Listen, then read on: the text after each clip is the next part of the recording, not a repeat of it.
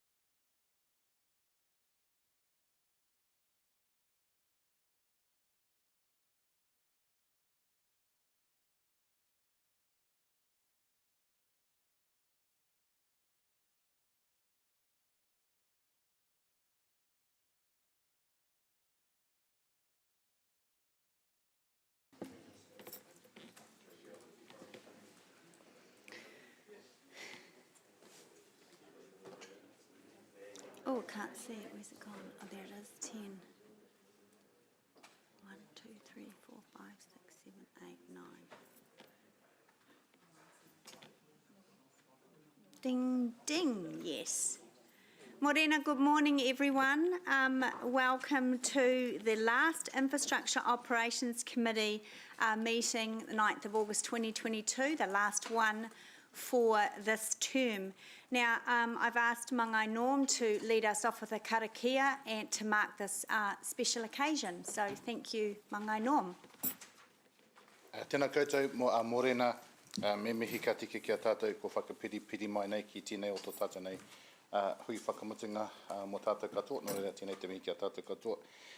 I tēnei wā, me mihi ka tika ki a rātou māko whetūrangitia, no reira e te whānau pani, Celia, Hope, tēnā koe ki o whānau hoki, me mihi ka tika ki te whānau pani o Jessica Moses, rātou ko whetūrangitia moi mai rā, hari atu rā whakata ai. Just for translation purposes, Madam Chair, can I just explain what I said? Just wanted to acknowledge the gathering, our final gathering for our leaders here today, and many who may not be here next time, but we'll think about the now, not about the future. We acknowledge those that have passed through the veil of life and unfortunate accidents, so we acknowledge the family that are here today, tēnā koutou, and those leaders within the cycle realm, and acknowledge those who aren't here at this point in time. Nō reira, tēnā koutou, morena, greetings, good morning. Under the korowai o our Heavenly Father, let us open with a quick prayer. He honore, he gloria, he manga rongo ki te matua, te whenua, he whakaropai ki ngā tangata katoa. E te atua ranga rawa, tēnei mātou kia whakamoimiti ki a koe, maurea mai o manakitanga, he tia ki tō tātene hui, I tēnei ata, koi karati hoki tō mātou ariki. Āmene. Honour and glory to the Heavenly Father, give us guidance, strength and love in our meeting today. Amen. Kia ora, Norm, thank you very much, that's beautiful. Right, let's get on with the rest of the meeting. So to start with, we have apologies from Deputy Mayor, apologies in full for Deputy Mayor Taylor and Councillor Naidu-Rolfe. I have partial apologies for lateness for Mayor Southgate and for Councillor Hamilton, and I have apologies for early departure from Councillor Maxine. Are there any other apologies? You're all thrilled to be here, that's good. All right, so with that, I'll move that the apologies be received, seconded by Councillor Pascoe. Thank you. All those in favour? Are there any against? That's carried. Thank you. And do we have any councillors on Zoom? No, okay. All right, cool. All right, confirmation of the agenda. You've had the run sheet sent to you. There are no other changes. So I'll move that the agenda be received, seconded by Councillor Van Osten. All those in favour? Sorry, Councillor Bunting, you're trying to second, aren't you? That's passed, thank you. All right, any declarations of interest? There are none. Right, let's move straight on to the public forum. So we have a list of speakers in the public forum today, and we're going to start first with Celia Hope. And Celia is speaking to item 11 on the cycling improvement opportunities. Good morning, Celia, welcome. It's nice to see you. You probably know the drill, but there's 5 minutes up here, and if there's time for questions at the end from members, then we'll allow that. Thank you. So we're in your hands. Tēnā koutou katoa. Thank you for the opportunity to speak today about promoting better, safer cycling.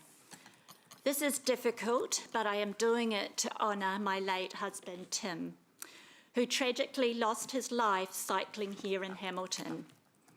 And so hopefully he didn't lose his life for nothing. It's ironic that we did everything we could to promote safe, pleasurable cycling with a strong focus on education and awareness. We believed that if we as people on bicycles have respect for other road and path users and cycle consistently, follow best practice, other users will know what to expect and hopefully will have more respect too. We both valued the cycle skills training we have done and all the kilometres we've travelled. Since coming to live here at the beginning of 2003, Tim cycled averaged on 9,000 kilometres a year in and around Hamilton, more than what we did in our car, and was not hit by a vehicle until that day. There were some close calls, of course. We put avoiding them down to our defensive cycling skills. I also trained and became a cycling skills instructor to grade 3, cycling in traffic. It was important to us to be seen. Lights and bright reflective clothing helps, and so does making your intentions clear with signals and taking the lane where necessary. Sadly, that's what we were attempting to do on that tragic day to turn into Ruakura Innovation Park, a route Tim took at least twice a week. Unfortunately, it seems the speed and lack of courtesy of another led to tragedy. What I do know is that if the driver had time to blow the horn, they had time to slow down. Competent drivers are courteous and have given us a break when they've seen our intention to make a manoeuvre. If there was a herd of cows, would we blow the horn and continue at the same speed and expect them to move out of our way? So why would we do it with another human being? I'm sure this driver didn't mean to or want to hit Tim, and they will be suffering. It must be the worst nightmare knowing you were responsible for someone's death. It's not our roads that are unsafe, it's road users. Yes, we can make some changes to make the environment better for people riding bikes, such as the separated cycle lanes now on Ruakura Road. But if we're using our bicycles for transport, we still need to be on the road with other vehicles a lot of the time. A bicycle is a vehicle. Unfortunately, too, some of the infrastructure put in for cyclists is badly designed. For example, it creates pinch points, and I've put some examples in a PowerPoint that you can look at later. We also need to share our paths with other cyclists, pedestrians, dogs. So we all need to be aware, look out for each other, have respect, and drive, cycle, scoot, walk to the conditions, both on and off the road. We need to be ready for the unexpected, give others a break, have respect. That's when we can say we're good drivers or riders. To slow down or wait 30 seconds or even a minute won't kill you or even make you late, but doing so can save someone else. If you want to cycle or already do, we recommend doing a defensive cycling course, even if you think you know it all. Here's a testimonial from a respected member of the community who attended one of the courses we organised a few years ago. A very worthwhile course. I went into believing I didn't need to do such a course, and my attendance was as a favour to a friend. I left the course feeling I had learnt new skills and an appreciation for how I could contribute as a cyclist and a car driver to making the roads safer for all users. I actually felt a little embarrassed after the course about my cavalier attitude beforehand, believing I was sufficiently competent that I wouldn't benefit. I was wrong. So we believe we need to focus more on education and awareness, hoping we can all do much better in sharing our spaces and making it safer and more pleasurable for people on bicycles. Let's build respect and be kind. I'd like to finish with this whakatauki, which will also be on a plaque by the Kowhai, Second Tree of Hope, planted just inside Ruakura Innovation Park. He araha whakatoa, he araha putumai. If kindness is sown, then kindness is what you shall receive. Thank you. that presentation and for taking the time to attach it. It's in our agendas as well, along with your examples and suggestions for improvements. It is very appreciated, and we are listening. Thank you. Again, we're very grateful. Thank you very much. Thank you. Oh, sorry, Celia. Councillor Thompson has a question. Celia, thank you for coming to present today. And I just wanted to ask, in terms of what you'd like to see from council, you'd like to see more focus on education in terms of both drivers and cyclists. Is that what we're hearing? Yes, that's correct. I think we need to. I don't have the answers of how to do it exactly, but I think media has a big part to play in just normalising it. Normalising cycling. We're not something else. We're part of being on the road and just getting people to be more, our whole society, we need more respect. It's not just on the road, but it's just everywhere. We've got to, start being kinder and looking out for each other, and we're all in this together. Thank you. Yeah. Thanks. All right. Thank you, Celia. Thank you. Right, our next presenter is Vanessa Williams, no stranger to us. And Vanessa is the General Manager at Hamilton Central Business Association. She's speaking to item 10, the Hamilton City Parking Policy. Good morning. You know the drill. I have come along to this meeting today to talk to Hamilton's parking policy. I'm not sure what number that is on the agenda, but just wanted to come and speak to it. As we know, parking is a highly emotive topic that people have varying opinions on and very definite views on how it can be fixed, improved, solved, whatever wording you want to use. But I have come here today to endorse the implementation of Hamilton's parking policy as providing the necessary framework and guiding principles for parking decisions going forward. So, as you know, HCBA has a wide range of audiences that parking impacts on, from shoppers to developers, commuters to residents and central city businesses, and having a specific policy that can speak to the needs of these audiences is imperative, particularly with the ongoing development of the central city and the different mobility needs of these audiences. In addition to this, I see the policy as utilising data-led decision-making, particularly around contentious issues such as detailed in Principle 4, charging for parking. I also see this policy as providing the necessary framework for enabling long-term behaviour change, as outlined in Principle 3, managing parking provisions, with Council's commitment to decrease carbon emissions, which speaks to needing the necessary infrastructure to support this, for example, end-of-destination bike facilities. And this could, I believe, open the conversation further around providing incentives to developers to incorporate end-of-destination bike facilities into their developments, which would be great to see. And finally, we also support the application of the parking management technology, which in turn we believe supports a modern city. So overall, HCBA supports this policy. Thank you. Thank you. There are no questions. That was pretty... Oh, sorry, Councillor McPherson.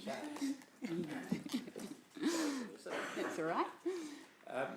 Vanessa, just something you said just towards the end captured my attention. Incentives to developers to have end-of-journey cycle facilities. You got in mind what sort of incentives? Reduced developer levies or allowed to go higher? Have you got some things in mind there or examples? I was thinking around the financial incentive, whether there was some potential percentage that could be placed on a consent permit, that sort of scenario, if they provided a end-of-destination facility that would go, particularly on those larger developments, that would go some way towards supporting staff to look at alternative means of travel to cars. Staff and customers, or just principally staff? What? So my first thought was principally staff. Yeah. Yeah, because I would see council's role as providing customers customers, shoppers. With So a that commuter infrastructure. facility, basically, for their staff. Yes. Thanks. Great. Excellent suggestion. Thank you very much. Councillor Pascoe? Thanks, and thanks, Vanessa, for presenting today. In your view and the view of the HBCA, are you happy that the parking policy is sufficiently robust for you and others to take action should, in future, the number of car parks in the city be reduced?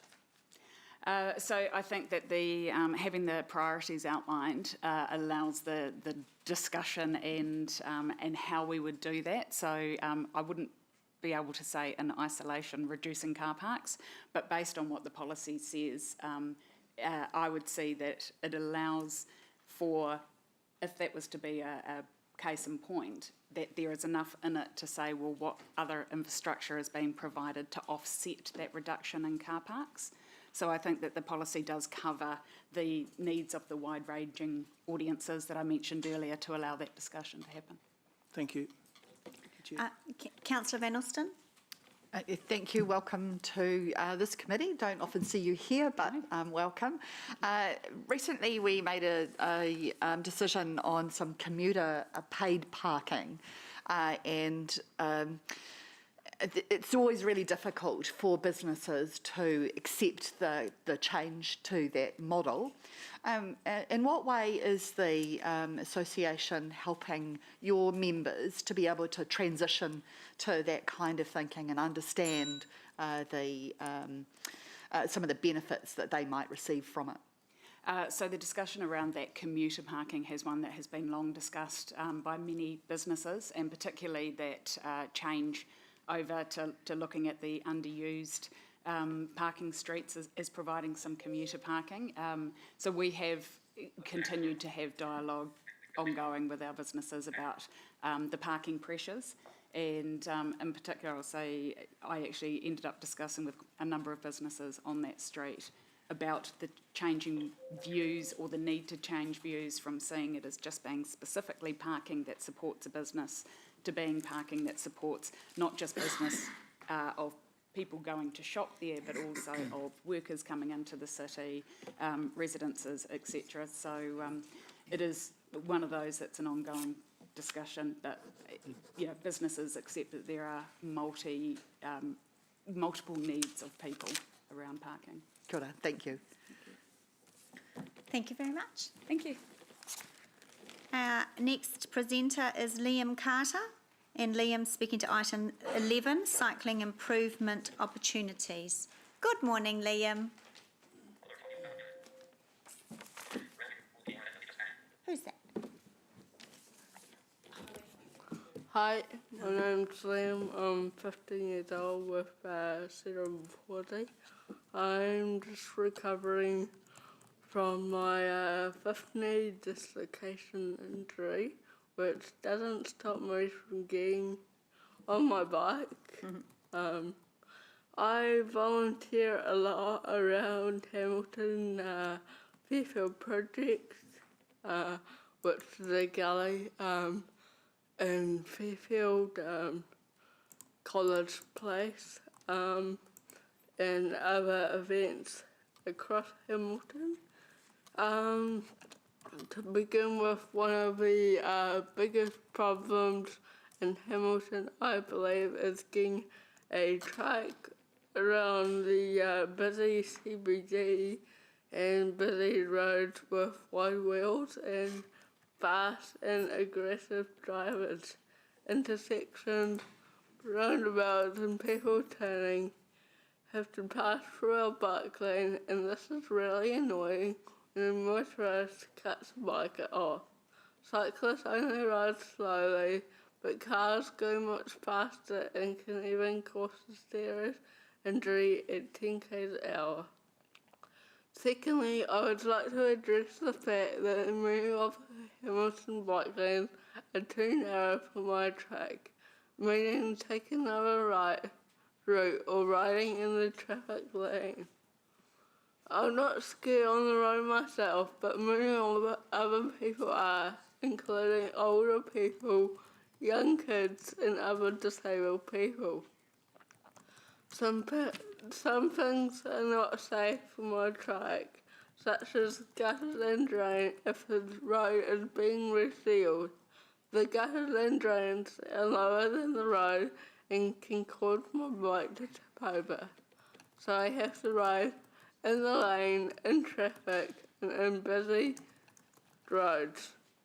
Finally, another problem is many of the obstacles that slow riders on street paths are too close, making it hard or impossible for my trike to get through, meaning riding off the track into the garden or getting off and maneuvering my trike around me. Let's make our city more accessible by everyone, by car, bike or foot. Thank you. Thank you, Liam. There are some questions, but that's a wonderful submission, very clear, and thank you for your printed presentation as well, and for the diagram you've put there on the roundabout. It's really helpful. I'll go to Councillor McPherson, who has a question. Yeah, thanks, Liam. Now, you ride a trike. Do you know how wide that is roughly? Have you? It doesn't really matter for now, but I could go measure it. I did ride here. Maybe afterwards measure it and we can give it to staff, because I think. Yeah. Did you see the photo? Yeah. No. We'll get the photo up. Yeah. So what I want to ask about is the narrow cycle lanes, and is there a particular streets or parts of streets that are bigger problems than others, like intersections or pedestrian crossing areas, or? As you can see, drains and bike lanes, and obviously there are more streets like Victoria Street from Pepper Bridge up to Clawland Bridge, where there is no cycle lane, and taking the lane is not an option. You have to, unless you want to go on the footpath and get told off by people for riding fast on the football, or pushing my bike is not an option because it's too heavy. Yep. Okay. Do you ever get consulted by anyone when they're putting in new road surfaces or cycle lanes about how wide it needs to be for your trike? I've never been asked that. Okay. And that's really something everyone should take into consideration, because it's not only big trikes that are the issue, it's also older people and younger people who don't feel safe riding in a narrow lane in case they swerve or they hit a bump. Yep, yep. That's great. Thank you, Liam. Thanks, Councillor. One more question, Councillor Thompson. Okay, thank you, Liam, for your presentation. I just had a couple of questions around the chicanes. So you mentioned this, or the metal staples, is that right? And that sometimes you have to go in the garden to go around them. We've been removing or widening the gap between them some areas. Have you seen improvements in other areas that you still feel they're just not working? One of the area is the roundabout before Green Hill. Some of them have been changed, which I like, but some have not. And making me go in the garden on an uneven ground is sometimes dangerous, but nothing's dangerous for me, but can be for others. Okay, thank you. And the other thing was, you said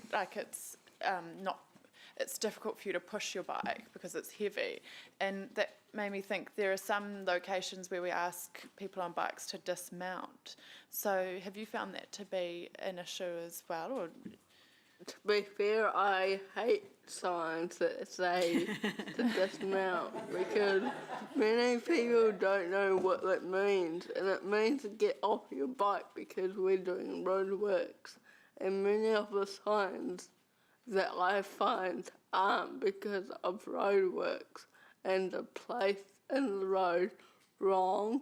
They either don't know what they mean and they just put them there because they are told to put them there, or they just put them there to stop cyclists because they hate cyclists. Many of the signs are permanent signs or temporary, but they're there long term. Okay, thank you. It's been really helpful. Thank you, Liam. You're a very smart, tuned-in young man, and we appreciate it. Thank you. He knows what it's all about, doesn't he? All right, next up is Phil Evans, and he's also speaking to item 11, and Phil, for any online viewers who don't know, is Bike Action Hamilton. Good morning, Phil. Good morning, Chair Angela. Good morning, everyone. I haven't had as much time as I would have liked to go over this very important cycle improvement report as I would have liked. And for the most part, there are some great additions to the plans to be put in place over the coming months. So while acknowledging the good parts of the report and the work that it has taken to get to this point, there are a couple of concerns that I have. The first is that there's no mention of rolling out cycle wands to stop drivers abusing our bike lanes. The locations that have them are providing their worth, as everyone knows, and I'm concerned that it has not been included in the report to put more out on the street. We all know that the best option is to put bike lanes off the road, but we also know that that is not physically possible in most of the CBD and many arterial routes. Cycle wands are necessary while the whole cycleway network is planned and implemented. So I will be keen to hear an explanation as to why that has been left out of the report. The other area of concern is the education campaign. For many reading the report, they will pick up that a lot is being planned, but some of the detail is quite concerning. Council needs to fully focus on educating drivers and removing the expectation that it is up to cyclists to be solely responsible for their safety, as has happened in a recent campaign. Yes, there needs to be training and awareness for cyclists, but the main problem out there is not cyclists, it is drivers. That is where Council needs to focus. The campaign for September, as written, is completely wrong. Staff seem to have forgotten that bike lanes have specific legislation governing them. In the Land Transport Road User Rules 2004 legislation, clause 2.3, the use of lanes states that drivers must not use a special vehicle lane when driving. The must not means it's law, should not means it's a guideline.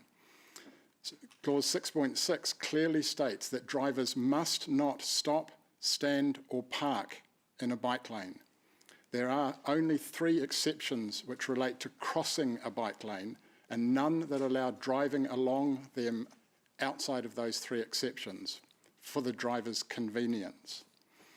The message to drivers to be mindful that bike lanes are for people on bikes sends the wrong message. It needs to be clear that it is illegal to drive along them. The last part of that sentence says to only enter when turning. Again, that tells drivers they can drive along the bike lanes and block them when they are turning at the lights ahead. But as the double-stacked line of vehicles are almost always at a standstill, it immediately becomes illegal. That is why cycle wands are so important.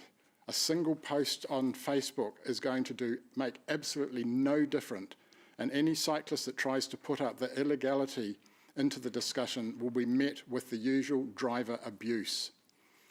It seems to me Council are too scared to confront drivers with this and have chosen the most passive, incorrect message which will not upset them or change their behaviours.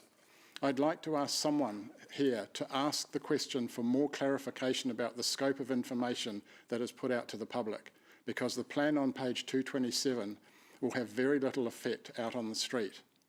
I have asked to see whatever is finalised before it goes out, but I got laughed at. And it seems that council don't want any feedback from the people who this directly affects. There are also a number of other issues that I hope councillors raise today, so please scrutinise the report carefully and ask the right questions. As I said, there are a lot of very good things in the report, but there are also too many of real concern. Thank you. Thanks, Phil. I just have a question. Sorry, I didn't, when you said you were laughed at, sorry, what was that and what was the context of that?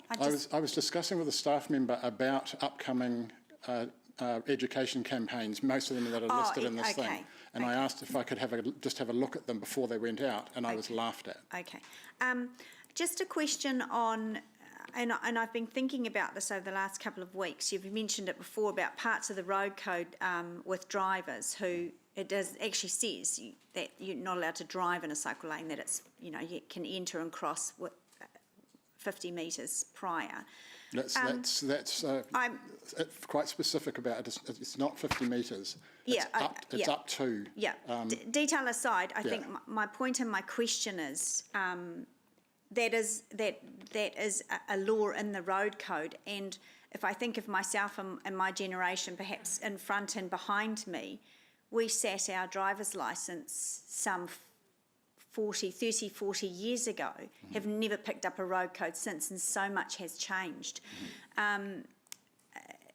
Have you written to Waka Kotahi about some kind of education about reminding people in road code? And how, many times. Okay, and what kind of response have you had, Nothing. Phil? Nothing. Okay, all right. Except the usual, we value the safety of everyone who uses the roads, but. Okay. So it's just nothing. Okay. All right. Councillor, thanks, Phil. Councillor Van Oosten. Thank you. Excellent. There we are. There's my volume. Thanks, Phil, for your presentation. I'm a member on Facebook, I know you mentioned that, of the Dutch Cycling Embassy. And recently they had a post about children and education. And they stated that every year 200,000 children in springtime, aged 10 and 11, have to sit a traffic exam to ride their bike. Is that something that you would support, and how do you suppose our council might be able to advocate for that? I absolutely would agree with that, because cyclist training is needed. The Netherlands is kind of quite a unique thing where they've built that up over 20, 30, 40 years. So they're in a position where the drivers are already understanding cycle lanes and cyclists and the infrastructure. And so this is just building that up from having the infrastructure and the drivers doing the right thing. We don't have the drivers doing the right thing, and we don't have the infrastructure. So teaching kids cycling skills is absolutely brilliant. But right now, if I had kids, I would not want them out on some of these roads, especially outside schools, because it is an absolute nightmare for children. But I reckon you have to educate the parents first, the drivers first, and that needs to come from council, the police, and Waka Kotahi. The police at the moment do not follow up and do not care about any instances of dangerous driving from drivers. It's not on their radar. So any close calls, anything, just get ignored. So until that's fixed, then the kids' education can come through the other way, because they've at least got somewhere safe to ride on. Thanks. Thank you. And question, Councillor McPherson. Thanks, Phil. You mentioned the social media campaign, or the education campaign, I think you called it before. And I know recently the council had a social media campaign itself, Facebook campaign, targeting people wearing bright colours if they were cycling and that. But that was the only part of the cycle campaign I saw, and I know you've commented in the past about this. Would you expect there to be a sort of a balanced campaign, that educating drivers at the same time as cyclists, or drivers instead of cyclists? How would you have pitched a publicity campaign like that? They're all necessary. That one sitting out on its own with no driver education to wrap around it put all the onus on cyclists to keep safe, which is completely wrong. It's blaming the victim. And while we do need to be clear, every time I've been hit, and even Rana Hay, everyone who's been hit is lit up like a Christmas tree. Visibility from cyclists is not, it's right at the bottom of the things to do. Drivers looking, drivers is what it is. When I'm driving at night, I can see a cyclist wearing black, no helmet, no lights, because I'm looking. Drivers can't see a lit up cyclist right in front of them. They still hit us, they still cut us off. That's what needs to be addressed. But once all that's done, then yes, include these ones a little bit later on. Here's something that you can do to make yourself seem better, you know, in these things. But it's kind of an add-on to the driver education stuff, which is absolutely missing and is significantly missing. One cyclist thing to 10 driver messages. That's what I'd like to see. Thanks. Yep. Thanks, Phil. Thanks, Councillor McPherson.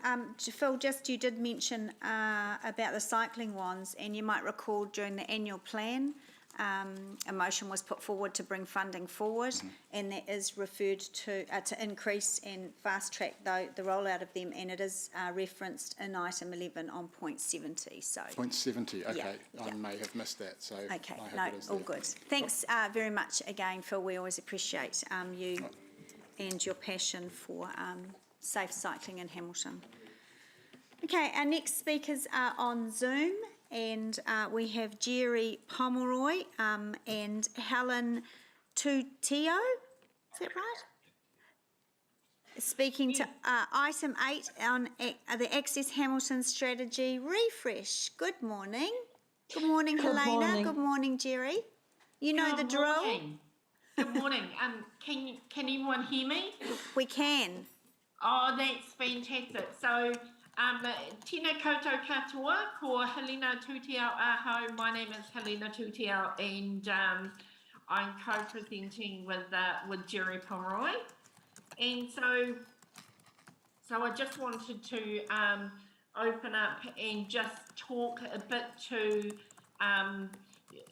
our disabled community and our bit of organisation that we have here. So, of course, being 24% of the population, and that's only set to rise with, living with neurological, physical and sensory disability, and also a beautiful combo of any and all of them.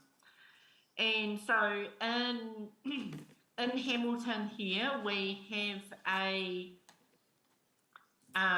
what we call a Disabled People's Forum, and so we meet monthly and invite people to come and speak with us about different issues. And so we've had people from different parts of the community, including from Hamilton City Council, and also, from other places.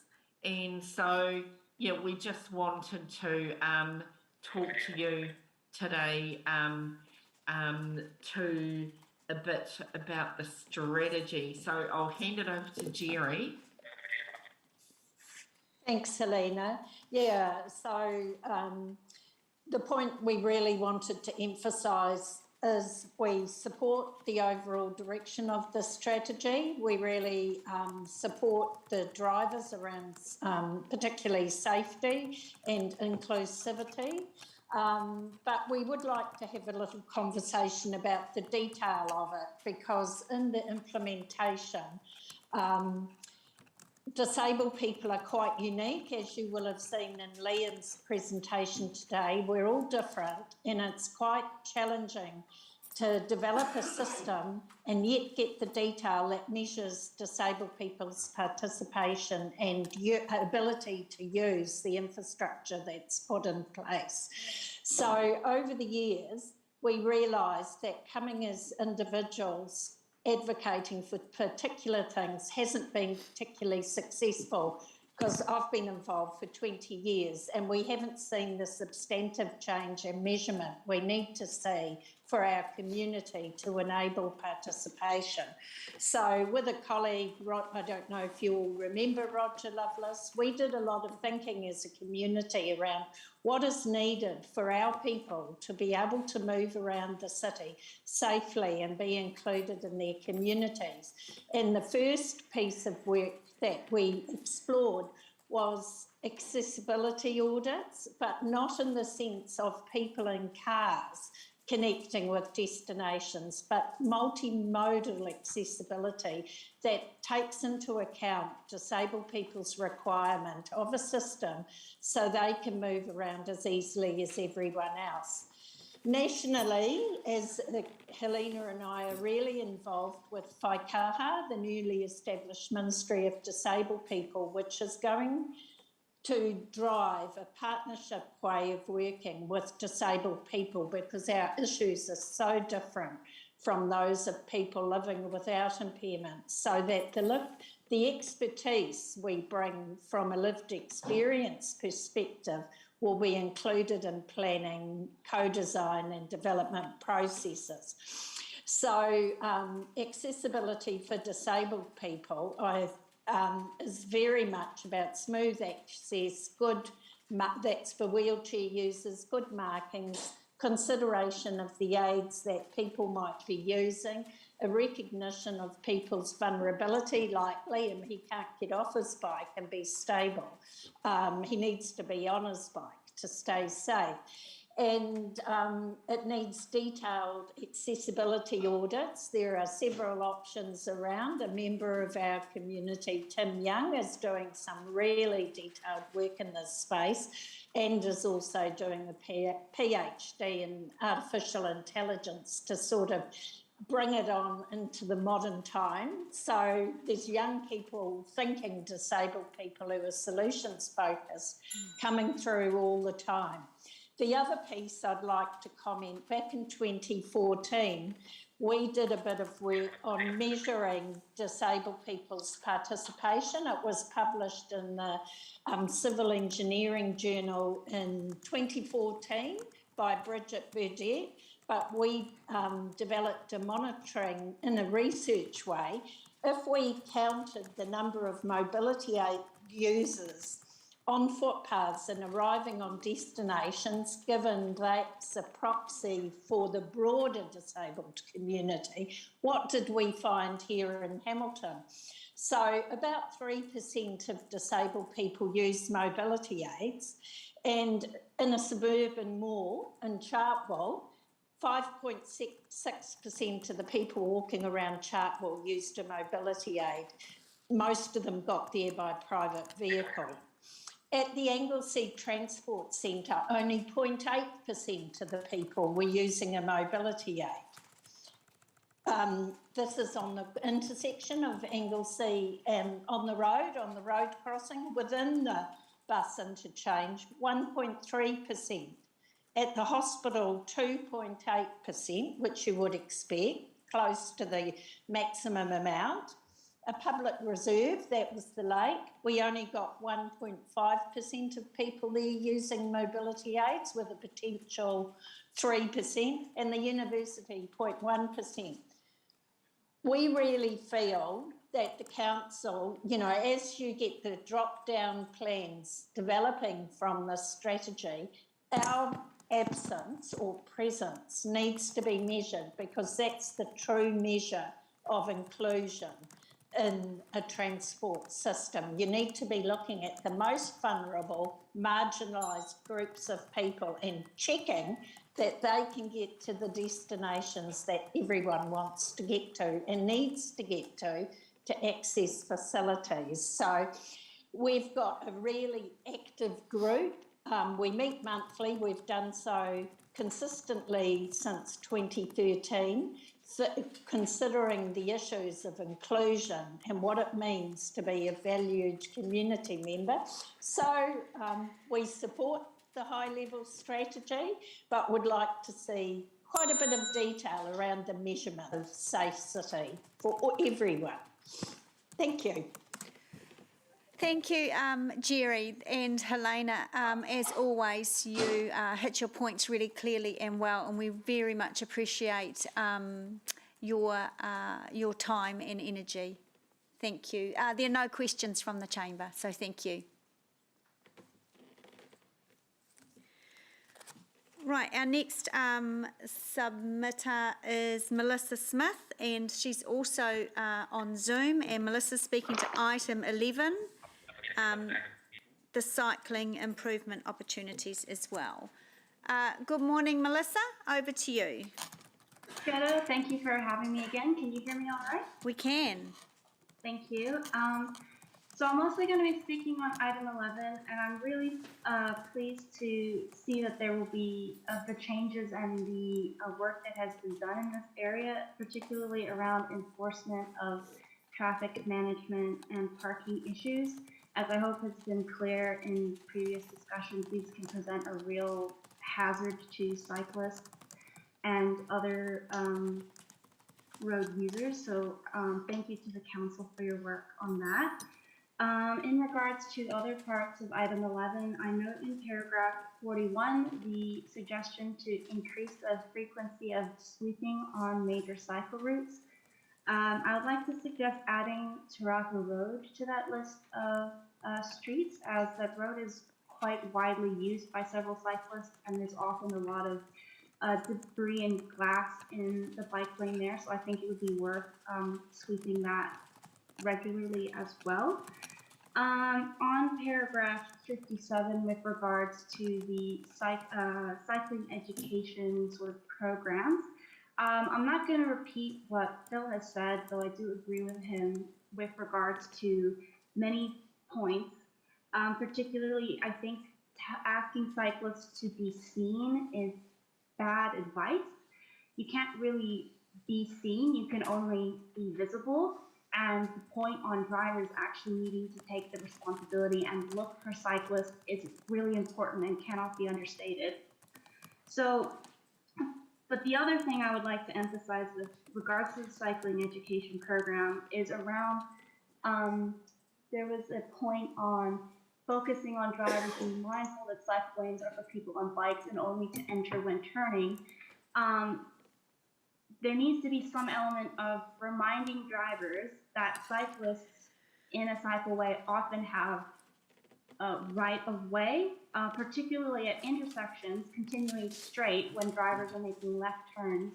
So, cyclists do have a right of way over drivers in that case, and there needs to be a reminder that drivers need to give way to cyclists in those cases. And of course, everything that has already been mentioned around not queuing in cycle lanes, not blocking them, etc. Something else that I'd like to bring up is sort of extending this issue to pedestrians as well. We've been talking a lot about cycle lanes being arbitrarily blocked and closed by traffic management. I've also seen actually sidewalks being blocked as well. And blocked in a way that you kind of would have to navigate onto the road to go around them, which I imagine would be quite an issue for young children, people with mobility issues, families with prams, etc. So I think there should be some consideration given to how we can make sidewalks more accessible in terms of when works need to be done on them. That was the main things I wanted to discuss. I also wanted to say that I tried the new Ruakura cycleway and I found it to be very pleasant to use, so thank you for the work on that. If possible, I did provide a diagram, but I'm not sure if it got through in time. But on the end of the cycleway connecting to Knighton Road, I was wondering if, or I would like to put forward that an additional crossing be added, because currently to get from the cycleway onto sort of Knighton Road heading to the university, you need to cross the road twice, and it can be quite time consuming. It would be cool if a crossing could be added sort of on the other side so that you can just cross the road once to get onto Knighton Road. If you're heading to the university, it just seems like to make it easier for cyclists. also with regards to the lights, the traffic lights along that section of the cycle route, it would be cool if they could be reprogrammed to give priority to cyclists. And by priority, I just mean that I have often had to wait at a red light for cyclists because there is a traffic light allowing drivers to make a left turn or a right turn when there isn't actually anyone waiting to turn. So I could actually go because the way is clear, but I'm being told to wait. So I'm hoping that is a simple fix that could be made to reprogram that if no one is waiting to turn, that a cyclist can continue on straight in the direction of traffic. Thank you.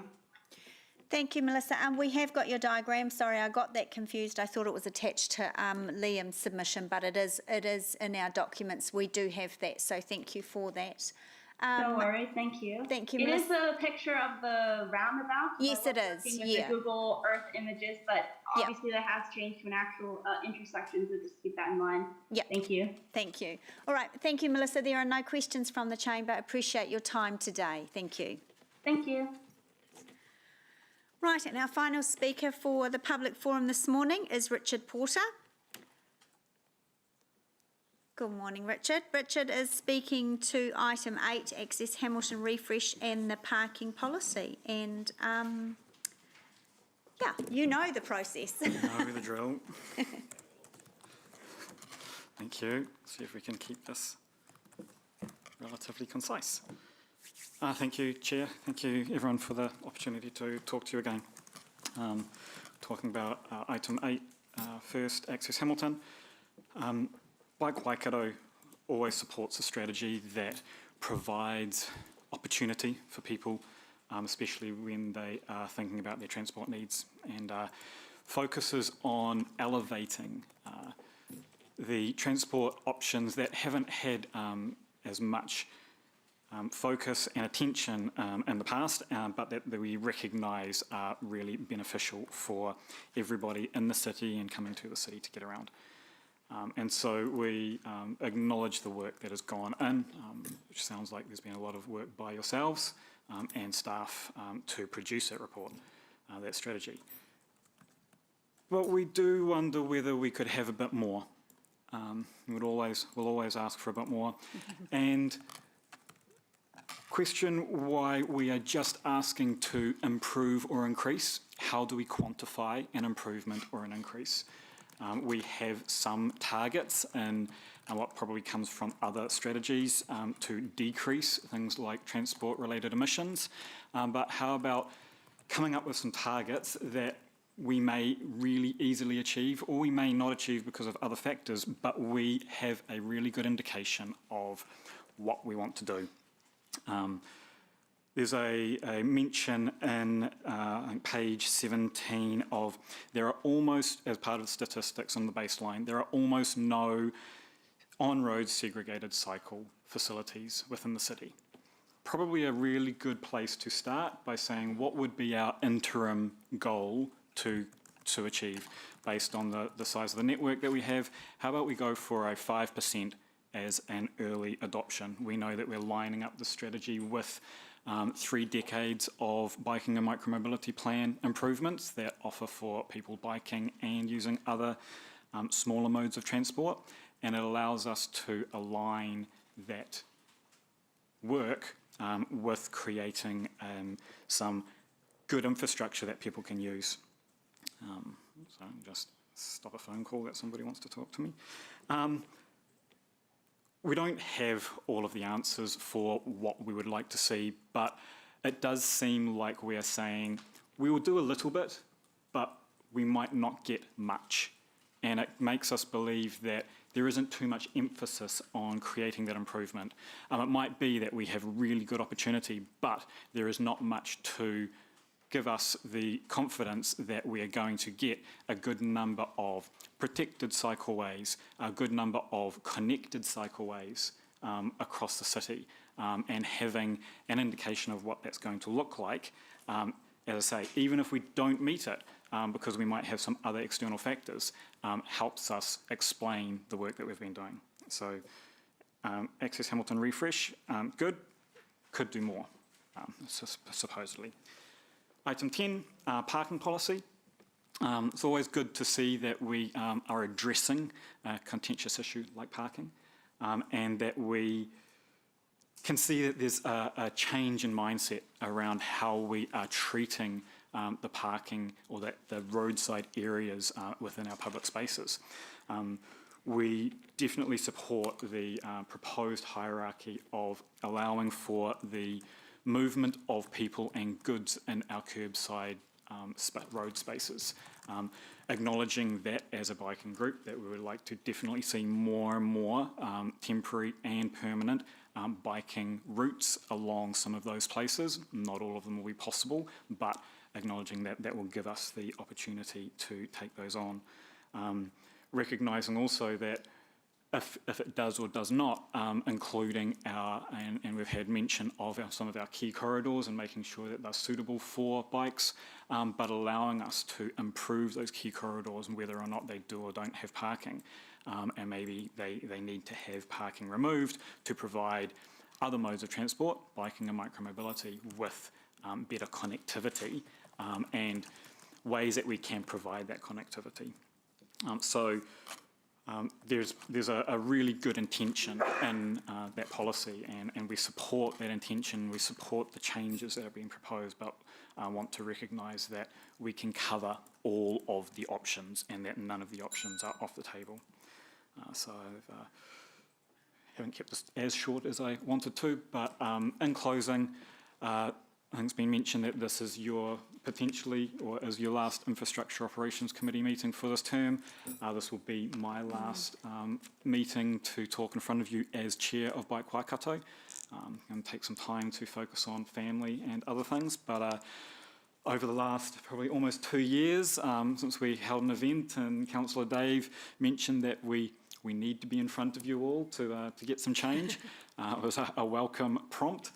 Thank you for the opportunity to talk to you all and the discussions that we've had and some of the decisions that have and haven't gone the way that we wanted them to, but it has been appreciated, and we are looking forward to seeing some of the good work that's going to happen out of the decisions that are going to happen today and have happened in the past. So thank you. Thank you, Richard. And yes, I was a bit sad when you did email me and tell me that you would be stepping down, but of course family comes first, and you've done an incredible amount of work and advocacy for Bike Waikato, so really appreciate that. Questions from Councillor McPherson? Yeah, thanks, Richard. I think it was about 3.5 years ago, actually. Okay. Time flies when you're having fun. And thanks for the work that you have done in that area as a community volunteer. We really appreciate that input from the cycling community. It's much needed. Look, I had a question about, you were talking about the need, when you talk about Access Hamilton, to quantify what's needed. I want to just explore that a little bit. Sort of looking at the report, it's all about short-term stuff, but the strategies for up to 30 years, as you point out. So would you see the need for a full audit of cycling facilities and a sort of a program that had the short, medium and longer term covered? Yes, it would be nice. Whether it's achievable, but as you mentioned, it's a long term, and there's likely going to be a refresh, maybe in the next decade or so, or however often, to keep things current and adapting. So it might be that some of that work becomes a bit redundant, or it does change. I think there definitely needs to be an acknowledgement of even just the baseline data that is presented, and recognise not so much whether it's what we need, but what we can do, because we're always wanting to improve. Yep. We improve in everything, even if it means decreasing deaths and serious injuries. Yep. So looking at some of those numbers, and while we can't predict what is going to happen in the future, at least looking at using examples of other people, other cities and regions around the world, yep, but even just in our country, and targeting some of those as aspirations, okay, and taking those as a benchmark. Each 3 years we do a long-term plan where we can actually look at the at least 10 years ahead at the infrastructure needs, not the temporary sort of ones. Would you see that as a good target for some of those improvements? Definitely. It would be like being able to allocate for that infrastructure and those targets within those timeframes, but also being able to look into that longer 10-year horizon as well, and know that things always change in our three. We know that our last 3 years have not gone the way that we anticipated they were going to, and so anticipating that it's going to happen, but having the good in mind of what we want to do. Right. Thanks. Thank you. Councillor Bunting. Thank you. I'm trying to work out how to weave this into a question, but would you accept my thanks for your manner and how cool it's been working with you guys over the last 4 or 5 years? Thank you. It's been appreciated for the responsiveness that you have had as well on the work you've done. Thank you very much. Thank you. Good question. Thanks, Richard, and all the best. Thank you. All right, so my intention, committee members, there is morning tea waiting for us, but I want to get through the minutes and then the chair's report, then we'll break for morning tea, and then we will come back for the remainder of the meeting. So the next item is the confirmation of the minutes. Now you would have, thank you, Councillor Wilson, you would have seen an email, there was a slight correction needed.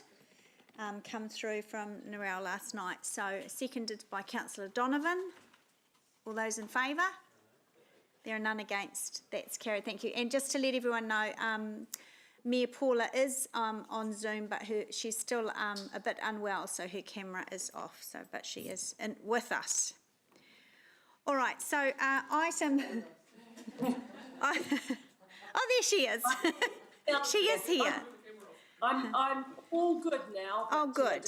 Okay. Just fences. Okay. All right. Yes. So I just before I start on my chair's report, I don't have a present for everyone, I'm afraid, but I do have for the two most important women in the room, just a little gift to say thank you to the best general manager. Sorry, other general managers, Eva Lisa. I am, and to Deputy Chair Councillor.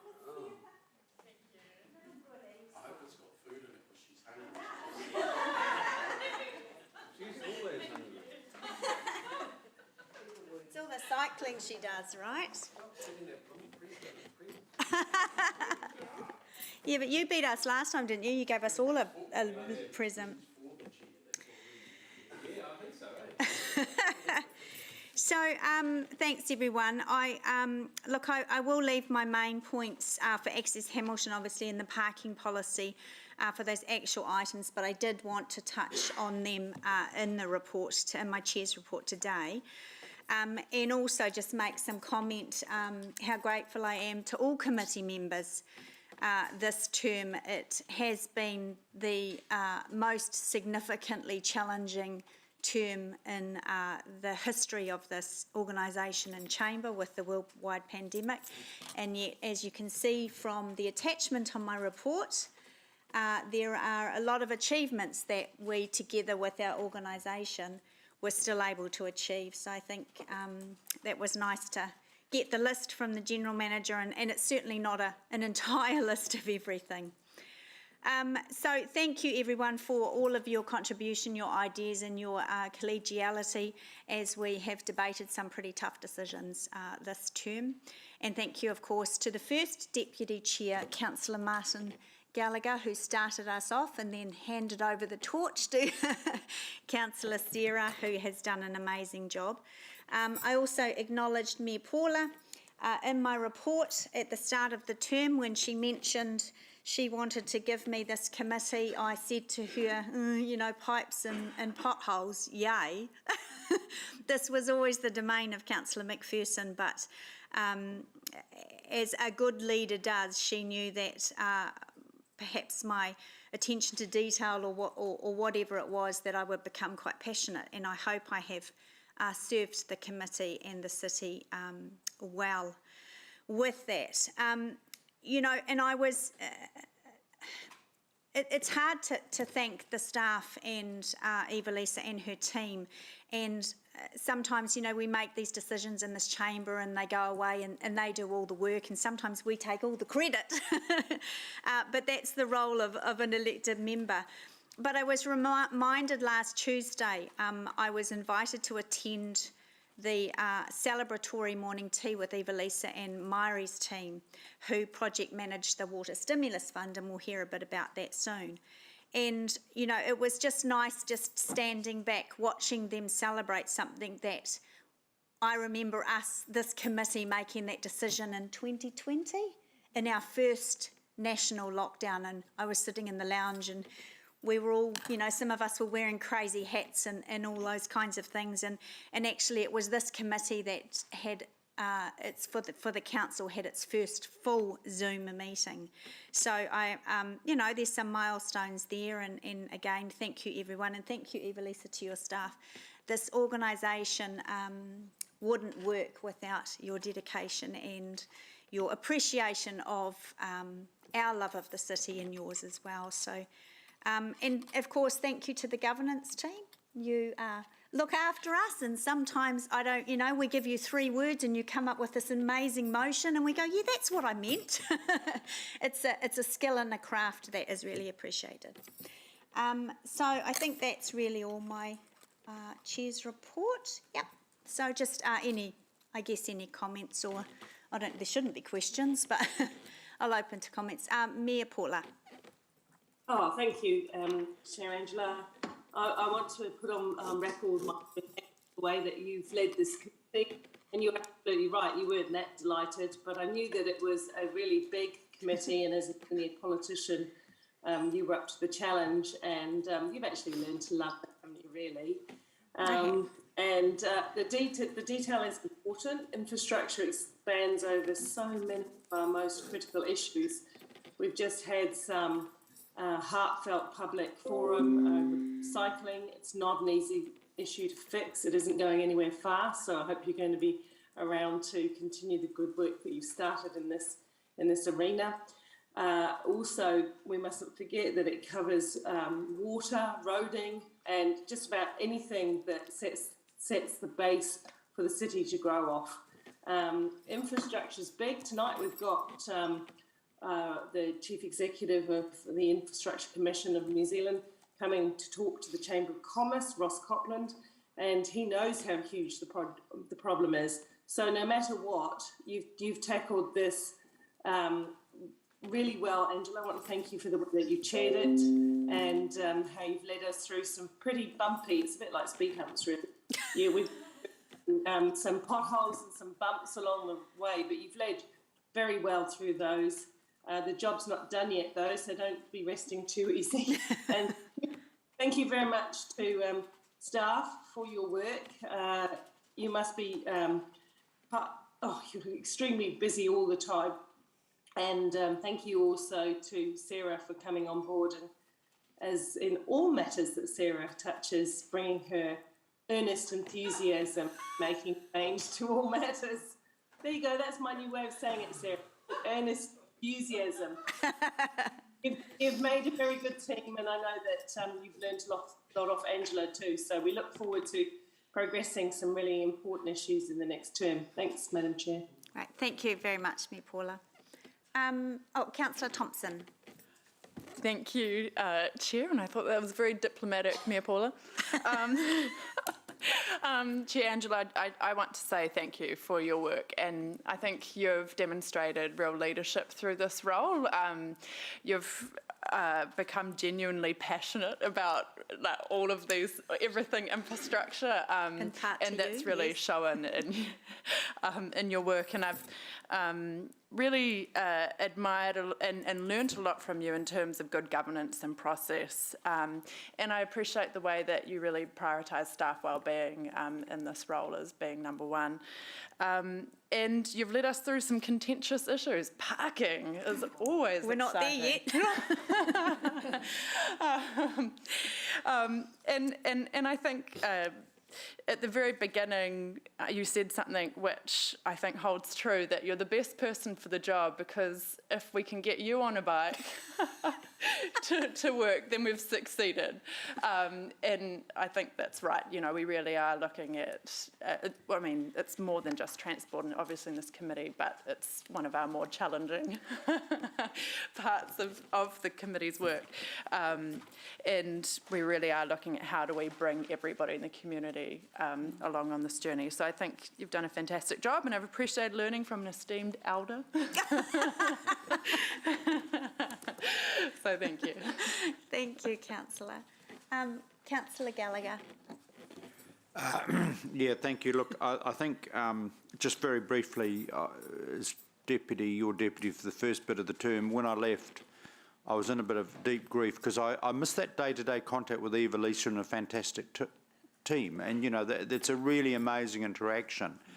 But that grief subsided in the sense of I just saw you and Sarah as an amazing duo and really complementary. And I really genuinely want to compliment you on that. And you said, I hope I have served this committee in our city well. Well, actually, Angela, you have. Occasionally, we've had some friendly disagreements. But you have a head and a heart. So both of you, I think it's been a good combo. And I think, I just hope that the new council keeps this committee, because this is a crucial transport infrastructure committee. And when you hear, dare I say it, this morning, some of the very moving testaments to what we still have to do, and you can't but fail to be moved, but that's a responsibility. And I know you will continue in whatever role you have in the new council with Sarah in that way. But this is a really crucial committee. You've done, you and the team, I think, have done some really good stuff. Thank you, Councillor. Thank you. Councillor Pascoe. Yes, thanks. And look, I'll join the second male to speak this morning in thanking you for your work. If we ever get a complaint from a resident as an elected member, it invariably revolves around some operational infrastructure issue, whether it is a pothole or it's a pipe or it's something else. It is really something that ends up coming back to this committee, to you, Angela, as leader of the committee, and to staff. And look, I'd look over the last 3 years, despite the challenges of COVID and most of us working in our home offices rather than sitting around this chamber, that we have had a great combination of success in making sure that we remove those issues and those stresses that our residents have with the work that you and your team and the staff have led us through. So I'm very grateful for the work that you've done. I think if there's a new major project on the block, it's coming around cycling, and I think over the last 3 years we're well ahead of where we were 3 years ago. And while we've listened today to what still needs to be done in the public forum, I think we are on a journey. It's a costly journey. It's a costly infrastructure to implement. There are funding challenges, but I believe that the momentum is within this last 3 years are such that I have no doubt that that journey is going to continue.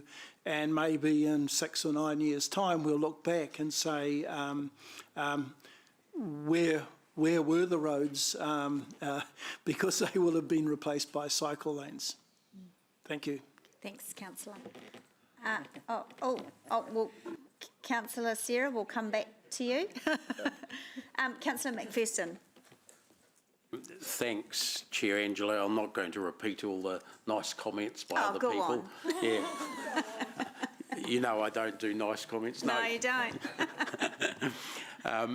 But look, I actually want to focus on a couple of other points and that people haven't mentioned, which I think you deserve credit for. And one, it was interesting to read about being the first committee in the country held entirely by Zoom during the pandemic.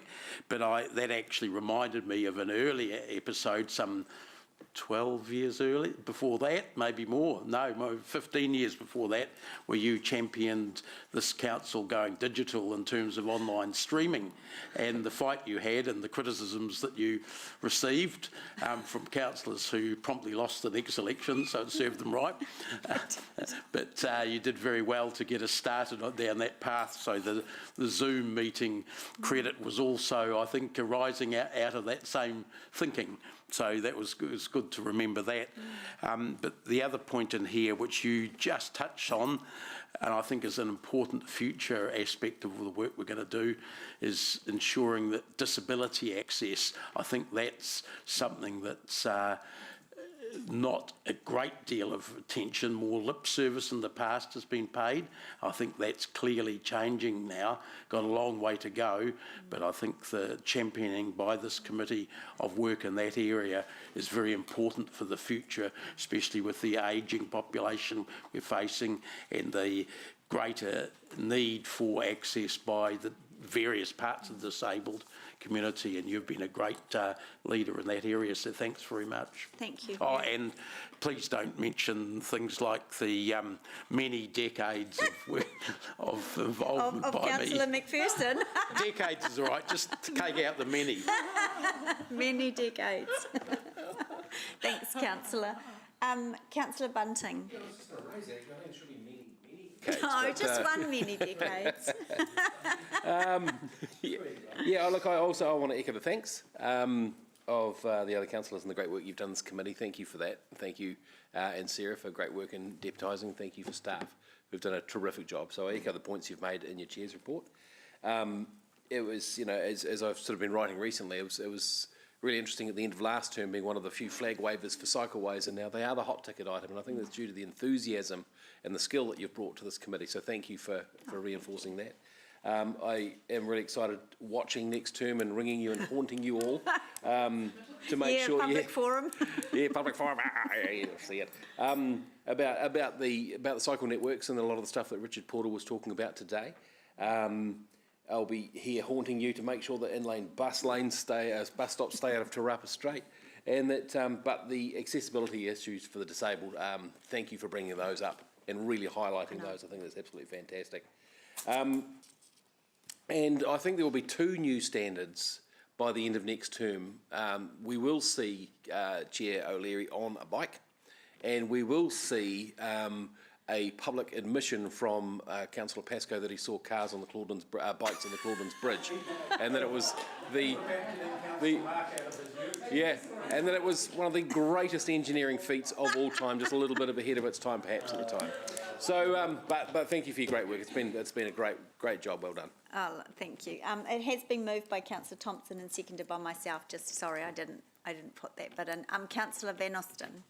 Oh, am I bumping Sarah? Yeah, well, she'll have her right of reply. Oh, okay. Oh, yeah. Okay, cool. Look, it's obvious the size of this portfolio when you hear all these accolades going around the chamber to thank our chair and staff on the work that they do and have done over this last 3 years. And I'll just mention one other thing that hasn't had a great deal of acknowledgement today, and without, though, degrading any of the other comment that's happened. Certainly am a supporter of the cycling and other work that's certainly happened around the waters, etc. And we'll hear more of that in the next item. However, we achieved an award during this time for our rubbish and our recycling, and the excellence that we've and leadership that we've led through that program came after a great deal of pain, actually. I don't know how many emails I got about the size of the red lid bin, but I can be assured that council itself got well more. Staff handled that in the most professional way that I've seen. It's a huge area of change that was needed, and real behaviour change at the curb of every one of our residents. So it wasn't just something that a change that staff were doing, or that this committee were doing, but certainly right across our city, and it's led to some outstanding results. We have compost that's coming into our city from your own kitchen waste. We do the most amazing recycling at the recycling centre, and I look forward to that going from strength to strength, because it doesn't just save what happens in our own homes, but it has a real consequence for our environment, and it leads us to having the most healthy city, and I applaud that. Kia ora. Thank you, Councillor. Mangai Hill. Kia ora, I thought I'd just jump in before one closes off. But again, can I just reaffirm the sentiments and thank everyone for their leadership. I do want to make a acknowledgement here, and it's actually to the community, to Liam, to Celia, to Vanessa, to Phil, Jerry, Melissa, Richard, Porter. We've worked on a few projects together now across the wider Waikato. And without the community beating the drum, leadership, we're not here as loud as one beats. And to be a leader, you need followers, and to have followers, you become a leader. So I just want to acknowledge the community for their leadership and continue to beat the drum. So may you continue to beat that drum. Tēnā koutou, kia ora. Nice, thank you. And finally, right of reply, Councillor Thompson. Yeah. Firstly, absolutely endorse Mangai Norm's words just now. Thank you, everyone who continues to come and submit, or our first-time submitters, because certainly we need you to keep council accountable and keep bringing your good ideas. I neglected before to say thank you to Councillor Martin. Thank you very much for the opportunity to actually come into this role partway through the term. I continue to be very grateful for that. It has been a marvellous opportunity for learning and growing. And finally, my earnestness, I have to say, has at times had to be reined in by our extremely patient and lovely staff, so thank you. But no, genuinely, thank you for the excellent work that you do. Nice. Okay, with that we will vote on the Chair's report being received. All those in favour? There are none against. That's carried. Thank you, everyone. So let's stop now till 11:15 for our morning tea, and then we'll be straight back into it. Thank you.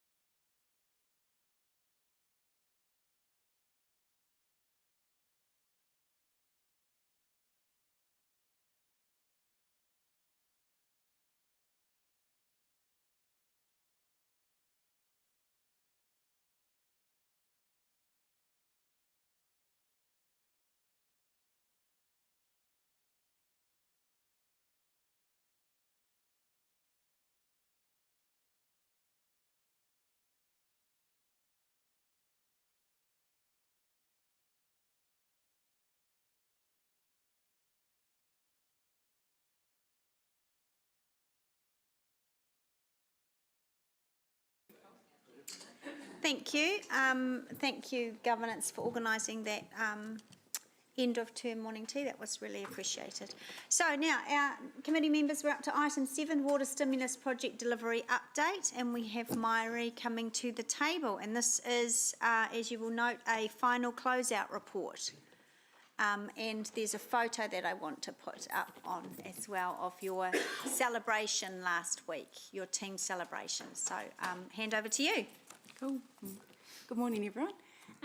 So today's report is the last update on to this committee on the Three Waters Reform Stimulus Program. So I'm pleased to report that we've now fully utilised the $17.46 million that was allocated to Hamilton City Council, and the program has been successfully delivered by the target completion date of 30th of June. So the stimulus grant funding was a great opportunity that we received back in November 2020. And it was intended to deliver projects that supported post-COVID economic recovery through job creation, as well as maintained or increased investment in core water infrastructure renewal and maintenance. So spending that level of money to deliver 19 great but essentially unplanned projects was a massive challenge, and it was made even more challenging by the need to deliver that on top of BAU, and of course during a pandemic where there were supply chain issues, lockdowns, low staff contractor, supplier availability due to illness and isolation requirements. However, I'm really pleased to say that we've successfully completed the program. We've utilised all the funding, and I believe we've achieved some really great outcomes and results. So I thought today it would be really good to share some of the facts and figures and some of the high-level summary of what has been delivered over the 20 months or 607 days between the start and end of program. So in total, we've spent the $17.46 million, which works out to be about $870,000 per month, or around about $29,000 per average on average per day. The program has also utilised over 87,000 hours of direct worker hours to deliver the program. And that's equivalent to 143 hours of work completed every day of the 20 months.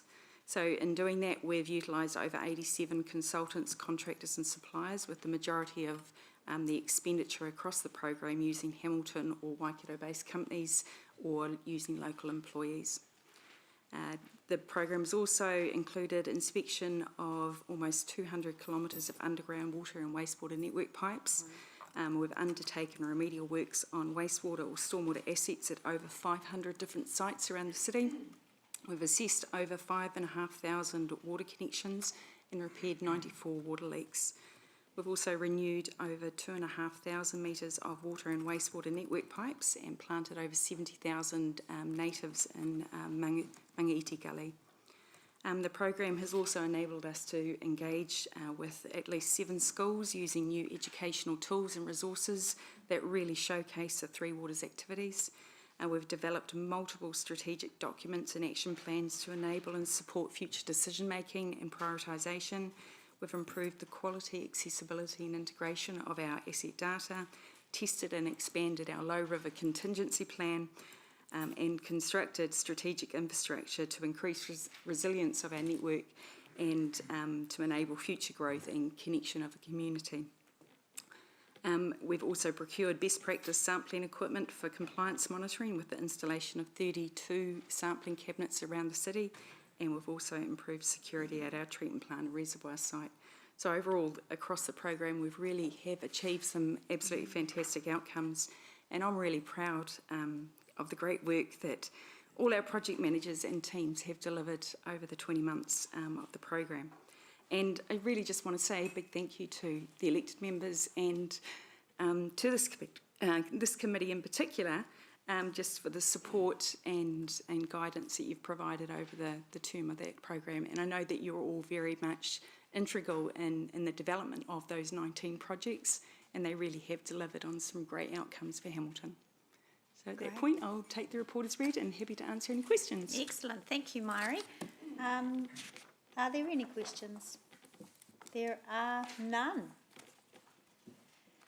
Okay, so I'll move your report, your final closeout report. Thank you. Seconded, I'll give it to Councillor Bunting this time.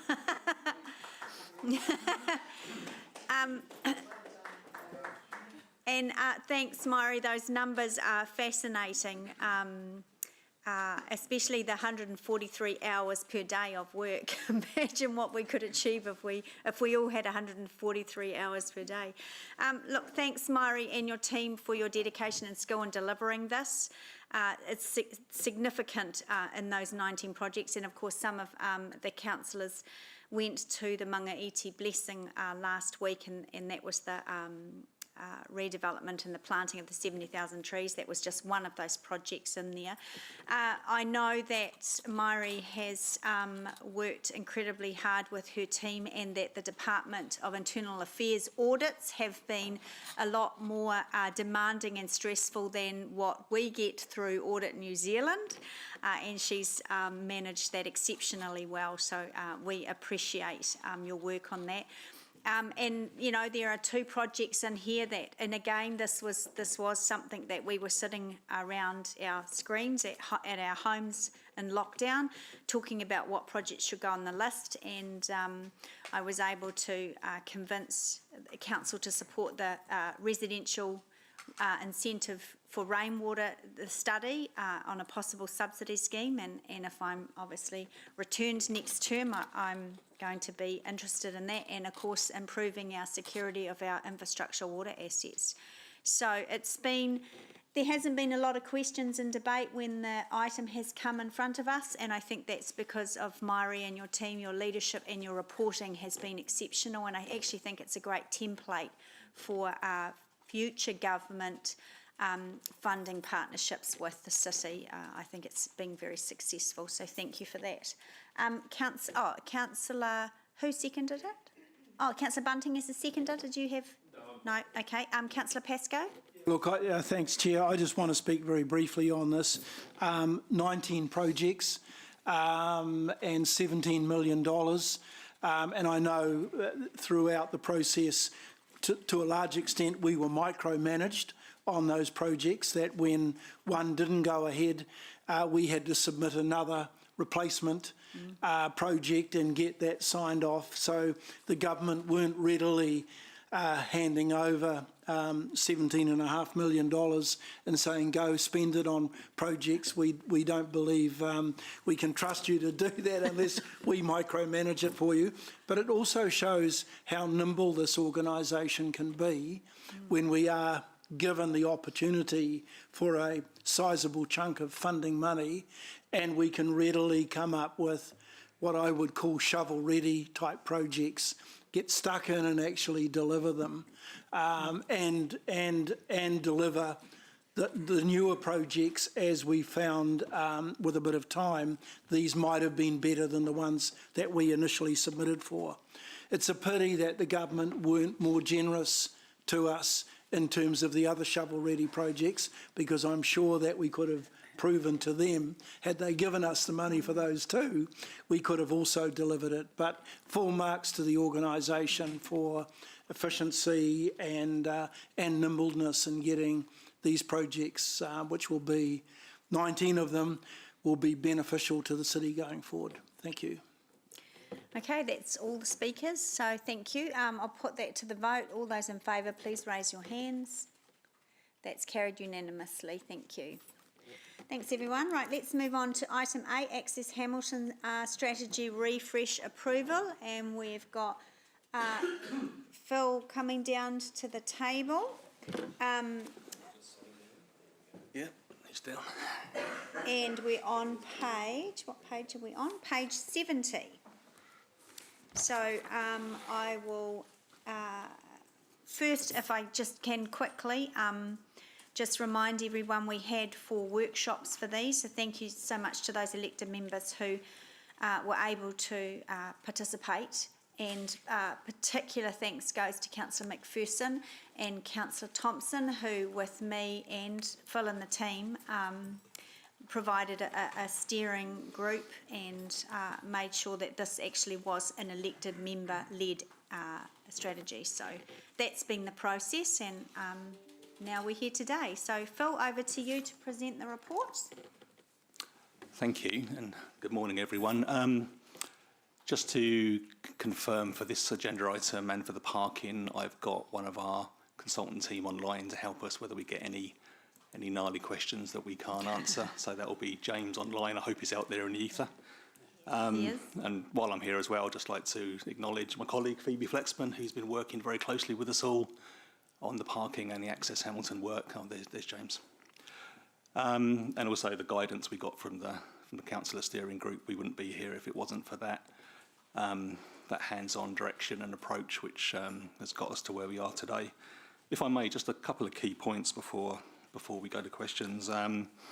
Just wanted to reiterate the high-level nature of the work we're talking about. This is a transport strategy, so this is the high-level principles and strategic directions. We've had some fantastic conversation this morning. A lot of that is dipping into the implementation, so what comes next. But some really great conversation that potentially could help inform some changes now. We are presenting a draft to you, so obviously we haven't been presumptuous enough to lock anything in until today for both Access Hamilton and the parking work. But again, we're all, I think, aware of the huge amount of work that's gone into this, even going back to the scoping work originally from November last year, which was a massive undertaking from both staff and our stakeholders. To get to the point where we actually had a project. Again, that project is a refresh. We haven't started from scratch, we didn't need to, and we used a huge amount of information and research and collaboration and stakeholder feedback from previous work. So we tried to be good with the way we've spent our money. Again, I don't think in my 5-year career working in local government I've seen so much councillor input into a project, and I think, and that's a good thing. Yeah, that's good. That's good. I knew you'd say that. No, it has been good, and I guess the consultant team as well have actually said the same thing to me behind the scenes. You know, wow, this is a new experience for us, and it's worked really well. So I think it's nice to pass that on a day like today. And again, I think we've pitched it just right with the engagement. Again, we weren't starting from scratch. We did some, I think, basically thanks to the feedback from Councillor Pascoe in a previous session, we went out there and developed some citizens panels and some other briefings which really were on the money. So again, from the engagement, high-level engagement side, I think the public feedback was that we pitched it just right. And I think just the one thing that we probably do need to remind ourselves as well, there's two prongs to this really. One is the fact that we needed to give direction to Hamiltonians on our strategic directions and how we're going to be prioritising our future projects and programmes, but also that business case side of things, that saving time and money with particularly our funders in outlining the fact that we've got a strategy, we've got some direction. Believe me, in the business case world that some of us live and breathe in, that makes a big time and financial difference. And I'll probably leave it there and take the report as read if that's okay. Okay, yep, no, that's good. Thank you very much, Phil. So we'll start off with Councillor Thompson. Thank you. Firstly, thanks Phil and Phoebe and the rest of the team for your work on this. I just, going to the I guess, the fact that it's a high-level strategy, but also taking on board the feedback today around wanting some really measurable targets.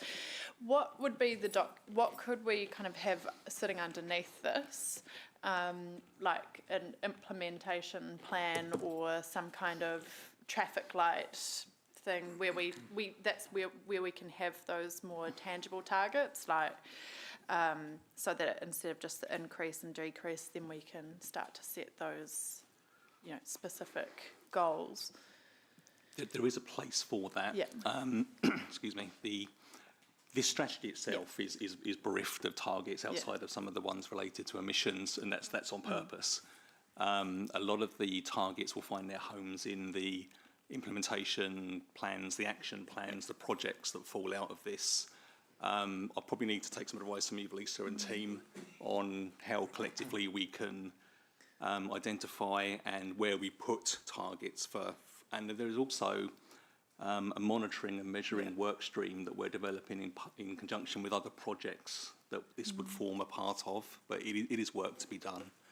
Yeah. Would be my advice. Could we look at the option of having kind of a one place for that, so that it's then reported back, say quarterly, as the Access Hamilton quarterly, report back, a bit like with the climate action plan, which will then, soon be our climate strategy reporting. But I find it really valuable that it keeps coming back every quarter, and it has a traffic light thing and says whether we're, on track or a bit off. And having that one place, then if the community are also interested, they can, follow those reports. Yeah, I think through the chair, that might be something that we need to work on. So in terms of capturing that, are you comfortable with the staff action to ensure that for the reporting on the Access Hamilton following approval, that is reported as a standing item to a future committee? And maybe the targets are set, I guess, with some elected that comes to us in some kind of briefing, but then we, can endorse the setting of various targets. Yeah, so in terms of the action plans are worked through and approved by or workshopped, something like that. So what I'm hearing is that those action plans aren't to be determined by staff; those are workshopped with elected members into the next triennium, or develop the drafts. Yeah, develop them, and then we can go. Yes. I'm comfortable with that. Okay, thanks. Thank you. Councillor McPherson. Yeah, thanks. Look, I have some specific points that I want to raise to do with factual accuracies and some of this, but first thing I want to say, Phil, was that I enjoyed our training of you and the consultants. I know you haven't faced that before, as you've just told us, but I think Andrew and I had quite a lot of fun at times with that. I hope you did too. Version of a compliment. Oh, okay.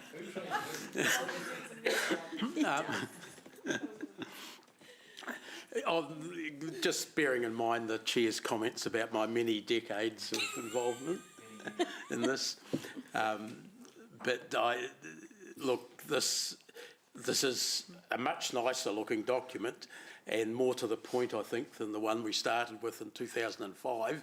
Same directions though, so it's good to see that direction of travel back then is something we still believe in and still think is the right one.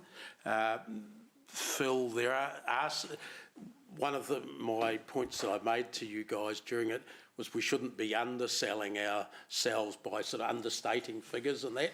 We should be putting the real case, the problem, not the Nydia or University of Waikato figures that are miles out of date.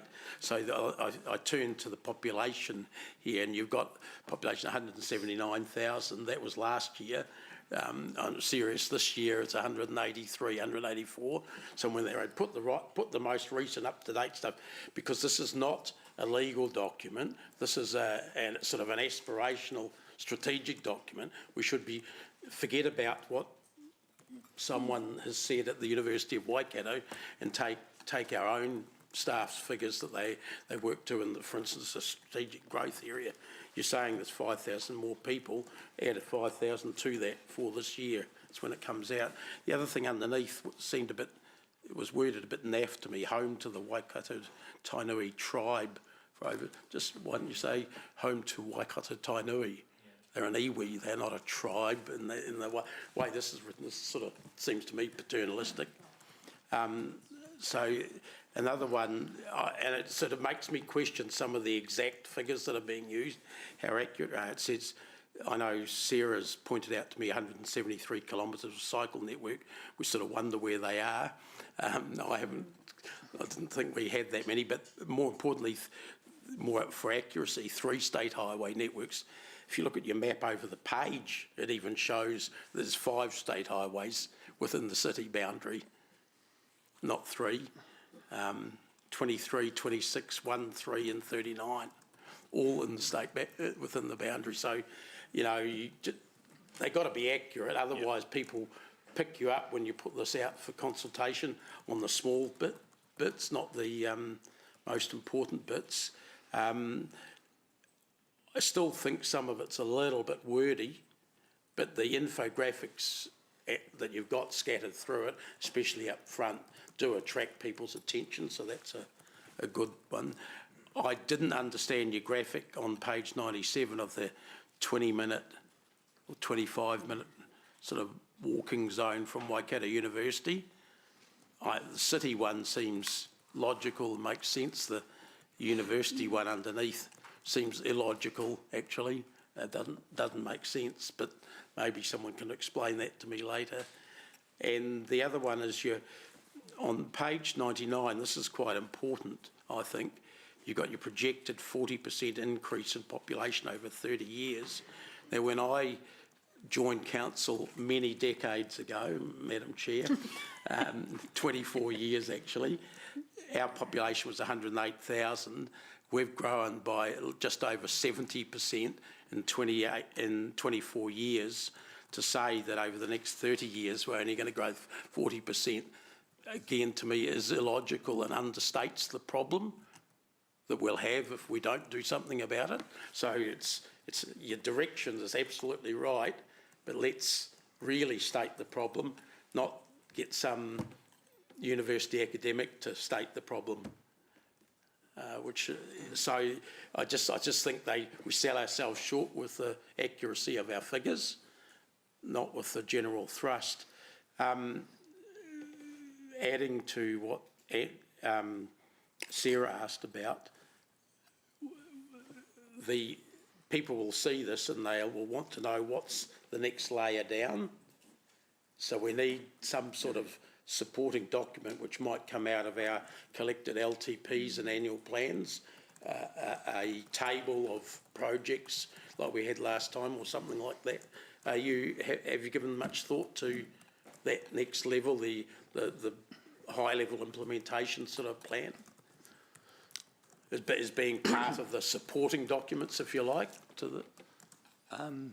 Through the chair, no, we've described, well, we've given there's terminology in text within the report that talks about how this informs the future programmes, but it doesn't actually have the programme with it. There is one graphic in there that does describe how Access Hamilton does inform, I guess, the new LTP, the new development of that transport programme. So that's as far as we've gone in that sense.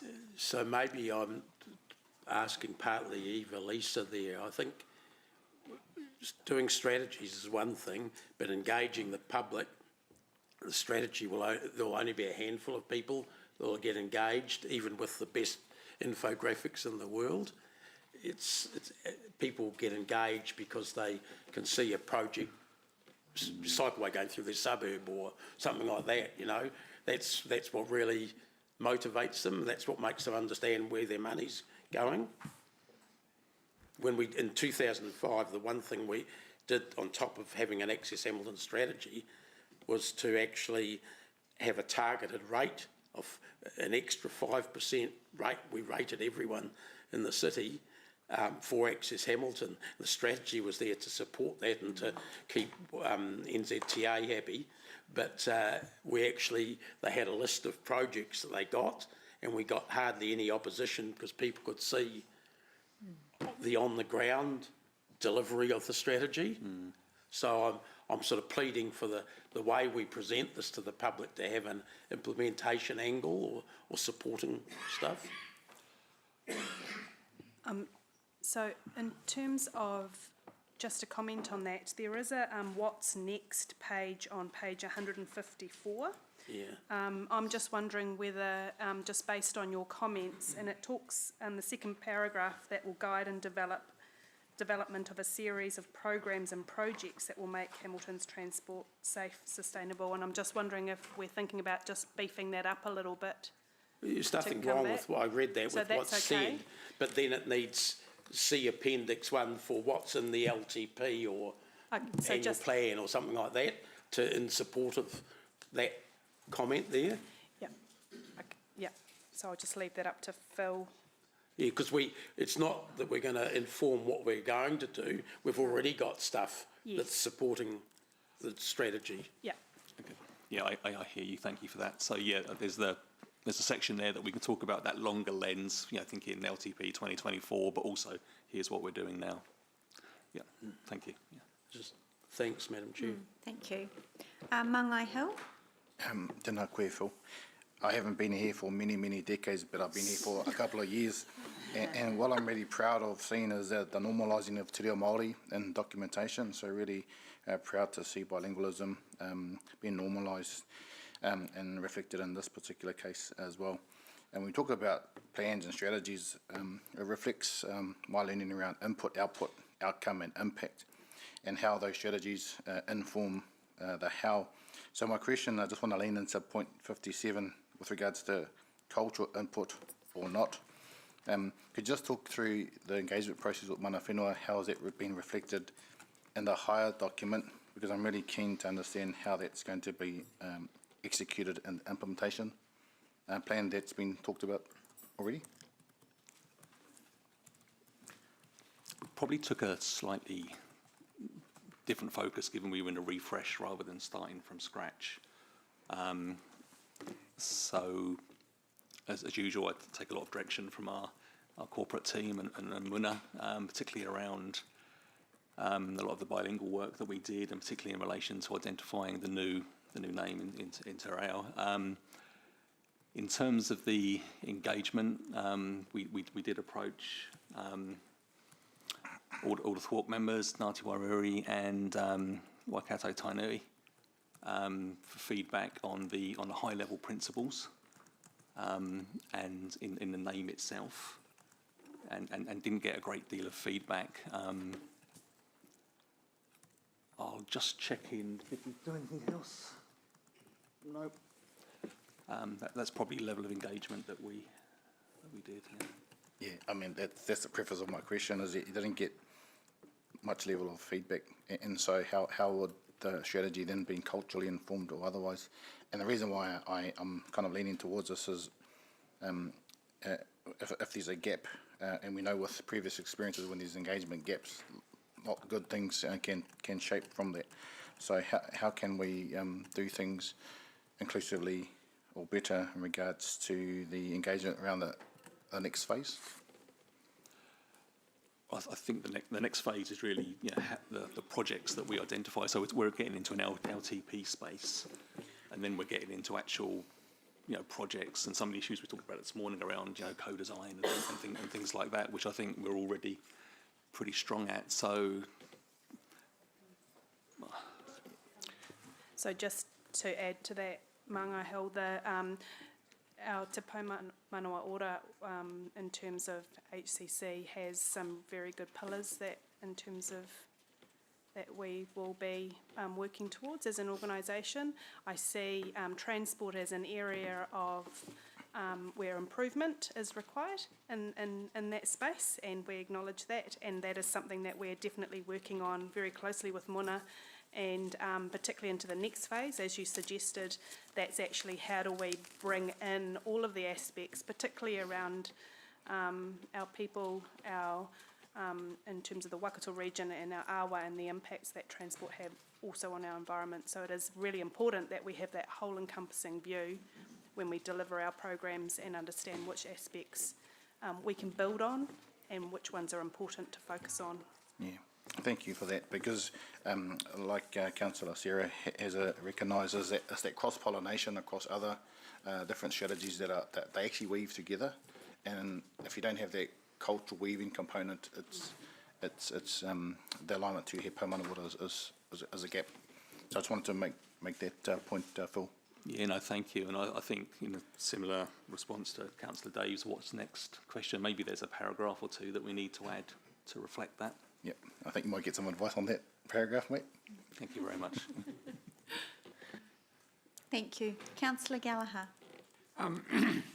Yeah, look, very, very good overall report at a high level, and obviously there's been questions asked about the documents that lie immediately between that, and obviously the ongoing checklist for this committee or successor committee to monitor its progress against the report. In terms of the metro spatial plan, so I get this covers Kirikiro, Hamilton urban, and I know there's reference to the broader metro, but in reality, for people living here, they don't it's not a big deal if they get a Waikato District Council rates bill or Hamilton City Council rate, but they still live in Greater Hamilton. And I'm wondering, do we make sufficient reference to the need for absolute integration with the Metro Hamilton spatial area and being joined at the hip with our good friends in Waipa and Waikato? And many more in the future-proof arena, yes. I think from a investment objectives level, so the high-level strategic direction level, we are 100% aligned, you know, and deliberately so. So if you drill into the program business case for the MSP work, which you wouldn't ever want to do because it's so boring, you would see alignment around things like, you know, travel choice, affordability, equity, you know, again, deliberately so. So our investment objectives are aligned. Taking away the investment objectives moniker, they're reflected in the principles of Access Hamilton. What we probably, well, as staff, we are reinforcing these issues amongst our partners on almost a daily basis. In the report itself, maybe we could maybe be a bit stronger around the regional collaboration and the fact that we've, as a council ourselves, aligned ourselves so well with both regional and central government current, you know, policy direction. But so without wanting to repeat myself, you know, basically when I think of Hamilton now, I have to think of Metro Hamilton, which goes beyond our city council boundaries, and Hamilton is the totality of those so-called satellite towns, communities, Tamahiri, etc.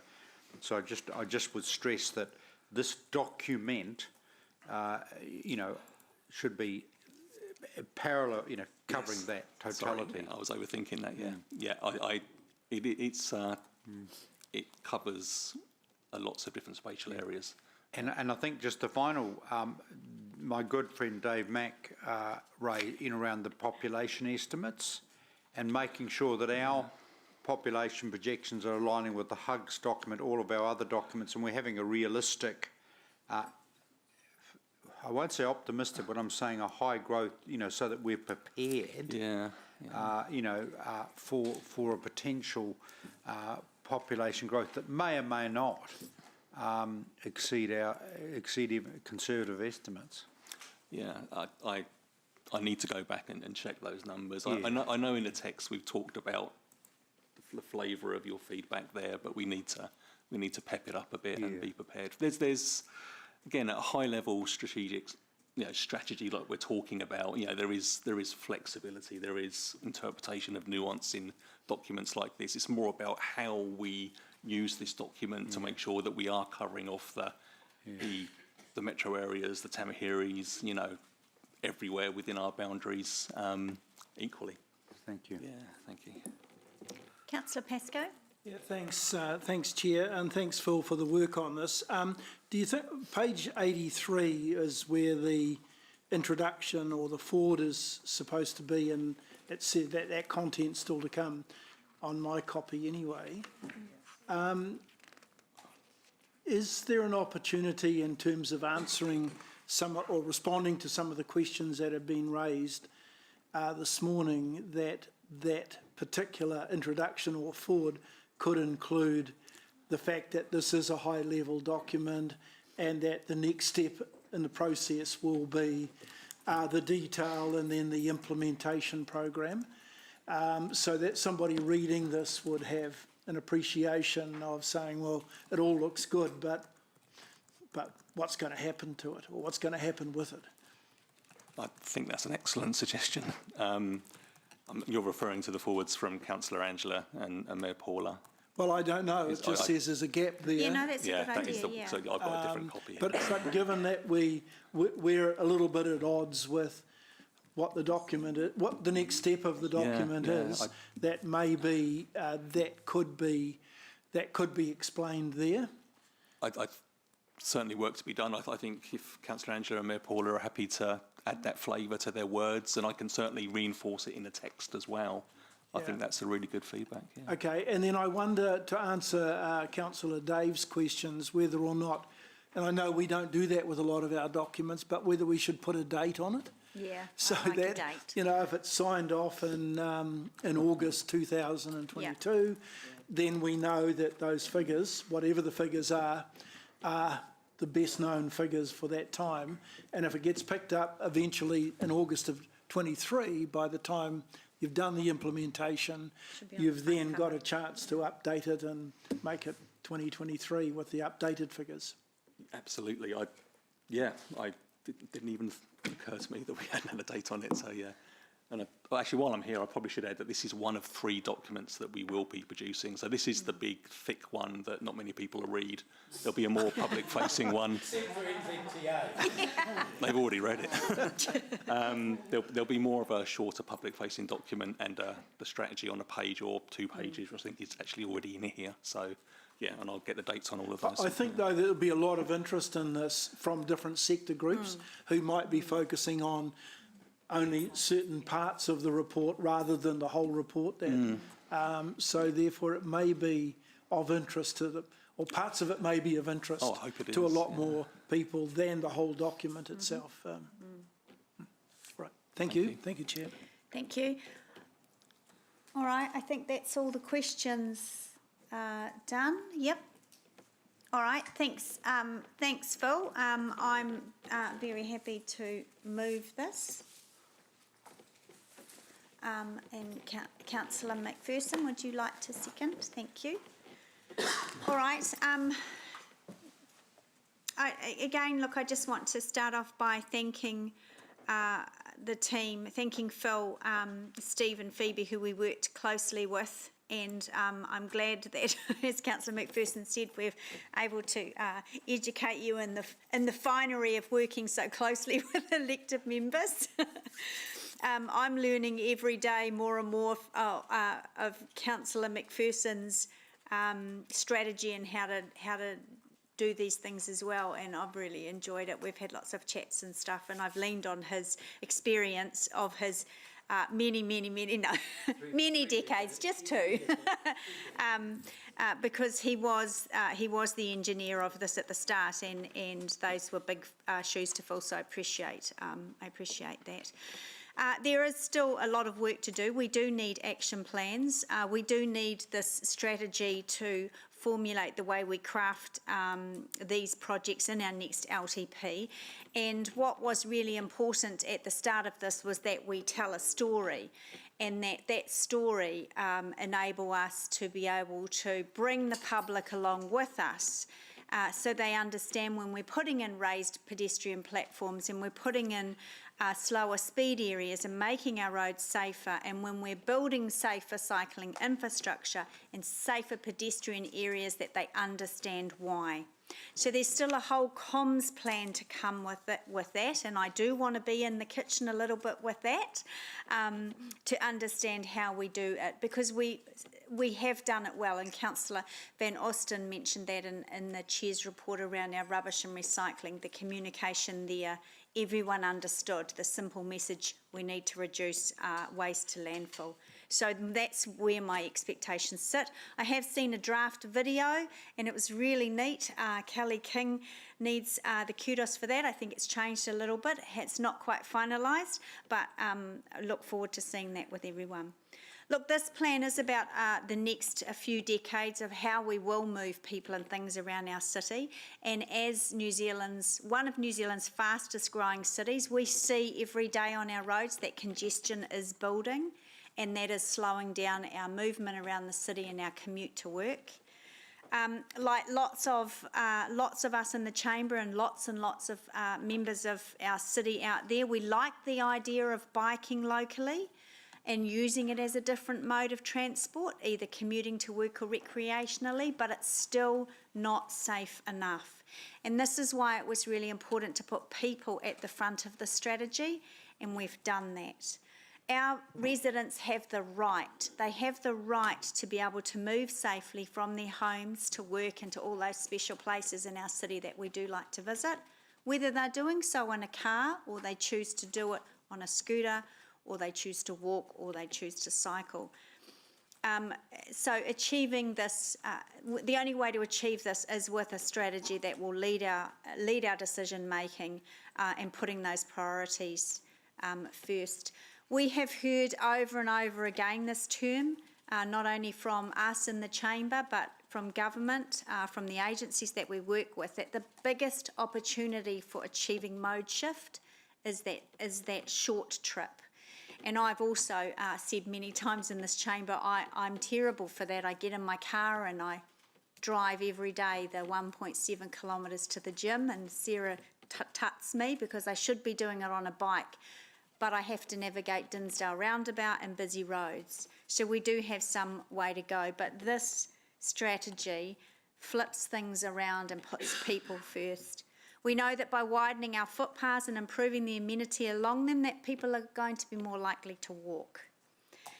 This strategy, I think, will ensure that that roading network and the work that was started by Councillor McPherson 2 decades ago will continue to operate our transport network efficiently for our growing city, so that when we do need to take the car, we are able to do it.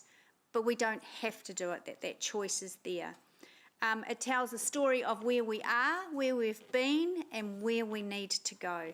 So I'm hoping for the full support of the committee today, and again, thanks to the team and thanks to Councillor Thompson and McPherson as well. Thank you. Councillor McPherson as seconder. Yeah, thanks, Chair. Look, what she said, minus the many decades part, I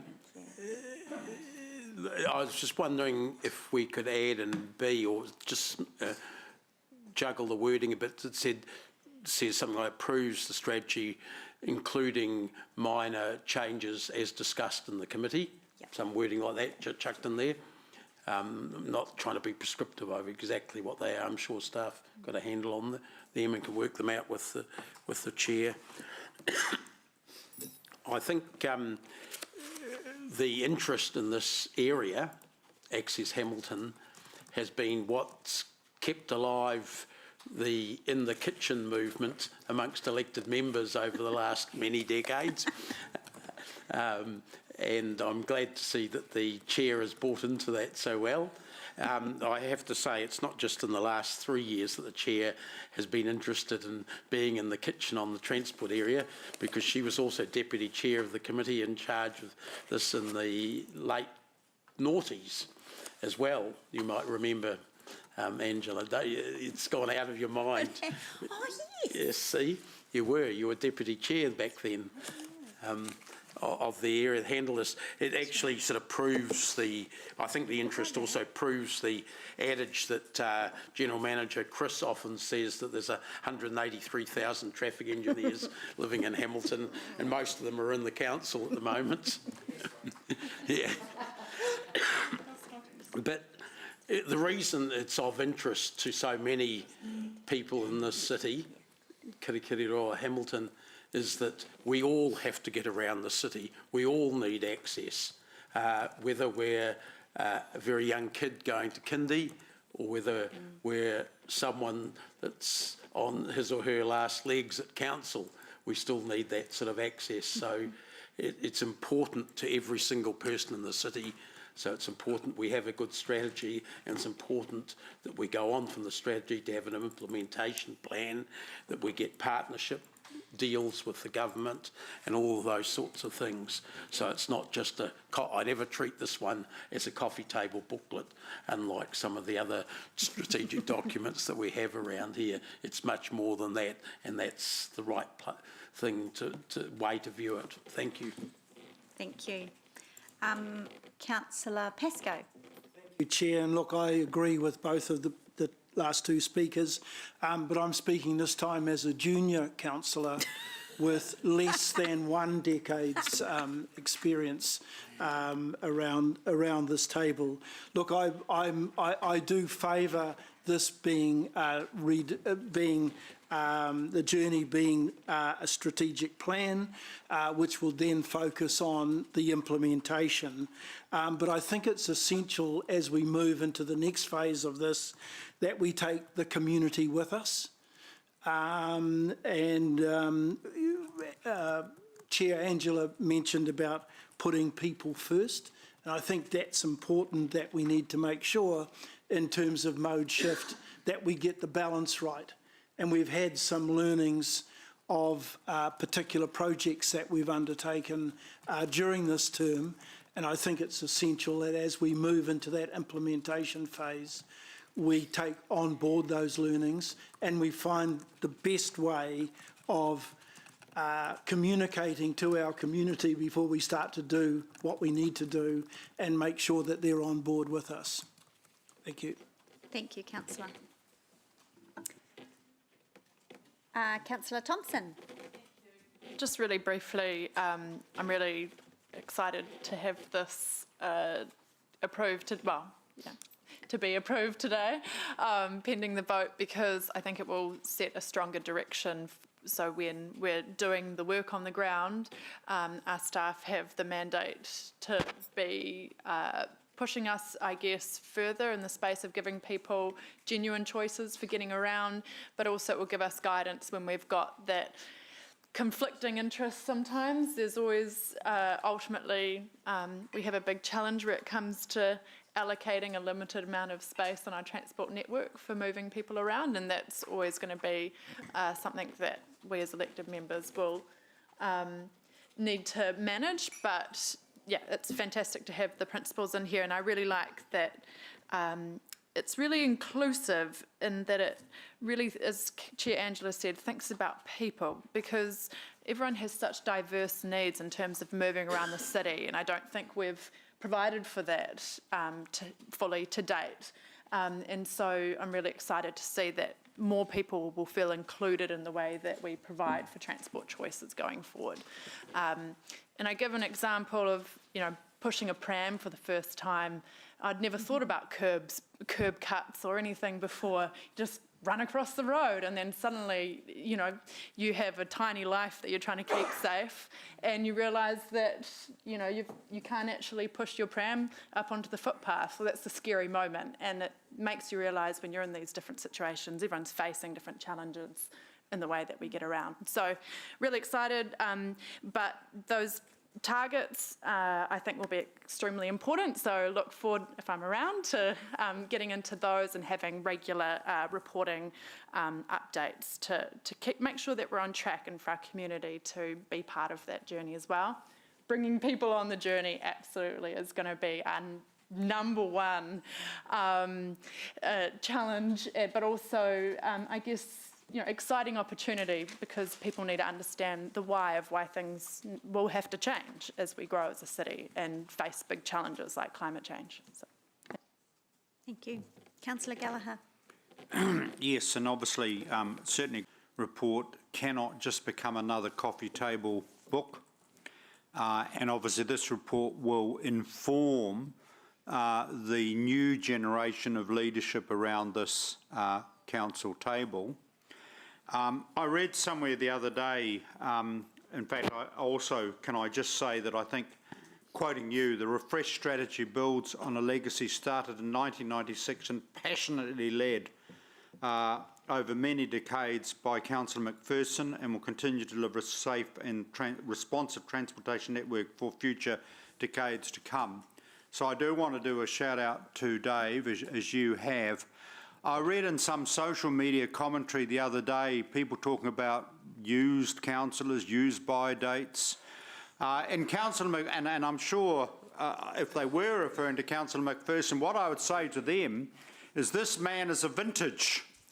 He's a very highly priced vintage, and he's walked the talk and walked the course. And of course, his advocacy over many years has been gentle and retiring, and I want to acknowledge his gentleness, but in a sense that this is the combo of the, having professional expertise in terms of this report, so you have that partnership of the professions, people who spend years developing expertise in this area, with the political leadership that Councillor McPherson represents, and of course obviously the torch, you share that torch too, Angela, over a number of years, and the leadership of that as well. So I think this is a really good document, and I think it's a testament to a council that stayed the course and there have been lots of wonderful achievements. And for example, and I'll take the Bunty-Claudelands Bridge if I can, I want to see it joined up, all right? You know,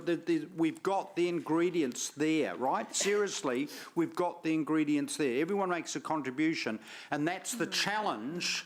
And I'll just use the Bunty-Claudelands Bridge if I can, that the challenge of this document is for all those mode choices to be joined up and to have good bus and rail and for people, to, as Pasco said, you know, so that choices become good and palatable.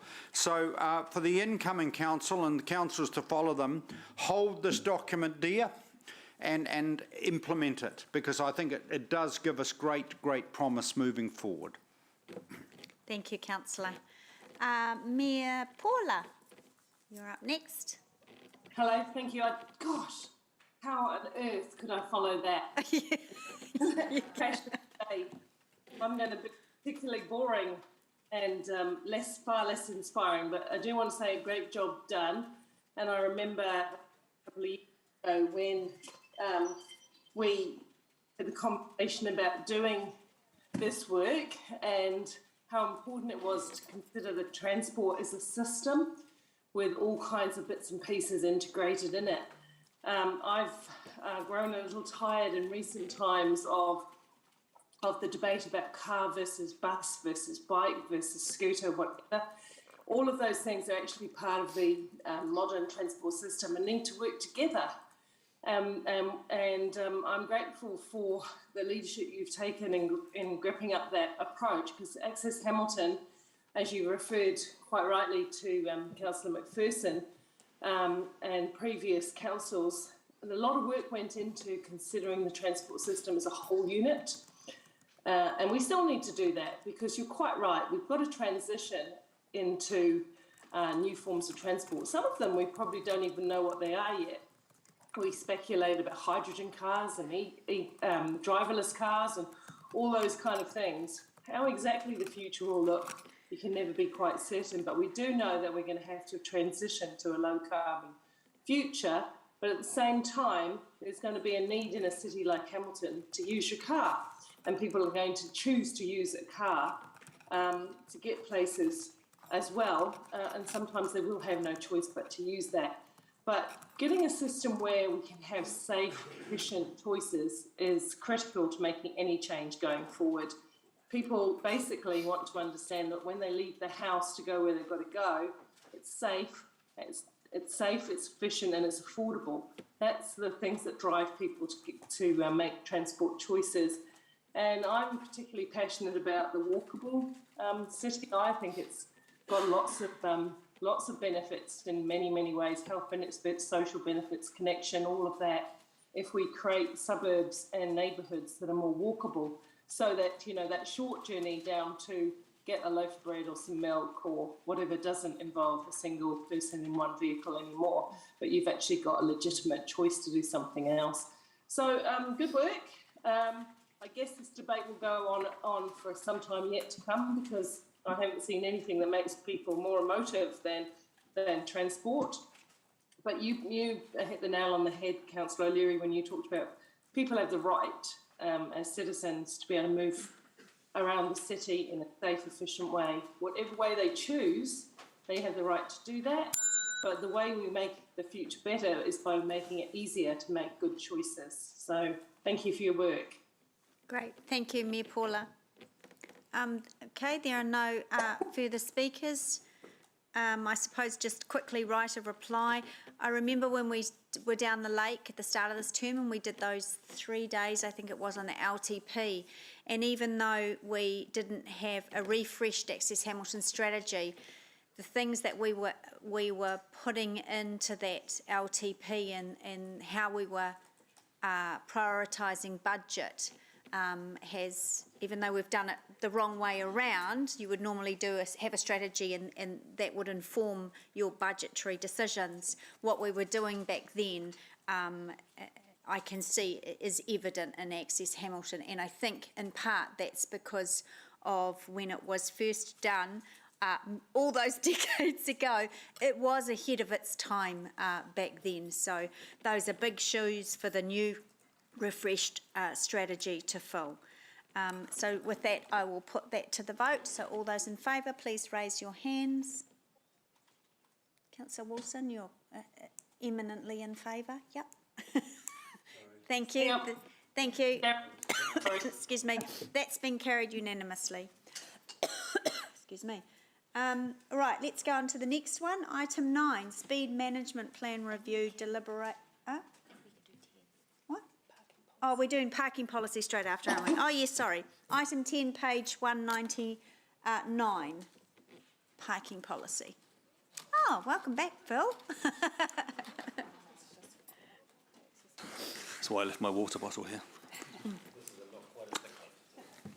Yes, yes. Thank you. So, And Gordon, welcome. Gordon's joining me. So. Yep.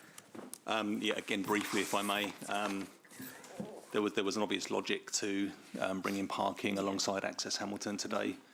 I think, councillors, if you cast your mind back to a couple of very productive sessions we had November last year when we started off the Access Hamilton work, we focused on parking principles in a couple of those workshops. I think you'll see the synergy between some of the priorities that we came up with and what you read in Access Hamilton. So again, nothing, you haven't missed anything. There's no actual, I guess, work analysis been undertaken since those times. We took your feedback and they're represented in the document you see today and the policy that's been produced. And I, through the chair, take the report as read. Yep, great, thank you. Phil, any questions, Councillor Bunting? Yeah, just a very, very quick one, and it's minor, but you'd probably have the latest data on it, particularly Gordon. Point 23 about car sharing. We're prioritising car sharing and parking stuff. How is that rolling along at the moment? What is the figures on car sharing? Is it still being used as much as it was? To you, Madam Chair. So we continue to work, for that vote, continue to work through that, Councillor Bunting. I'm actually meeting up with, I think, an extension of the contract. We're busy looking at going out to the market again. So that work has started. Right. And the intention is to go to the market quite early, so it gives people enough time to get into the city. There's more interest in the car sharing. Okay. So that'll continue. So the actual figures I don't have on hand. Right. But I'm sure that someone will have those figures available and we can provide that to you later on. But from your memory, it is successful and it's getting bigger? It's starting to. There were challenges through COVID. We did meet with the MD a couple of months ago. He's made quite clear that during COVID, numbers were falling, but it looks like now it's starting to increase, and we're going to continue to report through our reports on those numbers. So at the moment, it's a MEVO, is that right? Yes, MEVO. Yeah. And then so you're looking at going out to the market again? Yes, yeah, fairly soon. Okay. Yep, cool, thank you. That was my question. Thank you. There are no further questions? Oh, sorry, yes there is. No, yes there is. Well, why is it not on the request list? It's confusing me. Seat 10, seat 9. Oh, okay, so there are no further questions? No, okay. Oh, Mayor Paula, is that a new hand? No, sorry. No, it's old hand, okay, all right. Okay, so with that then, that's all the questions. I would like to move this one and, Sorry. oh, no question? I did have one, I'm not certain that it should be here, but it relates to the parking monitoring side of things. I'm just wondering, and maybe to Eva Lisa, how our resourcing is going to be able to do, because it's often mentioned, I mean, John, for instance, mentions it quite often that they don't have enough people to check cycleways around the out of the CBD sort of areas, along some of the arterial routes, some of the local streets around the universities, those sorts of issues. So in order to have a parking policy that works, I think we're all aware there needs to be a sort of a bit of a carrot and stick approach at times, and I'm not sure whether the stick seems sometimes a bit broken. So I will answer this as best, and I know John may want to step down and answer some questions in terms of the enforcement side.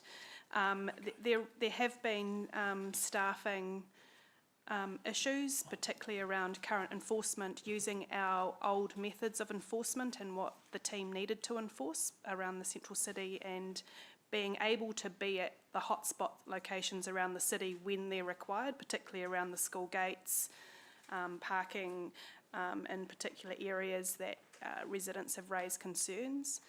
Over the last few months, the licence plate recognition vehicle has started to enter the streets, which should enable and improve on that resourcing, but we are continually looking at that resourcing requirement, because even though you have a vehicle on the street, you still need someone to able to drive that vehicle and then work through the processing of the outcomes of what the vehicle spots. So we are going to monitor that through the next phase, particularly about the implementation.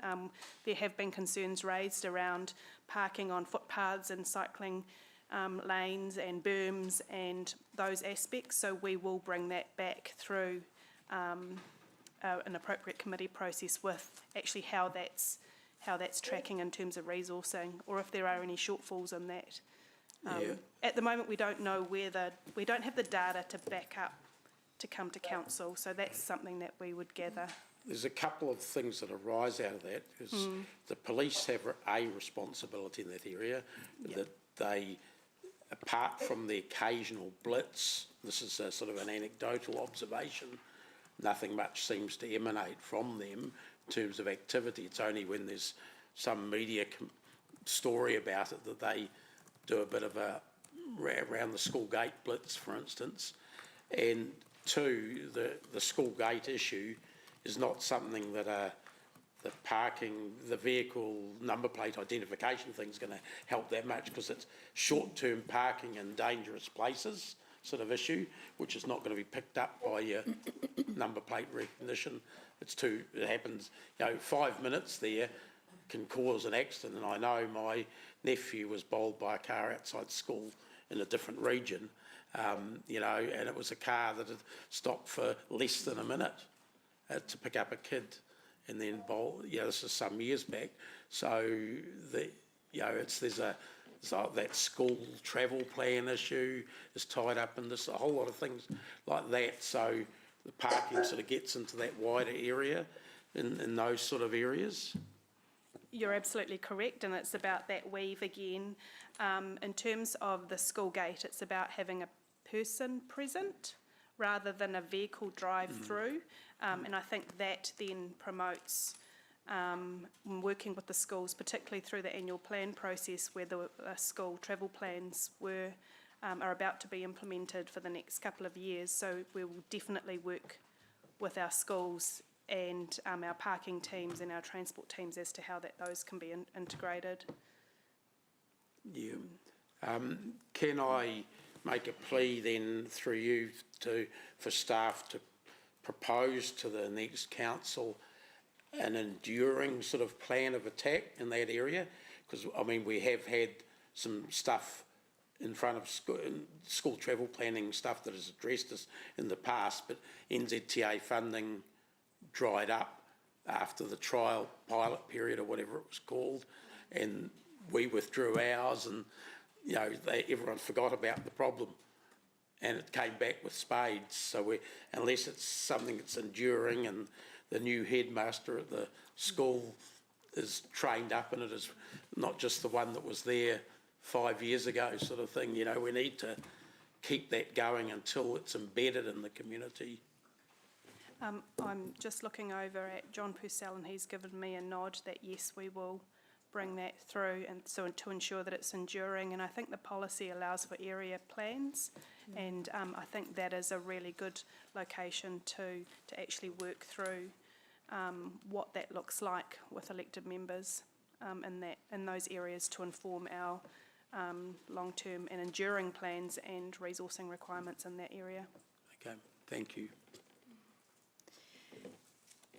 All right, so that's questions done. So it's been moved by myself, seconded by Councillor Thompson. Thank you, Gordon and Phil. Look, just quickly, I think this policy will give us partnered up with the new technology that we're employing in parking management for the city. It'll give us that consistency that we've been sorely lacking, that has led over the years to a bit of I think, a hodgepodge approach. And the emphasis on flipping the hierarchy around so that people like the disability sector, those who use PT, but particularly disability sector, will actually give them some equity that they've been searching for and advocating for years. I'm quite regularly now getting emails or messages or phone calls from people in the disability sector who are frustrated with the parking, and just recently I heard from someone last week, and she talked me through her experience, which is really hard for an able-bodied person to actually understand. But you know, she said, my wheelchair sits to the left of me and I'm on an off-street car park, and I open my door. She was talking about the one outside the museum. She says, and I move my wheelchair across and assemble it on the road, and I get out on the road, and I'm small in my chair and I can't be seen. And that I hadn't thought that process through as an able-bodied person. So I like the fact that the hierarchy in here flips that on its head and puts people living with disability at the top with passenger transport and mode shift. You know, there are some challenges, and I think this policy is going to meet those challenges head on with the government's requirement for us to remove the rule for developments to have off-street parking, and those on-street areas are going to become under even more pressure and demand. And I like the idea, and it's been, I think, mooted by Councillor Gallagher over the years and Councillor McPherson about residents' parking permits, because we have to look after those people as well. Also really like in the policy the idea of parking plans. You know, for years, those of us on the west have had complaints from Frankton businesses, and particularly in their CBD area, and that's going to get worse for them, about on-street parking for their customers as residential developments, and there's another new one about to, you know, start being built, or the framing's up anyway. So that's going to be a challenge that this parking policy will be able to help with if we decide to do a parking plan for that area. As with Access Hamilton, I think this parking policy puts people first, and it gives the priority where it's due and where it fits really well. We do have to tackle climate change, and we do have to manage very valuable on-street parking for the city and for all of our areas around the city. So really great work with this policy. Thank you. Councillor Thompson is seconder. Just briefly say that I really like the policy. It gives really clear hierarchy, but it's also pragmatic in saying, you know, this isn't the be-all and end-all, and it's also takes us down a more evidence-based approach. So hopefully we can be principle-based and evidence-based, and while I don't expect parking matters to ever be smooth sailing, I think this will help us to navigate those choppy waters in a much better way. So thanks all who have worked on this. And I wouldn't be me without emotion of some kind in a meeting, so I do have, I do have one around looking at our parking enforcement resourcing in the next item, so just flagging that. Councillor Gallagher. Yeah, look, compliments on the report and the rollout, and some of the tough decisions that a council will have to make, particularly around the charging for commuter parking. And I'm looking forward to some really rationalisation around the Kato Pacifica area, the green belt, you know, the freebie parking, that there's got to be eventually a charge. You know, there's a consistency of charging, so there's lots of, you know, and what is a fair, what is a reasonable commuter charge parking, and how we do that, and also, which I've been learning, the new apps you have, and how, you know, that becomes easy and becomes, you know, consumer friendly.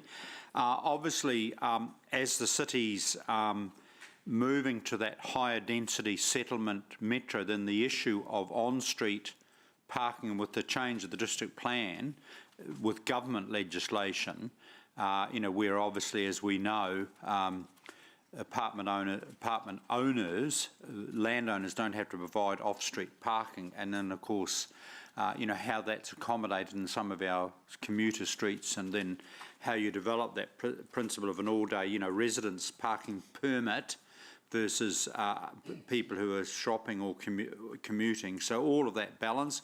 And I'll do a shout out, obviously, in terms of the aesthetics, obviously enforcing where appropriate, no parking on grass verges, because that's part of our nice, pleasant urban streetscape landscape, and how you match those again with the discussion we're about to have about our cycling improvement opportunities. So it's really appropriate today that you've got the Access Hamilton strategy, this policy, the cycling improvement. They all absolutely, totally interconnect. To a city, particularly in terms of its centralised areas, is becoming higher density. So, but well done. I think this is a really good template to take new council forward. Thank you, Councillor. Councillor McPherson. Yeah, thanks, Chair. Angela. Look, I just want to add to the good comments that have been made.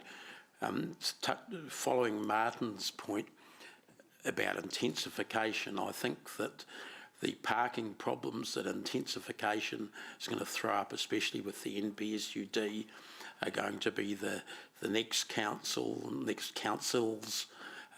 big problem area, unless we can get on top of it in some ways. So I'm not sure that Plan Change 12 fully addresses this yet.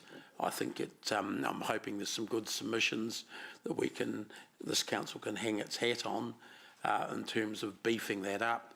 So, for instance, while we may not be able to require that off-street car parking is provided, we could absolutely require, with well-worded district plan clauses, that the developers must do education about alternate transport issues, provision of alternate transport facilities, in both the electric bike charging. There's all sorts of different things that could be provided that actually provided a realistic alternative. Otherwise, just have a look at on Peachgrove Road, opposite Enderley Avenue, where that just along from McDonald's there, about the car parking that's going on there in front of the apartments for some years that we've never successfully done anything about. It's wrecked the green edge of the road. It blocks the cycle lanes. It blocks the footpaths. And that's with the old district plan. How much worse is that going to be, and more prevalent with the new one? So I think I'd maybe plead with the management of council. They talk with the district plan people in our council about alternate ways to skin that cat. The government doesn't want us to require car parking, fine, but make sure that we require an alternative that doesn't deliver a complete mess, which is what we're going to have, I suspect, unless we can do something relatively quickly in that area. Thank you. Councillor Donovan. Yeah, just to back up what Councillor McPherson is saying about the educational piece, there's a bit there around the business community too that we need to probably be across as well, because there's a significant proportion of people drive company cars and they're not going to go away in a hurry. So how are we going to address that with our business community and say, well, fantastic that you're driving an electric car, that's one start, good, but what about providing how your people use that company car? Is it parked at work and they commute to work, or is it, just those are probably issues that we need to be considerate of as well. Thank you for the morning tea too. Thank you. Mayor Paula. Thank you, everyone. Thank you for the good debate.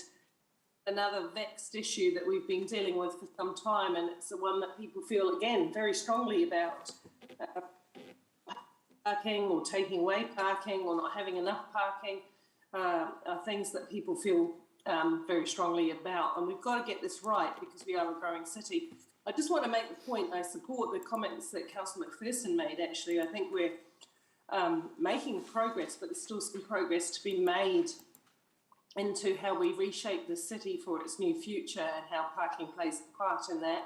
And I think it is very much connected to the last discussion we had. It's not just about parking on its own, it's about parking, how it integrates with the transport system, how it integrates with an urban development system, how we build our city, in fact, and how we incorporate that. And I just want to make the point for anybody who's listening out in the wider world that our hands have been tied in terms of some of the requirements that government have put upon us with the urban development requirements, so that, you know, we are going to see pressure put on street side parking because new developments will not require garaging nor off-street parking. So that's going to compound the situation that we've already been finding ourselves in with a growing city, with more people coming to live here, with the CBD itself getting busier and being revitalised, which is a success point. But we are going to have more people coming to live in the CBD, and they're going to have to think differently about how they move around within and between other places in the city if they don't own private vehicles. So this is all part of a very complex discussion. If we can wave a magic wand and sort it, that would be good, but we've never been able to in the last 5 years, and I imagine there'll still be some headaches. But I think that this is a good piece of work. It's a solid start to a really important conversation we need to have, and we have no choice but to have this conversation with our community. So I hope that people look at it in that light, and that we find productive ways of meeting the needs of our community as best we can. Thanks, Angela. Thank you, Mayor Paula. All right, so that's been moved and seconded. I'll just go straight to the vote. No need for right or reply. All those in favour, please raise your hands. There are none opposed. That's carried. Thank you. All right, now we're going back to item 9, page 160. This is the Speed Management Plan Review, Deliberations and Adoption Report. Afternoon, Robin. Good afternoon, Councillor. Over to you. Thank you. So just a quick sort of recap on the journey that we've had for this document. So back in February this year, we sought permission from Council to take out a consultation draft of a updated speed management plan. The original speed management plan was taken through a very robust process with development through the, as it was then, the Access Hamilton Working Group and the Transport Working Group, and working with key stakeholders. So that put us in really good stead for enabling us to undertake a refresh of that document. This work was done in preparation for what was expected in the speed limit rule changes that came into effect in May, and put us in a really good location for getting that work completed in a timely fashion so that we can continue to make speed limit changes out on our network in a timely manner. So Waka Kotahi have certified our speed management plan. We've had confirmation of that.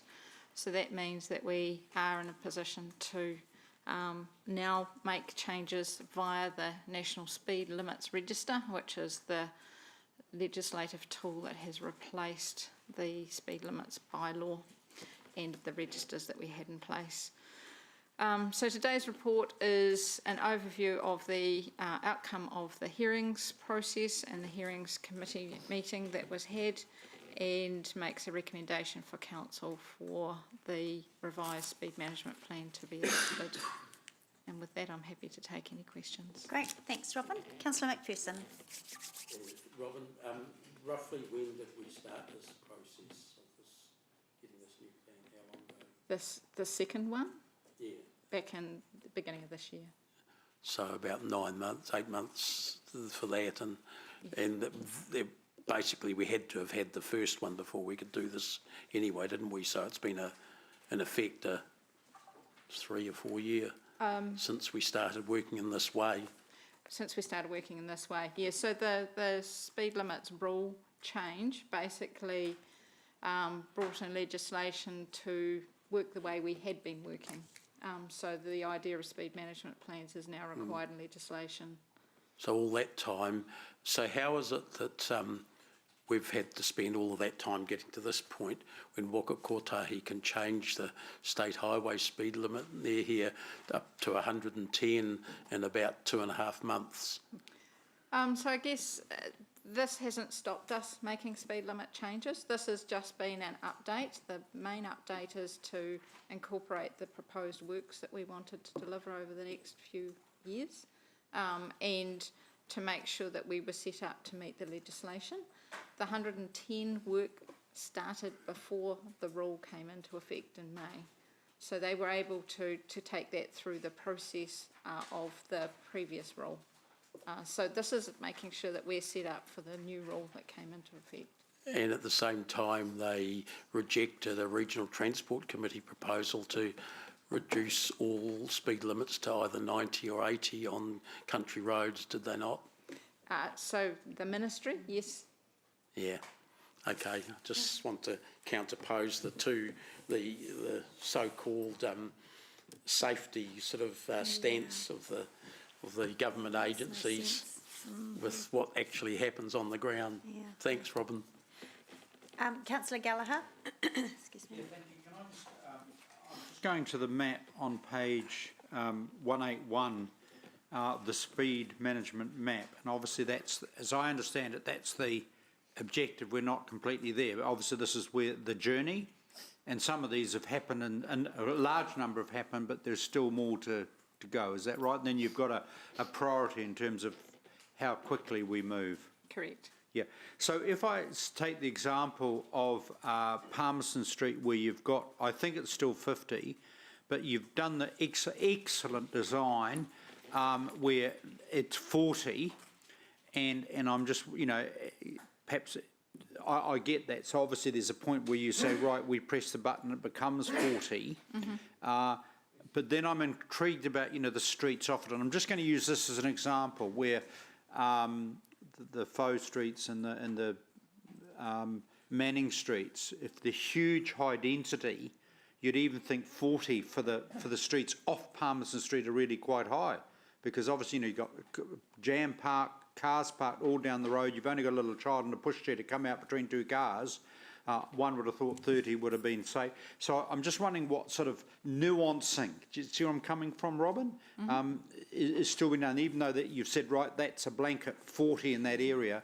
What sort of ongoing monitoring and nuancing where we may say in some of those really high density areas with, you know, high traffic stationary vehicles and narrow lanes, that in fact 40, even 40 may be too high? So as part of this plan, we are working towards the rollout of the safer school speed limits, which will be 30 kilometres per hour. So we're working our way around the city, looking at each individual school and looking at where we put those 30s in place, and Ham West School is one of the many. And we will see recommendations coming through once we've done some consultation with the schools, just to make sure that our thinking's right.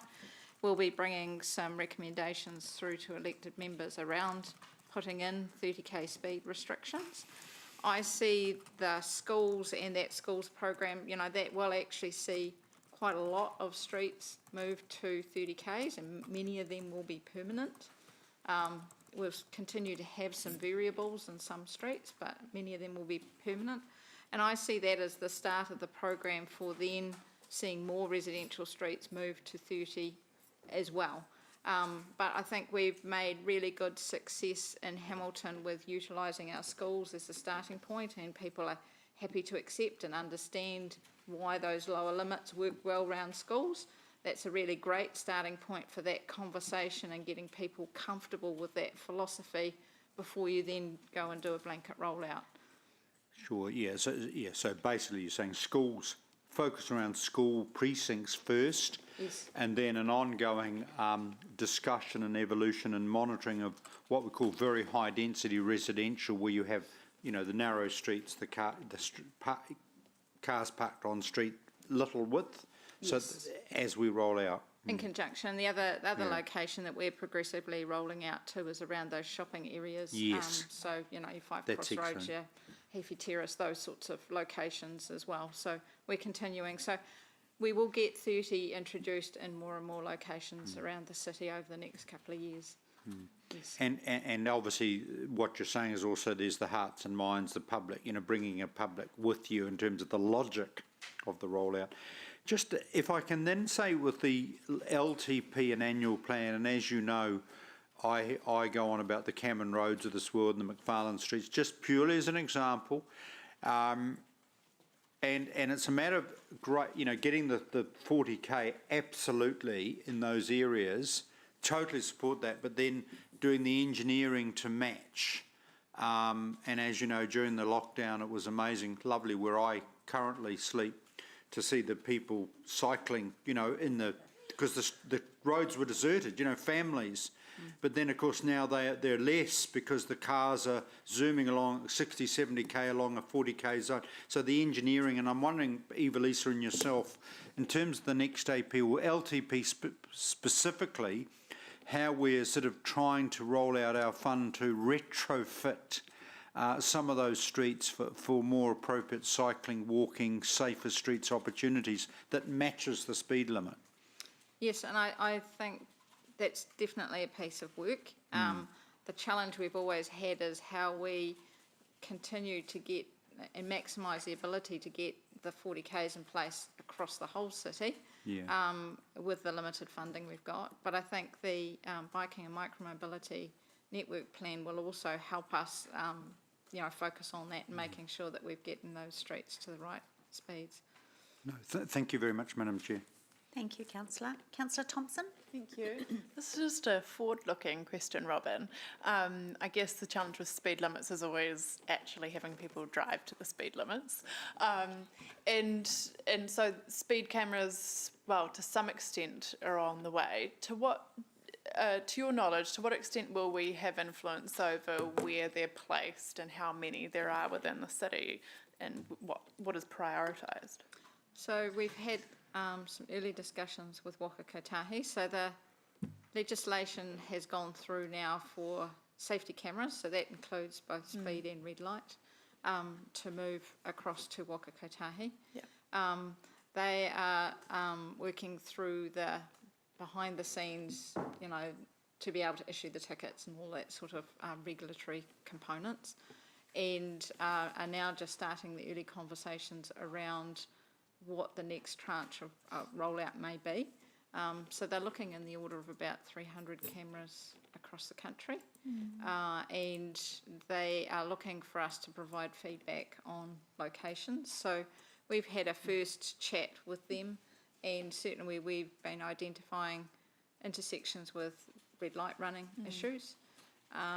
But the technology has improved dramatically such that at intersections you can do speed as well. And there's some really good safety benefits, particularly for your active road users, to making sure that the speeds through those intersections are being managed as well. So at this stage they are just looking for ideas, and as part of the speed limits rule change, our next speed management plan will need to include safety camera proposals, which we will obviously need to work closely with them. So I'm expecting that working with regional council, because there has to be a regional speed management plan, that we will be able to incorporate that into the next version in the next year or two. I have sounded out the opportunities for council to invest in that technology and still be able to utilise the backroom enforcement sort of components through the police, and that's certainly something they're looking at. I think the big problem we've got at the moment is they're suggesting that even to get the technology into the country is about a 56-week lead time. So they have made an order, and so that's underway, and then they're working through now where we put them around the country. Even 300 sounds a bit light. Yeah. That I think is the starting point. The indications are that they will continue to try and roll that out. Okay, thank you. And just the other part of that was looking forward even further.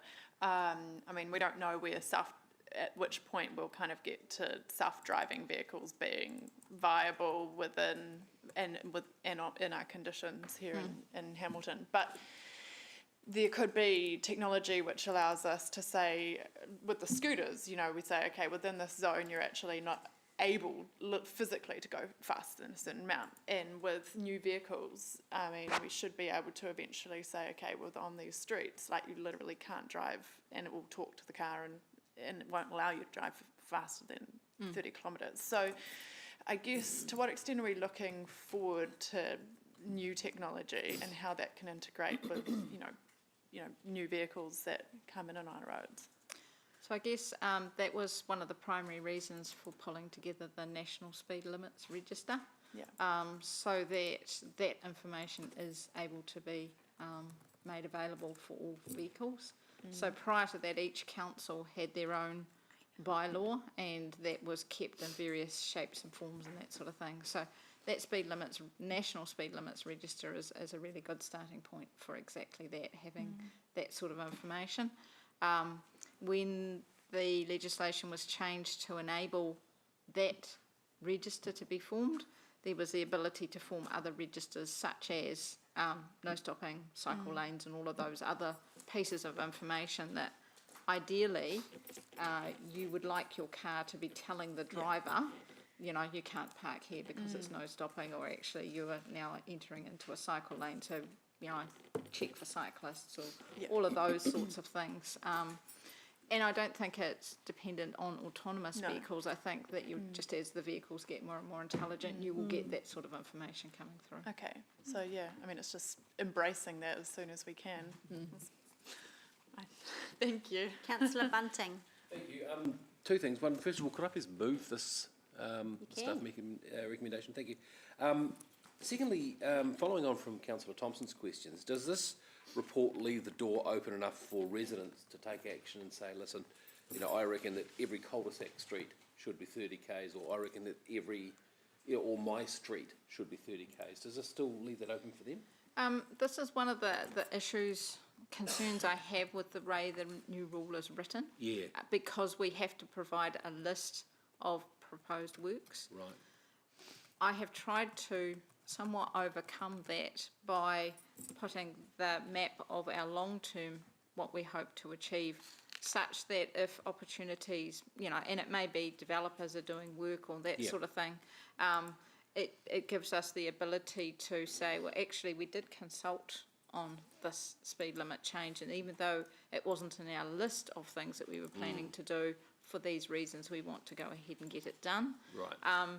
So it certainly opens it up for that. Yeah. I think that moving forward, the debate around the 30 and 40 for local streets is something that we'll need to discuss further. Yeah. But as I said, we will see quite a lot of that come through with the schools program over the next year or two. Yeah. For instance, so you're quite happy we've got a foot in the door at least. Yes. To free it up a bit. Yes, I believe so. Great. Yes. Thank you. Thank you. That was the questions. Councillor Van Osten. Thank you. Councillor Sarah's questions about technology piqued my interest in the opportunity of sharing of the data, and I just wondered, with modern car technology, not even thinking about car limiting speeds, but in the GPS technology that's already in vehicles, and even in my 2016 Toyota, it tells me what speed is in the local area, and is that information that's in our maps, you know, used and downloaded into those GPS maps that I use to navigate around streets that I don't know of in Hamilton or outside of the city? And can I rely on those speeds to be accurate? So that is why that National Speed Limit Register has been formed, so that does provide the one source of truth nationally, and that enables your Google, your Navman and all those other providers to be able to hook into that and give that information. Oh, that's excellent, because just to note, when I'm going over speed, it comes up red. Not that I do it often, or No, yeah, I was going to say. with any intention, but I have noticed that. Mine's always That's right. Exactly. So that's useful. The other. can tweak it.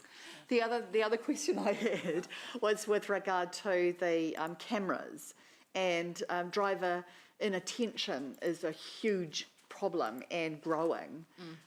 Is that technology able to identify if the driver is using other devices in a car, and can that then be enforced? Yes, so there's a trial going on up in Auckland at the moment, where they're using the same technology that would pick up your speed and red light running to also pick up driver distraction, so that's cell phone usage, for example. Yeah. Seatbelt wearing is another thing that they're looking at as part of that, and I just saw an article in Australia where they're making good progress with that as well. So at this stage, my understanding is the trial is to work through privacy issues and make sure that that can all be dealt with, because by all accounts the images are very, you can see very well based on the camera images. So working through that and actually understanding the degree of the problem that's out there. So that's where the Auckland trial is really good for just understanding, if it was enforcing, what sort of numbers would we be seeing? Yeah, okay, thank you. That's a little off track here, but thanks, Chair, for the indulgence. Yeah. Yeah. Message, wear your trousers while you're driving. Okay, so thanks everyone. Thanks Robin for the report. So the recommendations on page 70, it's been moved by Councillor Bunting, seconded by any takers? Councillor Wilson. Councillor Bunting, debate? Yeah, thank you. Just very briefly, the reason I want to move is a slightly sentimental one, because I was chair of Access Hamilton the second half of last term, and we started working on this, and it became very dear to my heart. And it was really interesting watching the struggles we went through then when we were trying to reduce, you'll remember, Dave, Gordonton Road, trying to reduce that from 80 to 60, which, to my mind is probably one of the most effective things we've managed to do in that area, and the hoops we had to jump through. So, yeah, I'm quite excited about it, and also as the person who first introduced the idea of Vision Zero to the council, and people went, what, 0 deaths, what are you talking about? So I'm really excited that we've moved along so far, and I'm happy to commend this one. I appreciate the fine line that Robin and the staff have had to walk to keep it localised enough and resist the big pressures to make one network for the entire country. And so, the great work that councillors before us did putting the 30Ks around schools, that was a heck of a struggle.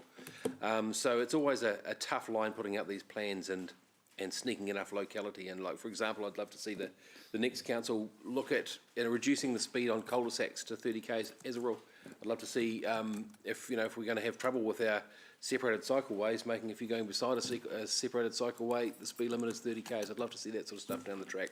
But that can't be imposed or introduced if this plan comes in too tight. So I'm really happy with the way it looks, and I'm delighted to be able to, in my own little mind, close a wee circle there. Thank you. Great, thank you. Councillor McPherson. Thanks. Agree with the points that Bunty's just made. We've come a long way since we first had big discussions in this council, I think in about 2003, 2004, going on for about 5 years after that, to try and get 40Ks there. And I can recall NZTA saying no, and us going back to them and telling them we didn't know how to spell that word.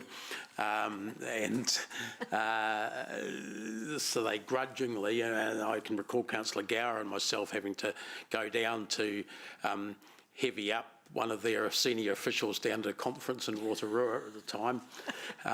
He came away suitably chastened. That's not Councillor Gower, that's the official. They grudgingly let us have 7 schools as part of a 40 kph trial or pilot, and their sort of part of their reasoning was that if we did it, other places would want to do it. So when they said to us, we said, yeah, we agree with that. That's a good point. Let's do it.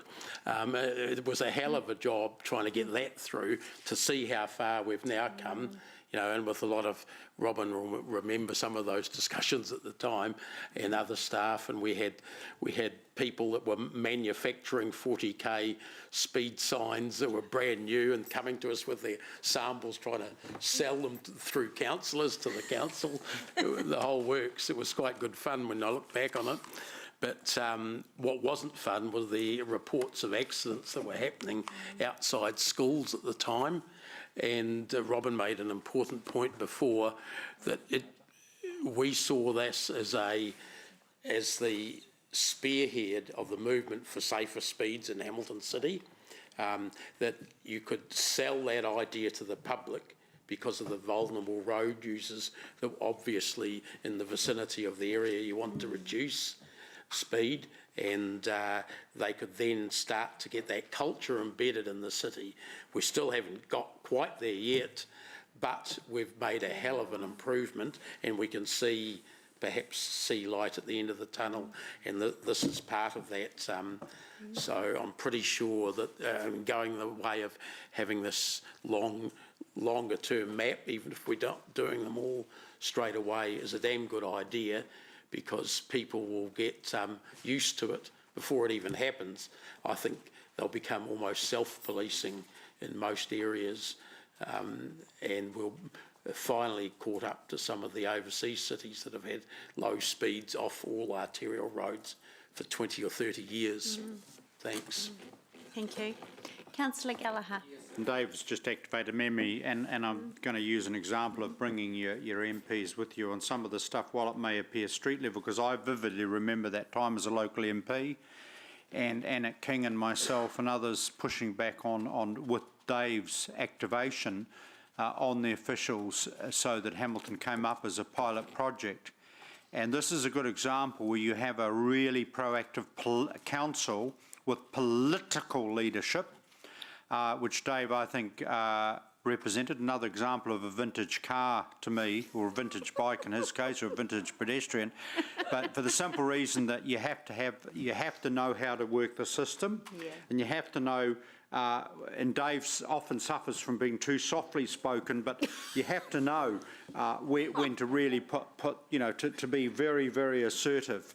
And what we shouldn't forget is we're actually discussing this strategy now. Think back on a city where we had no 40Ks, 30Ks around schools.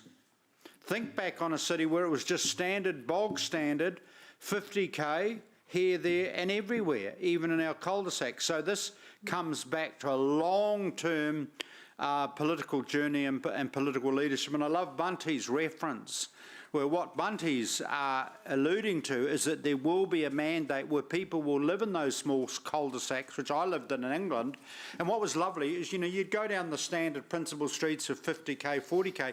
When you came to your little high-density cul-de-sac where the kids played with a ball, you actually slowed down, took an extra 30 seconds longer to get to your house, because there was interactive neighbourhoods of kids playing and that kind of thing, and lots of our streets now are designed in that sense. So that's the balance, and gradually with Vision Zero, and I remember, and you remember, Angela, we had those hearings on speed limits.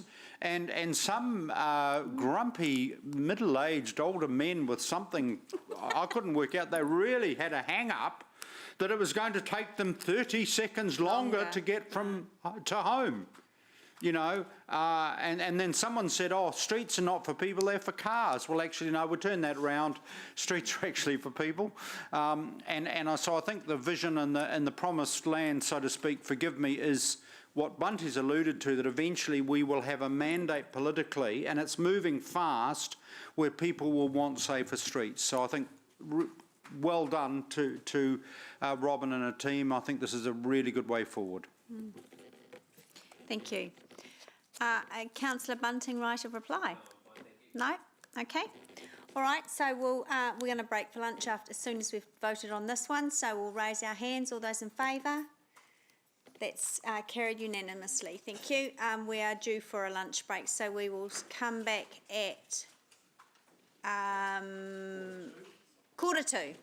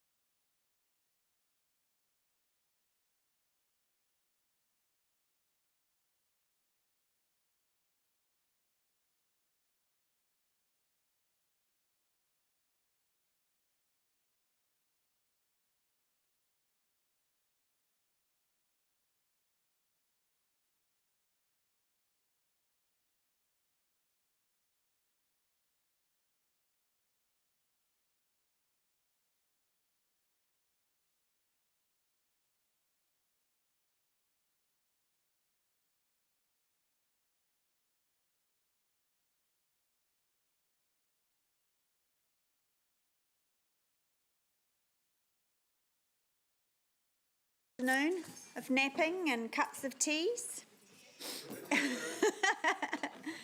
Right, committee, we're on item 11, page 218. This is the cycling improvement opportunities. This was requested to be brought back, and we have Martin Parks in the hot seat. And Gordon. Okay. Oh, you're not going to need that, surely. Right, when you're ready.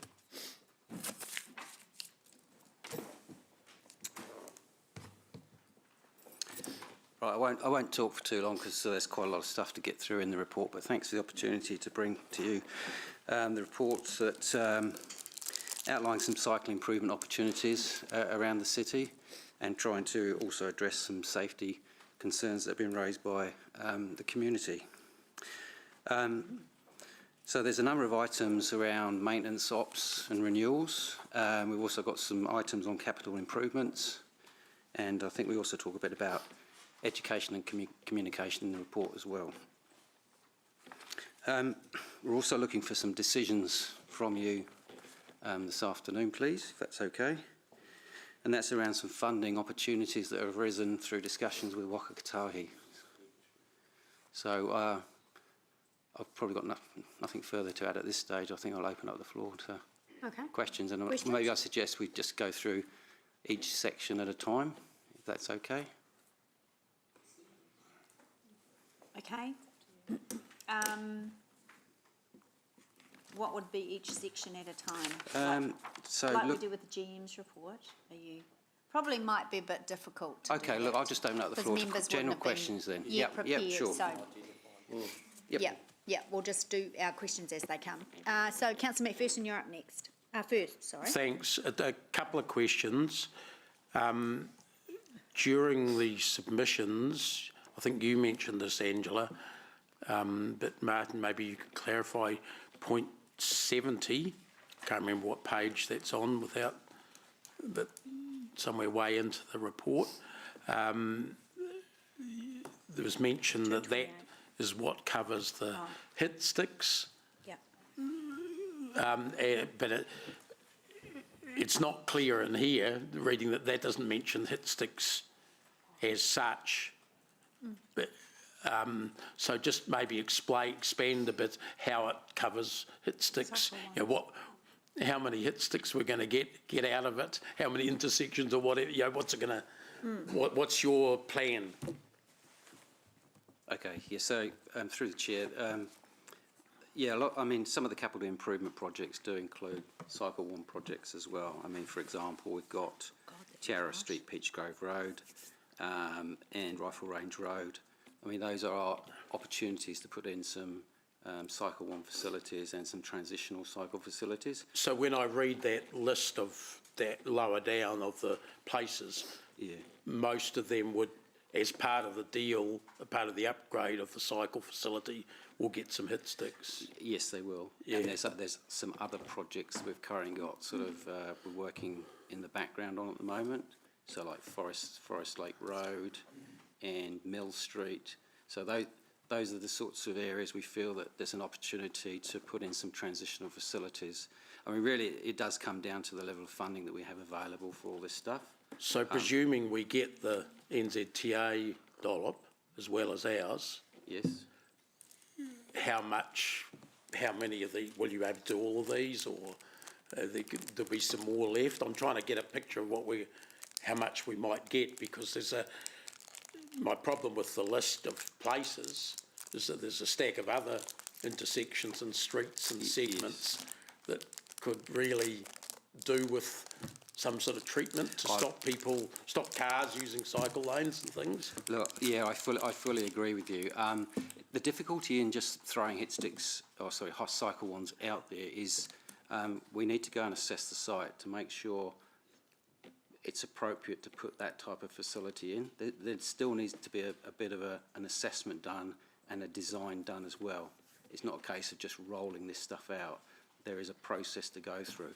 I mean, if we get the funding that we're looking for through this report, and that includes the Climate Emergency Response Fund that we've also mentioned in here, there's a fantastic opportunity for us to do a whole heap of extra transitional stuff out there, including a look at some of the stuff that I know has been raised through some of the submitters today and through some of the concerns from other parts of the community as well.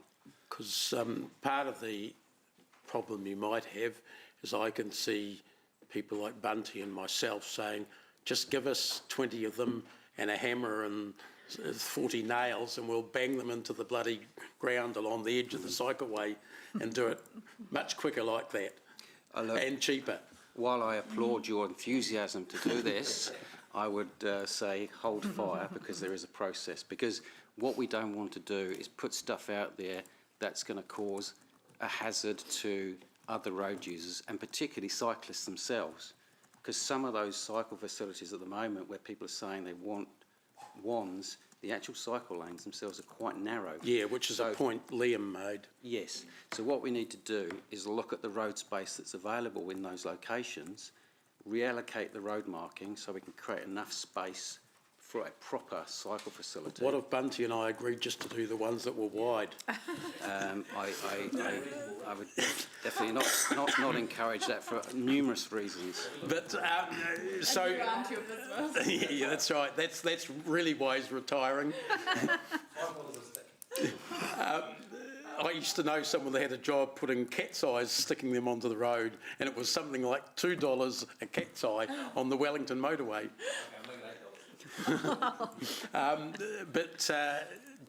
In order to know how big the demand or need is, I couldn't quite see in here where there's going to be an audit of everything, every gap, if you like. Yeah. How are we doing that, or is it just on a? I mean, what say Phil Evans comes along and says this street, the cars are blocking the thing all the time, it needs some hit sticks. Yeah. And it's not on your list, is there going to have been an audit at some stage? I thought actually there was a staff action rather than a motion that was covering off that aspect of it. So if I may, through the chair, the first part of the resolution that came from the 31st of May Infrastructure Operations Committee was to bring this report back. Yeah. And then following that report, that analysis and audit would be completed of the areas. So, but this doesn't really mention that, Eva-Lisa, or have I missed? Sorry, I went looking for, maybe I was looking for the word audit, I'm not sure. So the background, the resolutions that came from the Infrastructure Operations Committee are in clause 11, page 219. And so it is around following the above report, request staff to complete a full audit and assessment of the existing city cycleway network. Relying on that, I was looking at. Yeah, so we're coming first and then we'll move to the next stage. Well, what's the time frame for that? Because reading this, there are some places listed, so I'm thinking there's some sort of audit already been done in order to get what you've got on the list so far. So some of that stuff that we've got, through the chair, some of the stuff we've got on the list already is stuff that's been in the background being worked on prior to that committee meeting on the 31st of May. Right. I think the problem we've currently got with regards to doing a full audit of the network is that's very resource hungry. In my team currently, I don't have the resource to do that. We are going to be getting more resource. Can you ask your GM to sort it? My GM has been very kind, and that we have worked on a restructure of the team, and I am going to get some more resource. Yeah. So as soon as that resource becomes available, we can start doing this. Because 5 years ago, or 6 years ago, we had issues coming to us over footpaths, and we literally had little men out on things like Paxters for 6 or 9 months or something, and they went over every damn footpath in the city, and there were 29,000 faults discovered, but they were all logged and put into a 10-year program. And that, I guess that's the sort of vision that I had for knowing we can't do it all at once, but to at least know the extent of the problem, which then helps you when funds become available, perhaps. And that is absolutely correct. And the resolution C of the 31st of May committee was to report back on a proposal for level of service improvements and resourcing in time for the annual plan 23-24. So there was, so it's today, then. So that means by February next year, say? By February next year-ish, that this information has been under a resolution to come back to inform the annual plan for 23-24. All right, no, that's good. I got my head around that, thanks. There was one specific one, which was item 46 on the chip sealing rolling edges or whatever it's called there, page 224. It sort of didn't quite, it talked about how you might need to do extra chip rolling because of the cars flicking chips to the side, and you shouldn't rely just on cars doing the roll, the car tyres doing the rolling, and that's all true, but shouldn't it be a given, and maybe it is, and it's just not expressed here, that the cycleway, the verge on the edge, whatever's left of where the cars actually drive, should automatically have a couple of extra rolls right from day one, or should be smooth sealed from day one, because the problem is within half a day of letting cars loose on new chip seal, it's flicking it to the side, and it might be a month from what I hear before Infrastructure Alliance gets round to coming back to that street, or it might be 9 months like on bits of Peachgrove Road before they come in to paint the no parking and the cycleway lines on areas like that. You know, in other words, the cycle users sort of finish is delayed a hell of a lot, and maybe there should be some treatment on day one of the reseal that sorts that problem at least temporarily. So I'd be interested in a comment, Gordon or. To you, Madam Chair. So you're absolutely right, Councillor. So that's a much higher level of service. Typically, what happens is the chip migrates over time. And so what we do is to keep the cost down, we use the contractor will roll a couple of times just to embed the chip, but typically we use the traffic to actually do the later on embedment, so you actually save that. But what you're suggesting is exactly what we're proposing in this year, is that we want to do the additional rolling of the chip. But it mightn't be needed on the car part of the road, only on the, say, the middle and the outsides. The problem you have with that is that chip will migrate anyway to the shoulder, so you still got to continue rolling that. Because that's a major issue cited by cyclists, and I know I've put in complaints about that on New Seal, Heafy Terrace, Clarkin Road, Peachgrove Road recently.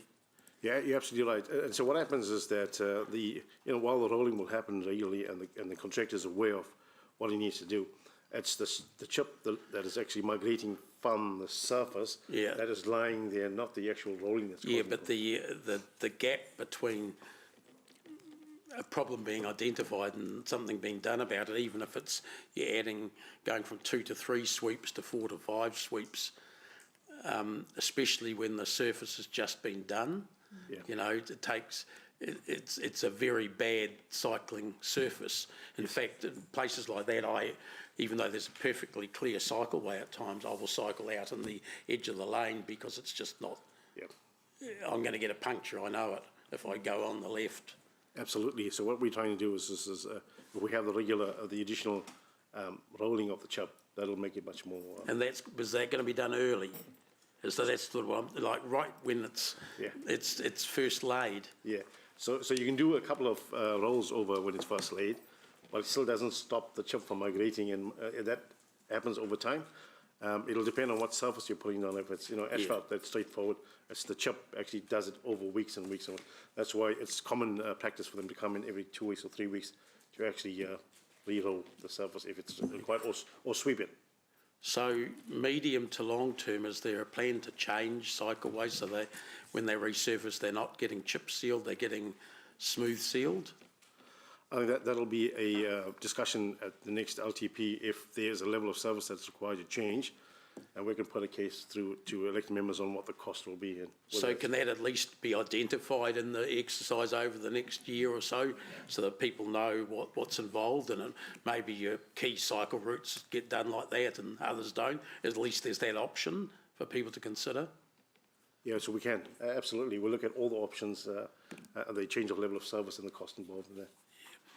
What about the general cleaning of cycleways, not ones that have been resealed, the one cleaning the broken glass, the rubbish, things like that?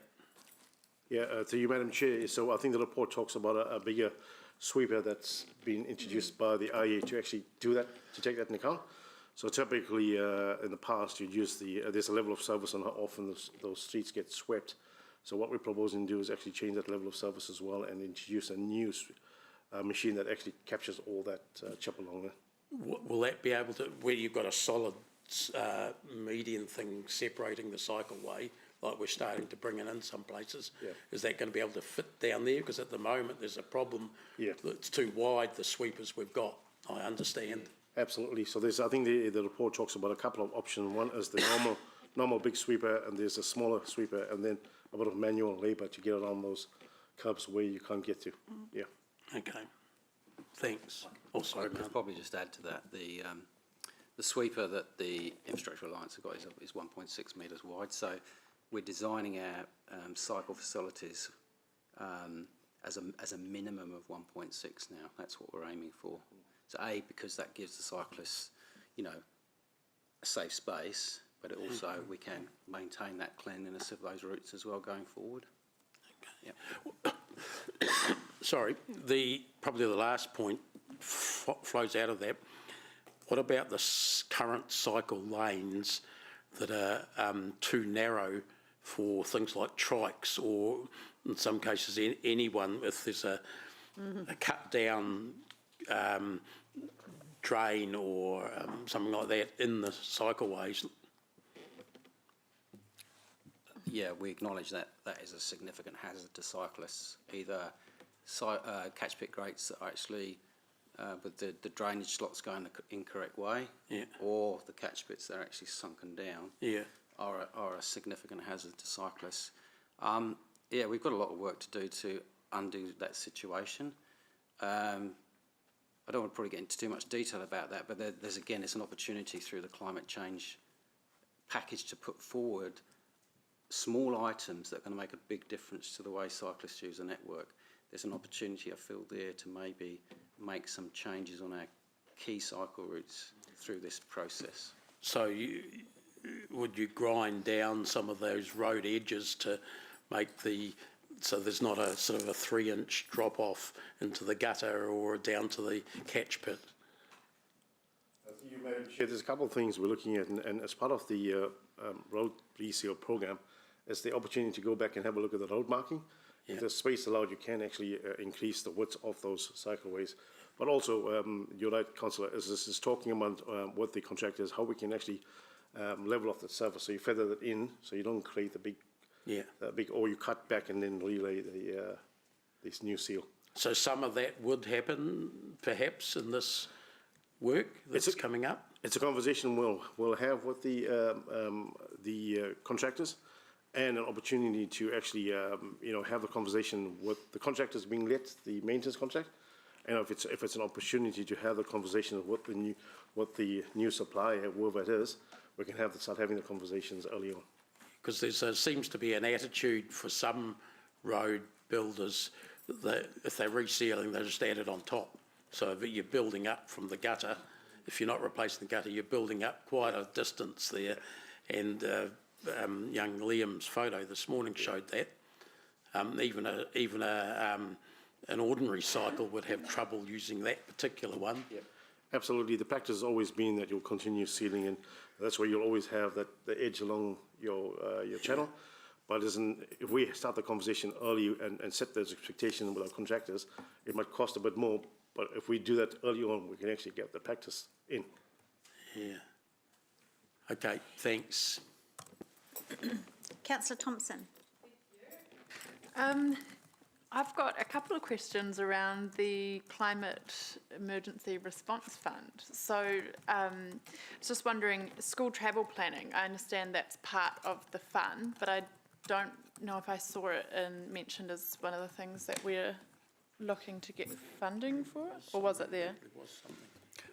We haven't actually pulled the final list together yet for the application. So initially, what we've got to do is put forward an expression of interest. 4D. Okay. Yeah. So initially, we're putting forward an expression of interest to Whakatahi that we want to be involved in, potential funding from the fund. So that's the first bit of work. We've then got to pull a list together of projects or initiatives that we want to actually include in our application, which I believe's got to be in on the 2nd of September. Okay. Something like that. So time is pretty short. 4 weeks. I know. Well, yeah, we don't need to sleep, yeah. So we've got plenty of time. No, we haven't. So look, included in that application will be, we've talked about school travel planning amongst staff and with Gordon and Evelisa as well. And so we'll include that. We'll look at things like improvements to catch pits and stuff like that. It's another thing that's come up. So there's lots of small things I think we can do to actually improve things out there on the network. And that's what Whakatahi are really looking for through this fund. Yeah. Because the funding that they're going to administer is only, well, it's got to be spent by the 30th of June 2024. So we haven't got a lot of time. Okay. So we're not going to be building any bridges and stuff like that. Yeah. Okay. Cool. Thank you. And did the amount, in terms of our local share, include that extra, I think it was 490,000 local share that went in through the annual plan, so 1 million conditional on co-funding? I'm not 100% sure, but I think we've wrapped up all the funding in this report here. So we've got all the biking and micromobility local share funding for this year and next year in this report highlighted. And so what we're asking today is if you can release all that funding that we can include in our application to Whakatahi for the Climate Emergency Fund. That will actually give us a really strong case to get that funding from the government. Okay, so the intention is to include that there as well as the local share that we're making available. Oh, most definitely, yeah. Okay. Yep. Another question, I guess it talked about appropriate resourcing to enable somewhere the delivery of this work. And obviously it depends a bit on how fortunate we are with what we get, but how are we looking in that space in terms of people to deliver, staff resourcing to deliver these projects once they're confirmed? So through the chair, in terms of staff resourcing to deliver any new funding from the Climate Emergency Response Fund, the dollars will be included in there for additional resources. Our teams are pretty stretched at the moment, including in the delivery team as well as the operational team. So we would be looking to resource up to deliver these programs on top of our programs that we have today. Okay, thank you. No, that sounds good. Okay, last question was a slightly different topic, and it was just, Martin, you might have more knowledge of this than I do, but it mentions paragraph 27, sending a letter to key truck representative groups, reminding them the need to ensure that drivers, need to be extra diligent, etc. But from memory, the Cycle Action Network group, the national group, has done a lot of advocacy around things like, actually having legal requirements for trucks to have mirrors that, remove some of these blind spots. And I mean, we're in an age now where we have sensors and cameras and all sorts of things. And actually, my question is, should we be asking them to be aware of their blind spots or removing their blind spots, and what kind of advocacy and work can we do in this space to actually push harder?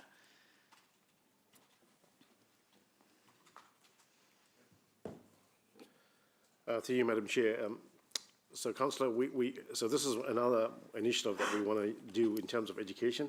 So we're targeting a whole lot of people, and it's just a friendly reminder to the Trucking Federation that, you know, this is happening more frequently. The guys need to make sure that they're actually doing what they need to do to protect those users out there. So it's just you know, something we realise we're talking to, you know, doing all the campaigns. Here's an opportunity for us to actually do some serious targeting, and that's an opportunity. And I know that they were meant to be doing it. One of the things that, and in the report it talks about the donors actually coming up with a program of works as well. And it's just a friendly reminder to people saying, please be aware, there's more and more people out there, there's more cyclists out there, so you need to start paying attention. The challenge we have is a lot of these, one of the things we need to understand is that given the shortage of drivers, there's more and more unexperienced and new drivers out there. So it's just pushing that message to them. And thank you, Gordon. I guess to my question though is, could we be armed with, you know, something where as councillors, or like we could actually be advocating to say, okay, like we've had this, I mean, basically every person who's been killed on their bike in our city has been killed by a truck or by a courier van in the last 11 or so years. So there's a clear issue there in terms of large vehicles. So, you know, and we could be doing more, even just as a governance group, to be saying, hey, actually, can we please have some stronger requirements around mirrors and these other things that wouldn't cost that much? So could we have that information come to us on what would be best practice? And then we can pick that up in the new term and do something there. Yeah, absolutely. I think what the intention of is actually going in and meeting with these the truckies and the federation is to find out what are the challenges, what are they facing, how can we support them, and what are their responsibilities in terms of actually providing that. So we'll definitely do that. Okay, thank you.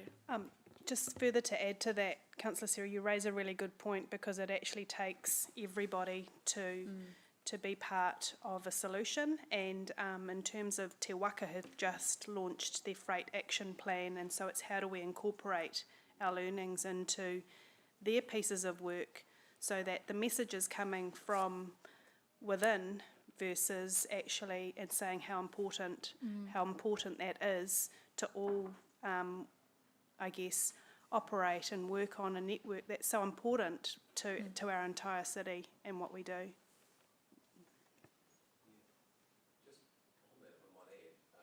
I was hosting the New Zealand Cheese Awards a few weeks back, and I got talking with one of the representatives of a large company who's opening a major transport warehouse in Ruakura about this very, very thing. And he would mention the Te Waka work, and they are really, really keen to work with us and discuss with us and initiatives about, originally it was about smaller trucks in town and the likes, but the willingness is there. So, yeah, can I just sort of give you a bit of confidence to just go charging into those trucking companies, and they really want to work with us, which is kind of cool. Yeah. My other question, actually, I realise I'm 2 items too early, so thank you for having me. Sorry. Councillor Thompson, had you finished your... Yes, thank you. Yeah, Yeah, okay. thank you very much. Councillor Gallagher. 80 and 81 and 82, page 231, with the Eastern Pathways link. So obviously you're looking at a sort of a reallocation. So just how does that work? So I just need to get with Eastern Pathways. Whakakatāi have, in their system, they got $17 million set aside for Eastern Pathways School Link, and that's for construction funding. So we've already got the pre-implementation funding that we're currently spending. So we've got $17 million sitting there, which has to be spent by the 30th of June 2024. So again, we haven't got a lot of time to spend $17 million. We've still got a fair bit of work to do around community engagement with the School Link community. So we had a bit of a discussion with the capital delivery team and with Whakakatāi saying, well, look, realistically, can we deliver $17 million of physical works out there by the 30th of June? Or is there an opportunity to divert some of that funding to the biking and micromobility work once the business case is approved by the Wakatahi Board on the 27th of September. So we were looking to divert $1.9 million out of that $17 million so we can get some of those biking projects underway ASAP, literally straight after that decision on the 27th of September. So we're just trying to speed up the process but also keep the School Link project rolling out. So that doesn't, in terms of the eventual journey of Eastern Pathways and the need for that work, doesn't unduly compromise Not at all, because we'll relook at that at the next draft National Land Transport Programme and reallocate funding into School Link to finish that project off over that next 3-year funding window. So it doesn't compromise it at all. Okay, thank you. Okay, any other questions? Gosh, that was quite light, really, wasn't it? I got a couple. We're still good for quorum, eh? Just on page, I'm just wondering, no, Sarah's asked about resource, audits have been asked for. Page 227, under the proposed, why have I got, hang on, got the wrong word there. Under 227 cycle lane. Under cycle lane safety, we've got. These are the biking campaign things, and we've had a bit of discussion and feedback in the public forum about some of our campaigns. Are we or can we, in terms of the road code and stuff? Like, it feels to me like a really big thing to tackle. I mean, we can do, education and stuff, but we're not filling the gap of, like I used the example when Phil Evans was here, someone like me who sat my licence 30-something years ago, never looked at a road code since. So I just wonder, many decades, touche, I deserved that one. But an awful lot has changed, and that's a really big challenge for us to tackle. And actually, the road code is the government's responsibility. So rather than just having a conversation or sending an email, I wonder if we shouldn't formally write to either the Ministry of Transport or whoever it might be, the Minister, to say what are they going to do. We've all got these strategies, Road to Zero, and we all want mode shift and everything else. And I would guarantee in any room of 100 people, probably 3 or 4 of them who are cyclists know that cars aren't supposed to stay on, drive on their left, which is actually driving in cycle lanes. I'd say the majority of the population of drivers have no idea about that rule. So I guess my question is to the committee, I suppose, actually not to you guys, about how you would feel if we added in a formal letter and asking for a response on what NZTA, MOT is going to do to address that challenge, because we can't do it on our own. Councillor McPherson, do you? Oh, not on that. Okay. So I did have a question. Page 229, just on the, and I just wrote, oh no, not again. On 76 cycle safety improvements, Lake Domain, Killarney Road, it says you're suggesting that be reverted for the 3rd time to a T intersection. Are you serious? Because it's the little dome roundabout, right? No, through the chair and Killarney answering Road. the chair's question, you've got the wrong location. Says Killarney Road, Queen's Ave. Over the hill. Yeah, it's if it's actually Lake Domain Road, Killarney Road intersection, and then the project actually goes back through that roundabout. Queen's Ave, no, that. Yeah, the T intersection part of the project is Lake Domain Road, Killarney Road intersection. Oh, Lake Domain not Drive. Queen's Ave. Oh, okay, so I just read Lake Domain, Killarney. Yeah. Yeah, okay. Yeah, Queen's Ave. no, we won't be taking that roundabout. Oh, out. Phil, okay. And just a clarification question on page 231, where we're talking about key messages, down 87, at this stage in the process, and this is around the Climate Emergency Response Fund. I don't know, fourth bullet point down there says, well, Kotahi will partner with us to develop and deliver agreed programs. I think you kind of touched on it before, but we will develop up a list. Do they have to approve that list before it goes onto the minister's desk? Is that what you're saying that partnership looks like? That's correct, yeah. I mean, they've offered us some resource to work through our application, just to make sure we've got it right. Yeah. And we're pitching the projects at the right, or the right type of projects. Yeah. And then they will take it through to the minister in September. And yeah. Not a lot of time. No, and I think we've got a number of projects already on our list. Yeah. So it's just a case, there's a few things that have come out of today's discussions that will be very useful to include as well, I think. Yeah, okay. And the delegation and the recommendation to the chair and deputy chair to work with you, how does that go back to, will that go back to, I know there's no committees or anything anymore, but so there won't be, it just won't go back. You are actually delegating. Well, I think we'd like to share the list with you before we send it off. Yeah, definitely. Okay. Yep. Okay, but there's no space for us to No, there is no, all sit down unfortunately. together. Time's too tight, Okay. yeah. Yeah, no, all good. Councillor McPherson? I forgot to ask another question before. Is it possible that the safety improvements or cycle safety improvements you're doing for the next year might include restoring the cycle icons, the painted white bikes on the on River Road between Comries Road and Wairere Drive, on both sides of the road, the 40 odd of them that have been blacked out recently? So there's no apparent cycle, even though there's a cycle lane, the whole damn lot's been, every single one's been blacked out. Yeah. You might put them back. Through the chair, I think that road was recently resealed, wasn't it? No. No? Not the whole length of it anyway. We'll have a look at that, yep. You can see them all, you know, in the right light, underneath the black tar. Faded, have they? They've been tarred over, deliberately painted black over. Okay, well certainly... 2 kilometres. We'll have a look at that. Both sides. So that's River Road.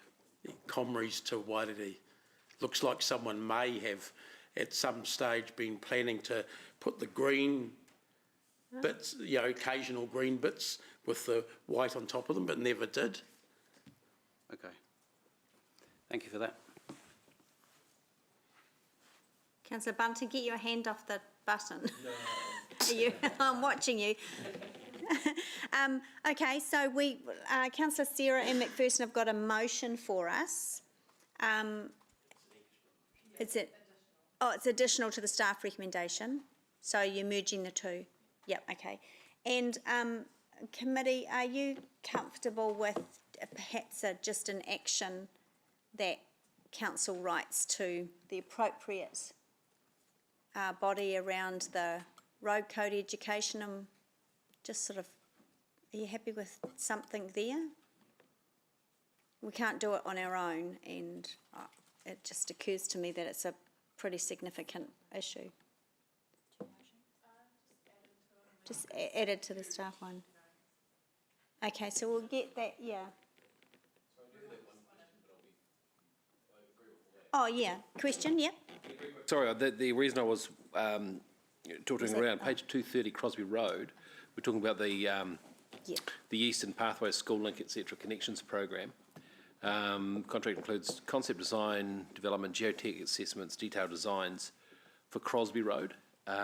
So is that the dreaded cycleway down there, or is that the intersection with that in Hukanui? Where the cycleway's about this wide. Yeah.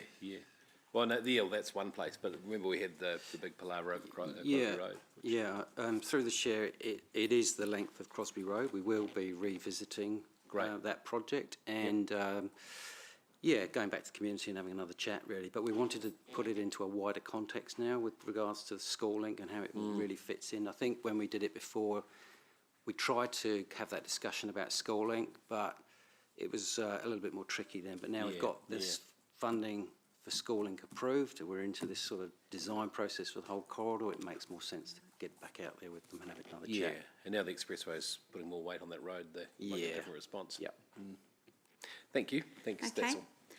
So Narelle sent round the motion because it's a long one, so it will be in our email inbox. There it is, motion item 11. Okay, so this is just kind of... So it's a staff report, it's just what's read, so it's just H has been the additional thing there. And then if we can make an action as well that we write to, I guess Waka Kotahi's the initial thing on the issues around lack of education in the road code for those drivers who have been driving for many decades and what they're going to do about that. Yes? Just in terms of H2, is that going to be an additional financial resource?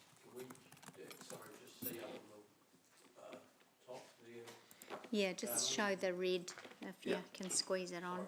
That's all right, yeah. I've just got it in the email that was circulated.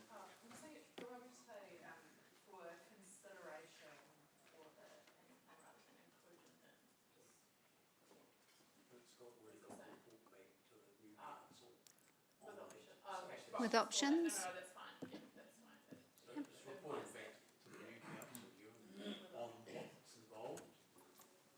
Right, request of report there. In time for inclusion. Increase resourcing.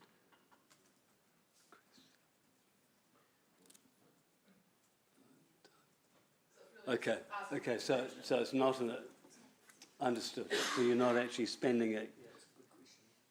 It's just the way. I'll go on a few more cycles. No, so the minute I heard you'd made an amendment, I went, oh, he's been on his bike. He's been on his bike.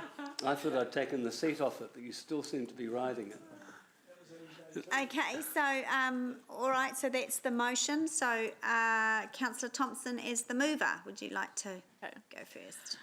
Yes, there have been lots of thank yous today, but I do just want to say thank you to Martin and the team for the work that's already been underway in terms of responding to the concerns around traffic management, around gravel, and which, can be a particularly scary thing for someone on a bike sometimes, and then around further options for education and things. So I think this is a really good step forward. Just the two additional, I guess, parts of the motion are really in response to, firstly, community feedback around the education campaign side of things that, we are hearing we're really not doing anywhere near enough in that space, and that's for educating people on bikes as well as people in cars. And I think that will be a very cost-effective way of improving safety, but also very important. So it's just for us to be able to consider for the next annual plan. And the other part is the parking enforcement. We've got the 2 licence plate recognition vehicles. They're going to help, but really if we want to really make sure that we're keeping our footpaths and our cycleways and everything clear and that we're able to respond to issues outside of schools, we're probably going to need more. So that's just an open-ended request for staff to come back with what really will be the most appropriate response. So I think we're making good progress, and I'm pleased to see what's happening so far. So thank you. Councillor McPherson, a seconder. Yeah. In addition to the point Sarah's made, I think there's a need for us to more aggressively pursue these opportunities that we have talked about today, that some of them which are listed in here with the government agencies in terms of getting their partnership funding. Madam Chair, you and myself and Councillor Sarah and Chris were on a call recently with the Mayor and the Minister of Transport, where he he didn't open the chequebook so much as say there's a chequebook there, but you're going to have to go and delve into it, and there's not much time. And I think that we should. He'll be waiting to see. He'll ask us officials, what have you given Hamilton? Yeah. So let's make sure that Hamilton's not timid about what we've asked for. I'd rather ask for a bit more than we think they realistically will give us than ask for only what we think they'll give us. And that's been a bit of a problem, I think, in recent times, where we've been turned down because we haven't aggressively backed up our needs, if you like. That was one of the things that I did take out of that meeting. I think there are going to be other opportunities, and if councils like ours are squeaky enough wheels, the government will, over the next year leading up to the election, will certainly create even more or bigger opportunities. So we have to be part of demanding that, not just sitting back meekly and waiting for Waka Kotahi to give us a few crumbs, which has sort of been what's been happening, to be honest. On the home front, I think we need to start consulting the Phil Evans and Liam Carters of the world, and sometimes those are difficult conversations. Shall we put it diplomatically? As everyone knows, I'm quite a diplomat. Those are difficult conversations, but they're making good points as cycle users. And while we may not like every bit of language sometimes that's used by them, I think they're doing that out of frustration. Yep. And they're trying to be positive at the same time. So we need to sort of look at our own ways. And, you know, I came in on Boundary Road today, and there's a council contractor putting out lovely road cones and signs off the cycleway on the edge of the footpath, just like we've been trying to ask them to leave the cycleway clear. And they parked the bloody traffic management truck right in the middle of the cycleway. The halfway. Well, they weren't like moving it, it was stationary. All the workers were off doing other things. So what was I was going to use the word started with F, but what was the use of that? You know, seriously, there's a lot of work to do on the home front, and Eva, Lisa and I were having a chat this morning about some of the culture changes that are needed in that area. And I think if we can get some of those culture changes when they're resurfacing the roads, use their brains as well as their arms and legs, you know, have some people that are trained to spot the opportunities there, both in traffic management and in the minor works that our people are doing around the place, so it's actually front of mind. How can we get a better cycleway out of this resurfacing? Not here's the prescription given to us by some dorks in NZTA down in Wellington, so we'll make it sort of 3.75 metres wide. Oh, whoops, there's only 1.05 left for the cycleway. Too bad. And too bad that it's sort of a foot above the surrounding ground, so that, you know, you'll kill yourself when you fall off the bike or break a shoulder like General Manager Eva Lisa did a while back. You know, seriously, we need to start upping our own game, even within existing resources, because then Councillor Wilson will be quite happy that there's not much less opportunity for me going out on cycle rides that cost $1 million extra each time we do it. So, yeah, let's hit up the government, let's hit up ourselves at the same time in this area. I think we can do more with what we've got. Thank you, Councillor. Councillor Gallagher. Yeah, certainly totally agree with the points Dave has mentioned, and just want to take the opportunity to commend and pay tribute to the submitters in our public session this morning, and each individual have their collective advocacy for safe cycling opportunities in Hamilton, Kirikiura, and also particularly wanted to pay respects and acknowledge Celia Hope's very moving testimony and tribute to her late husband. And obviously the objective must be that we do everything we can within humanly possible to avoid tragedies in future. So obviously I'm very heartened that there's going to be a good focus on education, but with education has to go enforcement. Has to go enforcement with people, motorists that are blatantly flouting the rules and are creating, by their selfishness or lack of thought, unsafe situations. And obviously Celia and others sort of making the point of just all of us collectively learning both as cyclists and motorists. I am really obviously happy, I think, that as I understand it, we're trying to address some of those urgent issues, albeit with maybe sometimes temporary measures, but address the issues. And I think it's a mindset, particularly educating motorists even in the CBD trucks. And I know I've made light of the Claudelands Bridge, and I'm not making light of that because I actually don't mind only going 20k along there, because it's joining up the network. So what I'm actually saying with the 30k's and also the speed limit in some areas as well, it's just being patient as a driver. I'm saving 10 seconds or 15 seconds or whatever, but obviously we have a huge incentive, it's all of us personally, to ensure that we create as many safe cycling, walking opportunities as possible. And lest we forget, this is imitating a journey that I think the Netherlands, Germany, other societies that have further down the track than us have taken. And finally, a big shout out to Martin Parks and his team. I'm looking at the colour of his hair. It is greying over time.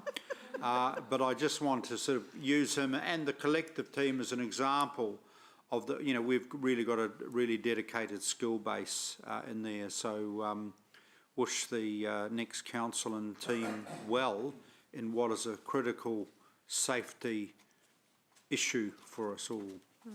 Thank you. Just a couple of quick comments from me. Firstly, thank you to Councillors McPherson and Thompson for raising this as a motion at the last committee and bringing it here today, and to staff for the information. As Councillor Gallagher rightly said, we heard from Celia Hope this morning, and what an incredibly brave woman to come and lobby and be an advocate for cycling when she lost her husband to that activity. And what struck me with Liam this morning as well was he said he's not scared to ride on the road. And I thought, what a brave young man. It terrifies me, the thought of getting on a bike and travelling around our city. Knowing and having seen the way that drivers treat cyclists astounds me.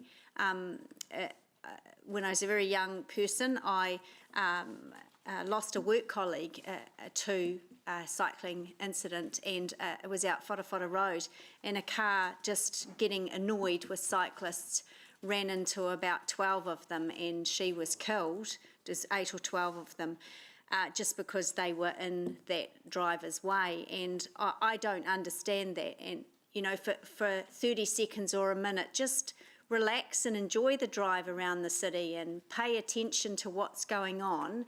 And those are soft, fleshy human beings, and you're in a tin, this 1 ton tin car. You're not going to get hurt, they are. So I don't understand for the slight inconvenience of timing.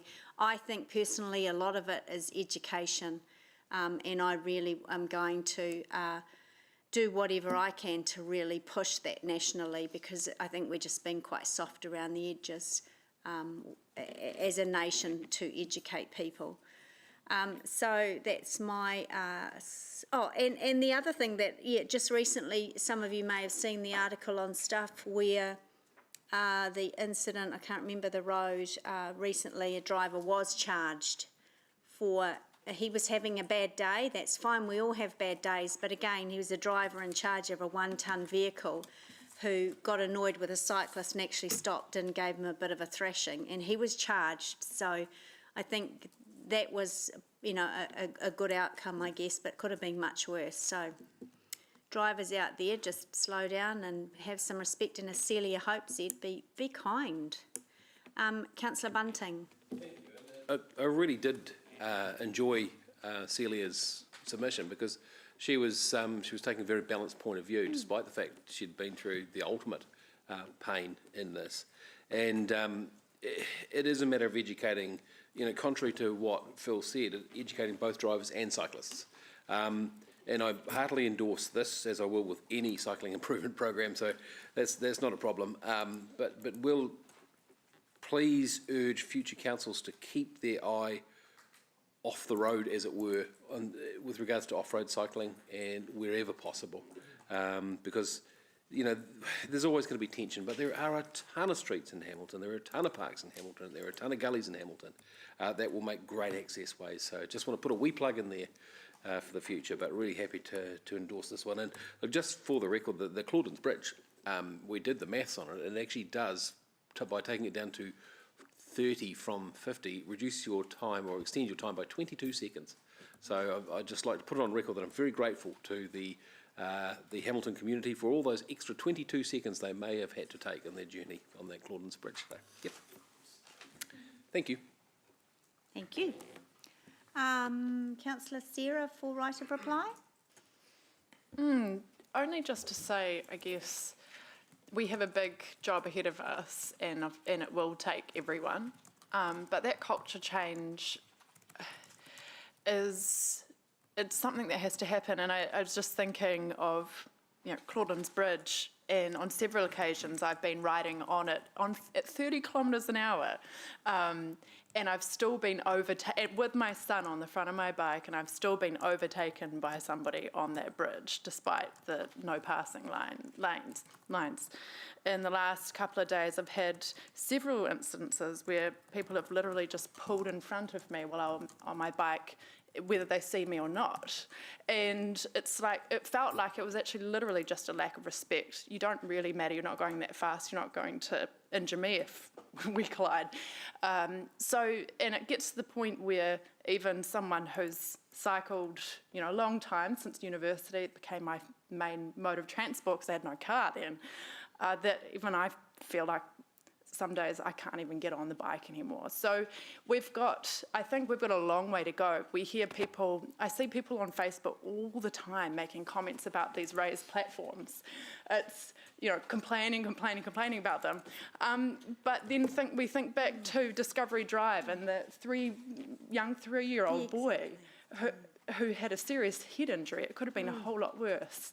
And I think people need to really understand the why behind some of this stuff, because I think if they can see, actually, this is what can happen if you don't have a raised crossing, if you don't put the infrastructure in place, then maybe they'll be a little more sympathetic and empathetic. So, yeah, there's a lot more we need to do for people to understand the why of these speed limits, of everything that we're trying to achieve. Thanks. Okay, I'll put that to the vote. All those in favour, please raise your hand. That's carried unanimously, there are none opposed. Thank you. Right, let's move on to item 12.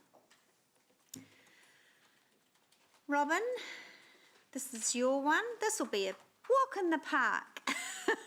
We're talking about traffic intersections and signals and left turns and right turns, and it will not be a walk in the park. Over to you, Robin. Thank you, Chair Angela. So just briefly, a reminder to elected members that as part of the development associated with Pack and Save in Te Rapa, there were via the Environment Court and Commissioners a number of requirements put in place associated with that to mitigate the adverse effects. These included a proposed partial signalisation of the intersection of Wairau Drive and Kawera Place. A workshop was held for elected members on the 28th of June to discuss the proposed macroscope for that works, and we have attempted to cover off the questions and issues that were raised at that workshop. And with that, I'm happy to take questions. And there are some. Councillor Bunting. Thank you. Really great. I'll speak to the intersection in my debate. Brilliant. But I'm just concerned with Karewa Place as a reasonably regular user of that. There's a lot of cars stacked up down that parking, both sides, trucks as well. Are we keeping an eye on that with potential no parking further down there? Yes. Yeah, cool. Yes. So you're just going to let it start and then see how it Yeah, goes? we've been doing some work with a couple of businesses down there recently with the hold bars, white hold bars for just keeping the driveways a bit clearer so that people can get in and out. But yes, Great. it'll be something we continue to monitor. Yeah, I guess I'm more thinking of the regular long Yes. parks down there. Yes. Okay, Yes. thank you. That's it for me. Thanks. Thank you. Councillor Pascoe. I think mine's a quick question too. I couldn't see in the report, Robin, clarity around who's paying for the lower speed limit on Waiwere Drive. Is that a pack and save cost or is that a council cost?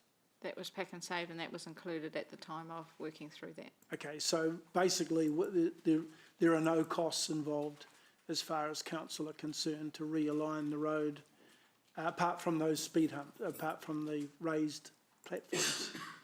No, the raised platforms are all part of that work. Oh, is it? Okay. Yes. Okay. So there is some staff time involved, like there are Yep. for all projects where it's safety audit responses and that sort of thing. So there will be some costs, but the physical works costs associated with this are all met by the developer. And we carry out the work and they refund us? No, they do the work. manage all of that. And so they manage to make sure that it complies? Yes. Yep, yep. We manage, they're managers. We have manage their audit managers? processes. We have various checkpoints along the way through the design audits and then post-construction and that sort of thing. Yes. So their work in terms of closing roads down or slowing roads to do the work is very, very similar in the way that it has to be carried out to the way that we would do it. Yes, so for anyone to work within the road reserve, it doesn't matter whether it's a developer, it could be a service authority, it could be our staff. You have to go through a corridor access request, you have to submit your temporary traffic management, all of those steps. You have to have carried out consultation with affected businesses, regional council for buses, all of those sorts of things, all those things apply. And they do all that? Yes. Thank you. Thank you, Chair. Councillor McPherson. Yeah, look, Robin, I was trying to check out this diagram on page 248, but it's not a very good resolution one electronically, so I couldn't expand it to look at the directions of the in and out, for instance, of Eagle Way. From memory, it's left in and left out only there. So what's to stop cars doing what they do on Ruakura Road and out at the Mitre 10 thing of driving straight across quite a low median strip, especially some of them are big dark grey ute that I've seen doing that. Yeah, seriously, how that bit of road's already difficult because of it's not just Countdown. You've got several other places that off there now, Kmart, but others as well. Yeah. The back entrance to some of those car yards, for instance, they're all coming out there. Some are turning right, some are turning left, while others are turning in right, and it's a mess there. And we're adding a potential mess across the road, and people, who don't want to go down to the roundabout to go round and out, they'll come straight across, perhaps. Even up the wrong side until they could find a gap in the median. So how are we handling that? I can't, for the life of me, see on here what's raised, what's not, and things like that. No, so as part of the consent process, there was some work to be done there, but part of that does include some monitoring, particularly, get the right P, particularly for pedestrians and cyclists in that area. But the reality is we will be having to go out and have a look. And if we need to, I guess we'll have to look at what other measures we can. Can we install camera to monitor from the start? To have a look at that, and then you've got some records rather than having to have staff going out? Oh yes, we will definitely, the ability to monitor now with cameras is something we do more and more of. And you know, the technology, we can do traffic counts, we can do all sorts of stuff with cameras. So yes, definitely that sort of. Because I can see with Pack and Slave going in there and new things on the other side of Maui Street will go in too, and that new bit that's been opened up. Yes. You're going to have a huge amount of traffic trying to use that Eagle Way. We never would have done it that narrow if we were doing it from scratch, I suspect. It's just... Yes. It's a bit like the intersection at the front on Te Rapa Road, which had to be changed within 18 months of it being built from a roundabout to a signalised one. My mate, Blind Freddie, says that you're going to have to do something about that quite soon after it starts. Everything opens up. That certainly is a possibility, and I guess that through the consent process they've determined what is appropriate, they felt appropriate for the developer to deal with, and we will have to monitor. Environment Court doesn't know the proverbial from clay in terms of traffic management, do they? I mean, are they the ones where we go for traffic design? So I guess all I can say is that we will be doing the monitoring, and yes, I can understand your concerns. And so maybe could there be a reporting point back into the equivalent of this committee and the new council, whatever form it takes, you know, 4 months after Pack and Slave opens or something like that? Yes, we can do that. Yeah, can we have a note to some report, appropriate time report back? Provide update. And C in the recommendation, we could just beef that up a little bit. It says notes that staff will provide updates on the progress of the traffic signals installation. That's the installation. We could add something there in terms of monitoring once it's completed to report back. Yeah. Yeah.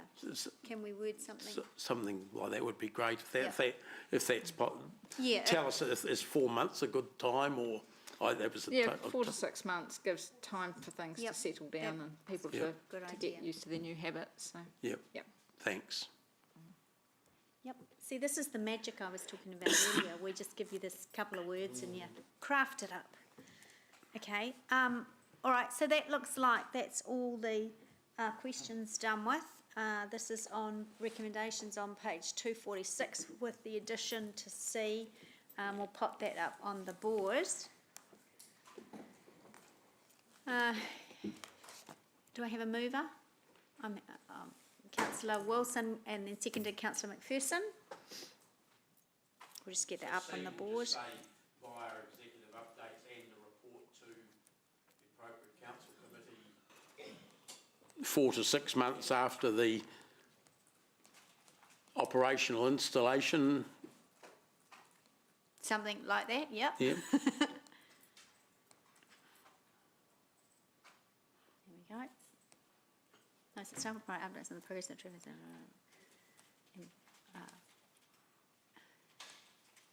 Traffic signals installation via, not end. Takes in a monitoring report. How do we make the Environment Court understand that they're not traffic engineers? We are.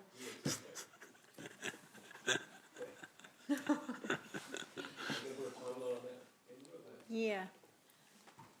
We'll just 4 to 6 months. I can't quite read it, Bunty. What is it? And a monitoring report. By the appropriate council committee after the operational implementation 4 to 6 months after the. How about just 4 to 6 months after Pack and Slave? All right. Yep, that's easy. There you go.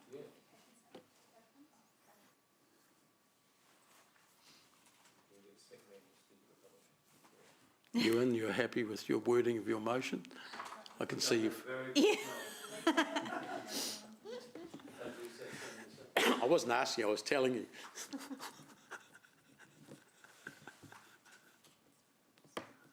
Just get rid of that via, extra via. How many decades? 3. Around for nearly 30 years. Not that long, surely, gee. Yeah. I can remember on the market around And then you round up, take the 0 off and round up again. You've been in trouble with figures before, Ewan. Yep, that's good. That's good English. Yep. Okay, so there we go. We've got that addition there. And that's been moved by Councillor Wilson, seconded by Councillor McPherson. Councillor Wilson, as the mover of your motion, would you... No. I'll let my spokesperson speak for me. Councillor McPherson? No, she's all good. Okay, she's all good. I like that kind of debate. Oh, Councillor Bunting, there's always one. There's always one. I feel so encouraged. No, I just wanted to take the opportunity to thank staff and congratulate them. Looking at the design on page 251, I had concerns about that right turn into Karewa Place from Wairere, knowing it was a ring road, knowing that it was, the speeds were getting up there, etc. But they've kept the 2 lanes on either side, which is just absolutely magic. The left in, the left out seems absolutely brilliant. They've kept the disruption to an absolute minimum. I just think it's, as a semi-qualified traffic engineer, I just take my hat off to you. I think this is magic. It's really, really good. That's all I wanted to say. Thank you very much. Councillor Gallagher. I mean, I never like to speak too much, but I just want to, because I've got an opportunity here, I actually shout out for the lower speed limit as well. So I think there's a flow-on bonus, and I've always felt that the 80k there was too high. So I think it's more realistic. So I think overall to the team for what they've done, and hopefully it works. Thank you. Okay, Councillor McPherson, right of Councillor Wilson, no, I'm assuming you don't want to exercise your right of reply, so I'll put that to the vote. I assumed right. All those in favour, please raise your hand. There are none against. It's carried unanimously. Thank you. Right, item 13. We're on the home stretch now. General Manager's report. As usual, we'll just step through these. So we'll start with Vision Zero, but just to go to Eva Lisa first, in case there's anything you wanted to highlight from your report. So in terms of highlighting from my report, I'd just like to give a couple of quick verbal acknowledgements, if I could. So it is about over the weekend, I'd just like to firstly take the opportunity to pay our respects and acknowledgement to Joe Carling from Wakakotahi, who very recently peacefully passed away. And in terms of, so this is a big loss for our, I guess, national and regional team in terms of the transport area. Joe worked at Wakakotahi and started there in 2015, but previous to that she worked at Waikato Regional Council and also Hamilton City Council. So she was one of our own. So Jo continued to build strong relationships with everyone that she worked with in her role as investment advisor and most recently as the local government partnerships team lead for Waikato Bay of Plenty. So we had a lot to do with Jo, and particularly in the cycling realm, and her investment advice to us was absolutely invaluable, so that we actually were able to move ahead in our aims towards safe and accessible and active modes for the city. So our aroha and thoughts are with Jo and her family at this incredibly sad time. So, kia ora. Thank you. All right, well, as I said, we'll step through this. So the first item in the General Manager's report is on page 272, and it's the HCC submissions. They are just coming through thick and fast. Do we want to, we're not mentioning the... We haven't got a new one yet. The new one yet? No? Okay. All right. So any questions on... No? Doesn't look like it. You're just getting ahead of the line, aren't you, Councillor Bunting? All right, so page 273, Vision Zero. Any questions there? Some sad statistics being added, unfortunately. Councillor McPherson? Just a note, I just worked out the statistics of the deaths and serious injuries in that period on that table. 40% of them exactly are to vulnerable road users, pedestrians or cyclists. So it made me, among lots of things, think about the recent social media road safety campaign that Phil Evans talked about this morning, where we were targeting cyclists only in there, but several submitters made the point that they either shouldn't be the first ones targeted or they shouldn't be the only ones targeted. Now, I know somewhere, I'm not sure it's in your report or one of the others, talked about social media campaign later on that is going to, in September, I think, it's going to start targeting drivers as well. Why did we not do both right at the start of the social media campaign, when thinking about those sorts of crash statistics? So there was a table of our campaign in the cycling improvements report that we've just... I'd read it somewhere, sorry. Yeah, so there is a series of moving through the educational campaigns through cycling and drivers, following the conversations and the discussions that our community has had with us. We've listened to that, and our team are currently reviewing what that schedule and calendar actually looks like, and are there any improvements we can make in that space, because it's a hearts and minds and culture change, so it is making sure that we work through that as the best that we can. And yeah, we're hearing that it's not quite hitting the mark for some of our campaigns, and it's around how do we make those better and improve on what we've currently got to hit that market.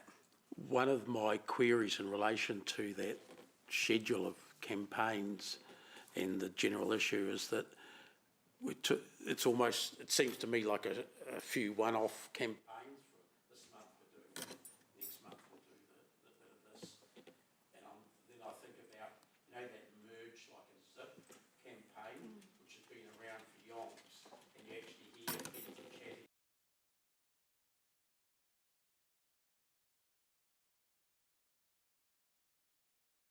Is that not what we should be after? Something more enduring that's we reinforce all the time in different ways, but same message being reinforced?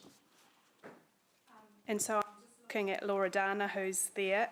But yes, that's exactly what we're trying to do in terms of, it's like the Make It Click campaign for seatbelts, and it's just those simple phrases that we can put in place.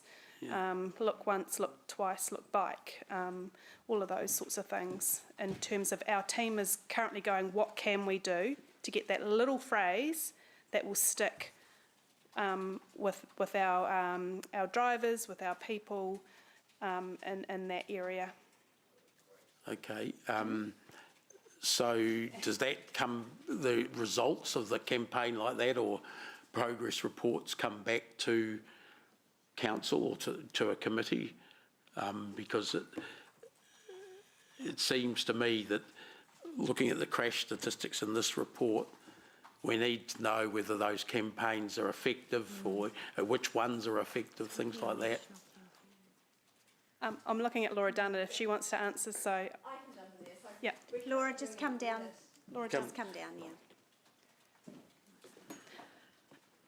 While Laura Dana is walking down, the answer will be yes, definitely, because... There you go, you can walk. No. But now Laura you know Dana can explain. So after feedback from the community, we've taken the opportunity to do an audit. So it turns out that we've had 23 campaigns over the last 12 to 18 months. That's far too many. So we need to look at quality over quantity. So the transport team and the communication team are currently doing a really deep dive into what those campaigns look like and really how we can kind of target those behavioural changes, which we need to do. So we need to do smaller campaigns over larger periods of time, like the rubbish and recycling, which we talked about earlier on. So we need to kind of really rethink what we're doing and how we're doing it. So the team are working hard to achieve that. And we also need to look at those measurable results as well, which is part of the work that we're doing. Are we involving the community in that review, deep dive, whatever you're doing about, so we're getting some cyclists and some drivers and trying to suss out what presses their buttons? Yep, we absolutely will be. So we're right at the start of that review period. So we're working with our strategy team, our analytics team, talking to all our key stakeholders and really kind of figuring out what the community needs, wants, to make those changes that need to happen. Okay, thanks. So there's some good work happening in that space. Okay, look forward to seeing some of the messages then. Because as a cyclist, being told to wear bright things straight after the death of a cyclist who was wearing bright things didn't really go down that well when I didn't see any commensurate measures being targeted to drivers at the same time. Yeah. Yeah, thank you, Councillor. All right, so the next one on that page is the monitoring of the Waikato Expressway, and I note that we will get some information back on how that's all going. I don't know about other members, but we're starting to hear complaints of noise and, those things when the city changes like that. Councillor Bunting, do you have a question on this one? Question I did have, sort of living near one of the exits. I noticed we're not due to have anything back until the beginning of next year. That's quite a wee way away. And I was wondering if it's possible to have a preliminary report. Oh, God, when will we do it, actually? You can't. December would be to the community committee meeting at... I know. That's why. Oh, yeah. So, okay.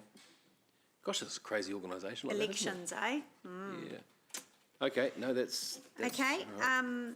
The corridor agreements on the bottom of the next page, 274. Any questions on that? Probably not. Yeah. I can't find where to ask my question. Next one is 275, the personal hire transport device update, which includes the update that we've already had around Neuron pulling out. Any questions there? Councillor Bunting. Two questions. One of them is, there is interest from another operator who's aware of our existing conditions and they're quite prepared to have a crack under that. Is that right? Without us changing any conditions? I'm looking at Calvin and who has been liaising, so is able to answer your questions, Councillor Bunting. To answer your question, yes, we have had an approach from another operator who has expressed a strong interest in wanting to be considered for any permit opportunities. Great. So they know what they're getting into. They're aware that one of the two approved operators has withdrawn and believes it is financially not viable. Yeah, okay, but they're still quite keen. They have expressed their level of interest. Okay, thank you, cool.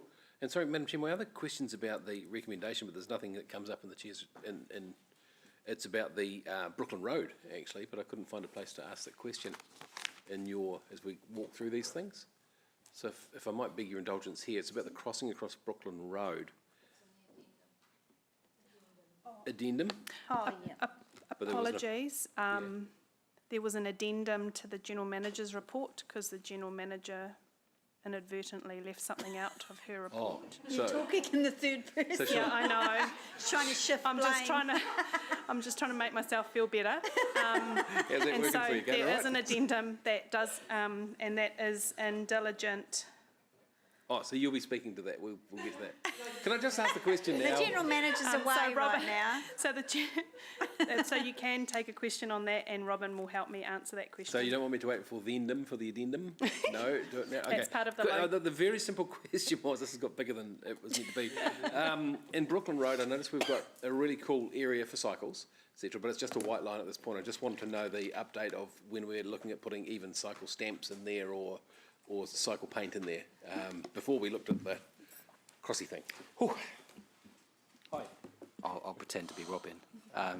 Through the chair, Brooklyn Road is on our list of sites potentially through for the climate change fund.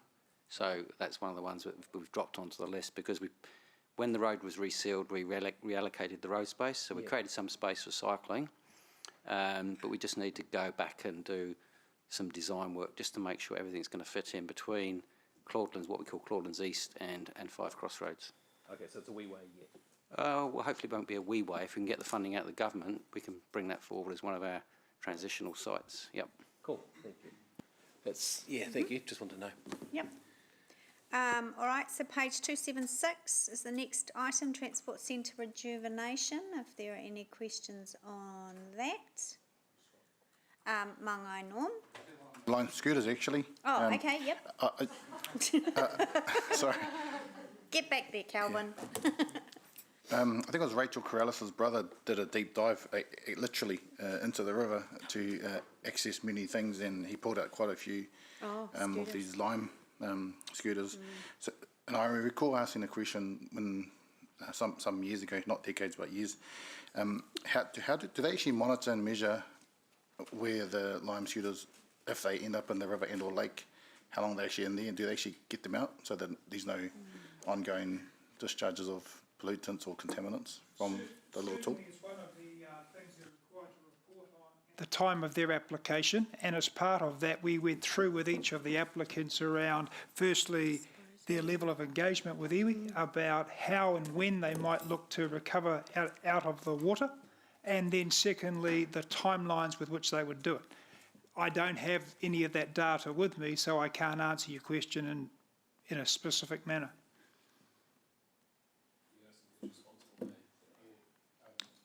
So who's responsible for that? And again, it's another level of contaminant and or pollution where we he waka ikenoa is literally the word for we're all in this together around restoring the mode of the river and lakes actually. So how do we monitor and measure and protect actually the awa from that level of contaminants?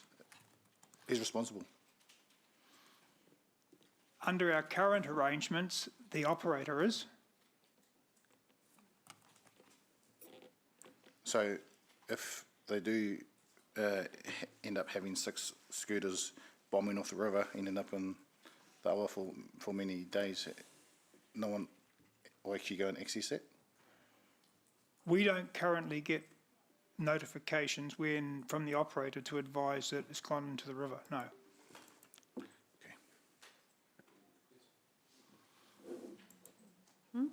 Okay.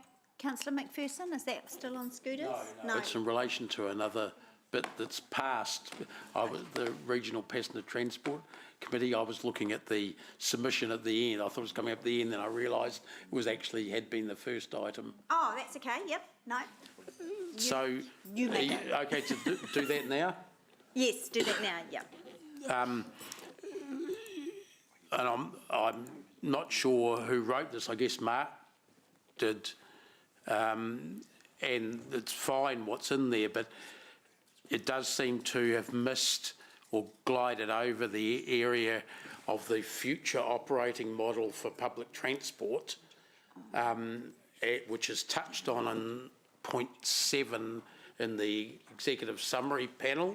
I thought you did have that. Councillors recall I've raised this before about whether the regional council should be in control of a future regional public transport thing, or whether it should be something independent of regional council. So I don't think that issue's been fully addressed in the submission, and I've advocated that it be not a regional council controlled entity. We do need regional coordination and everything like that. We have to have it, but if it's a regional council subcommittee type of, or CCO type of operation, I have grave concerns about capture and not capture to the benefit of the city. So how do we get that in? Yeah, no, it is page 286, Councillor McPherson. Sorry. Into a bit, no, that's okay. Goes into a bit more detail because I remember when I saw this submission, I think that was one of the points I gave feedback on your behalf, was to make sure we continue with that public transport governance. I see the bit where you're saying co-governance and agreement by all parties. it doesn't go into a lot of detail. We can add in some more. I'm just wondering whether you could be specific or almost by example of a model that we might work, airport or... We've used the Waters CCO in Wellington. Seems to be one that appears to work well. Maybe we could explain Okay, yeah.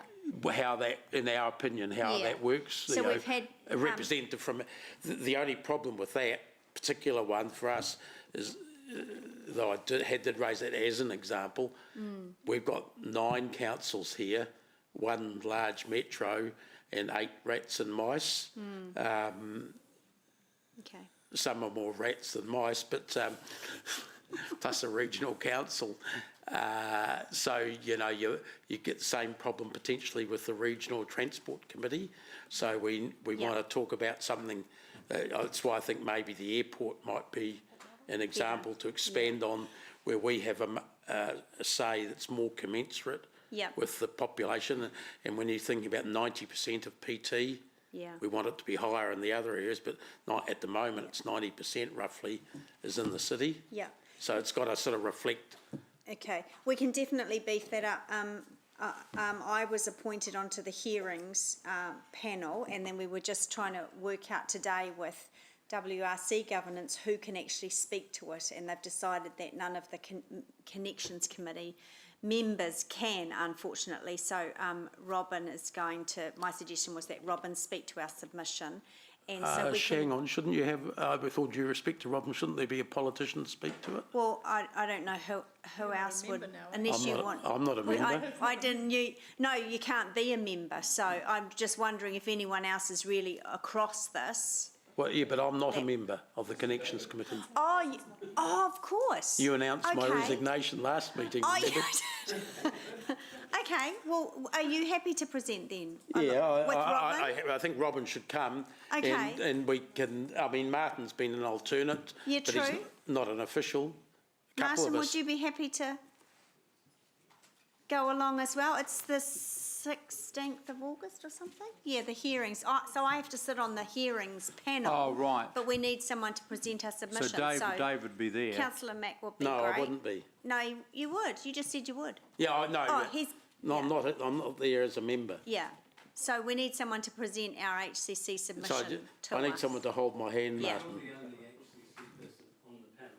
Yeah.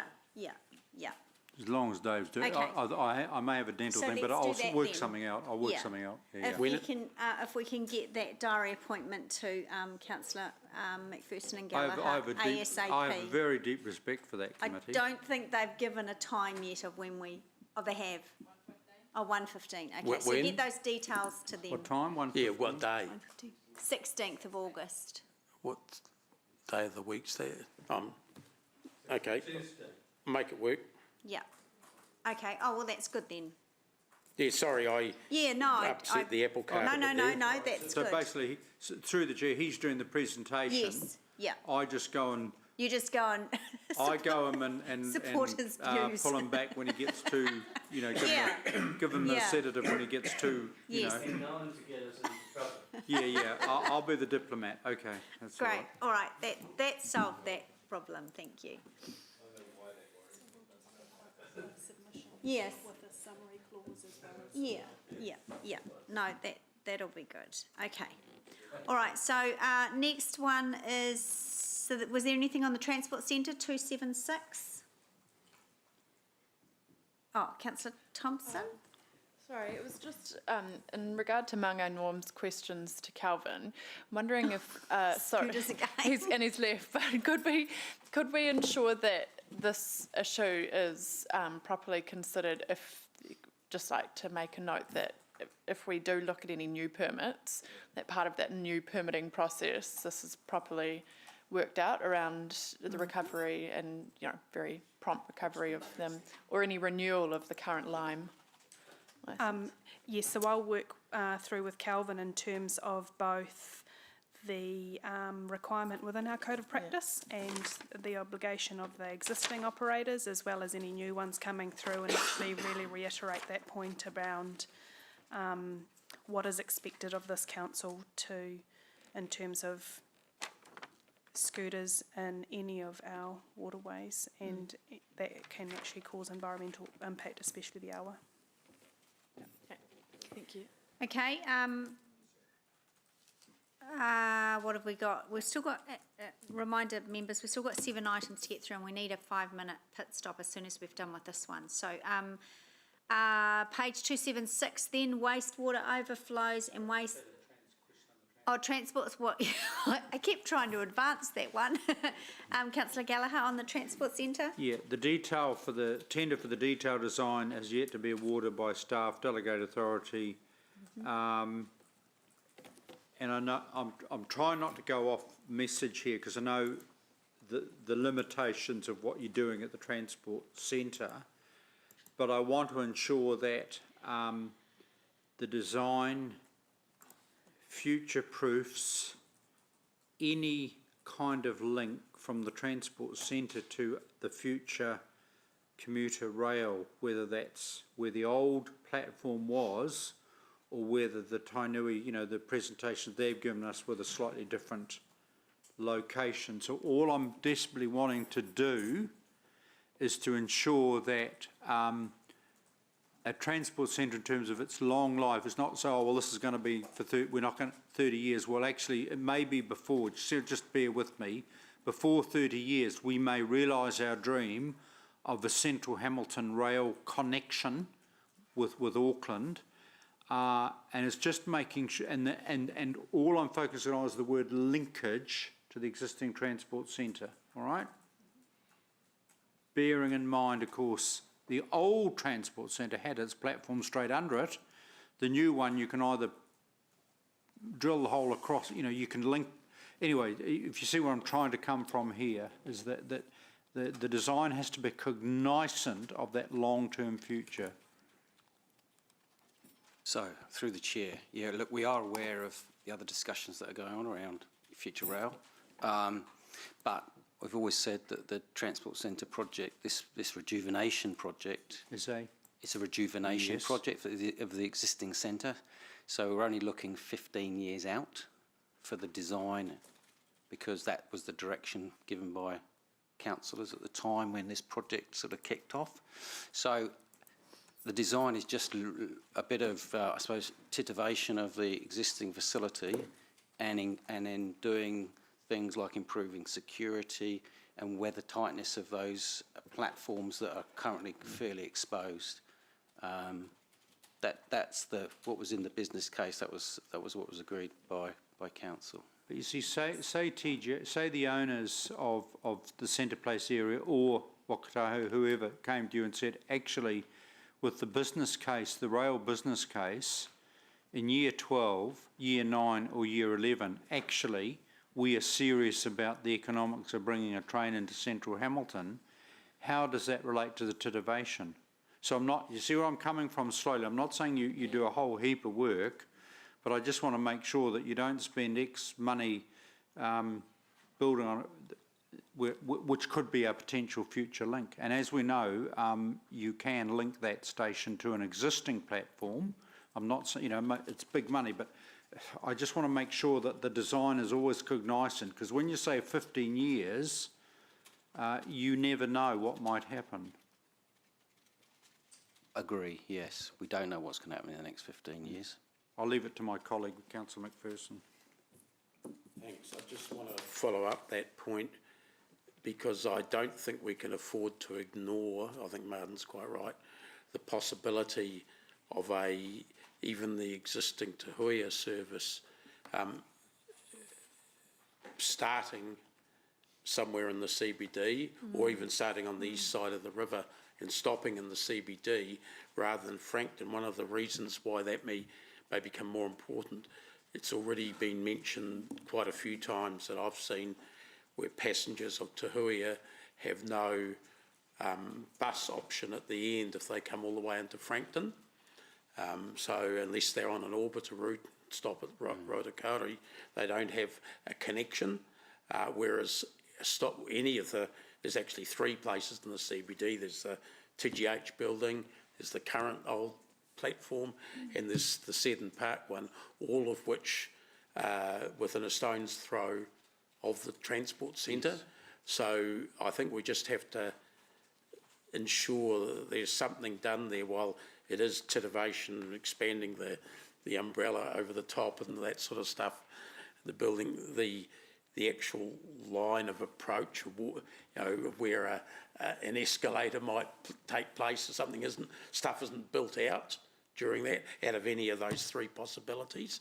So it might be just someone to do a bit of a, not a geotech, what's the 3D sort of geographical expression of where you might have a connection to those three departure points for any passenger rail service from the CBD, because we want to use the transport centre to complement that if at all possible, I think. Yeah, and whether it's 8 years or 88 years, let's make sure we build something that'll work for that as well as the buses. Noted. Thank you. Okay, remaining items on that page are the last items in this report. Any questions? 1, 2, 3, 4, 5, 6. Nobody leave the room because we're down to quorum. We're going to have a break anyway. I'll move. Thank you, Councillor McPherson, and I'm happy to second that. Oh, I'm just waking up again. We're on the General Manager's report, and this is where we've got the those crossings. Oh, okay.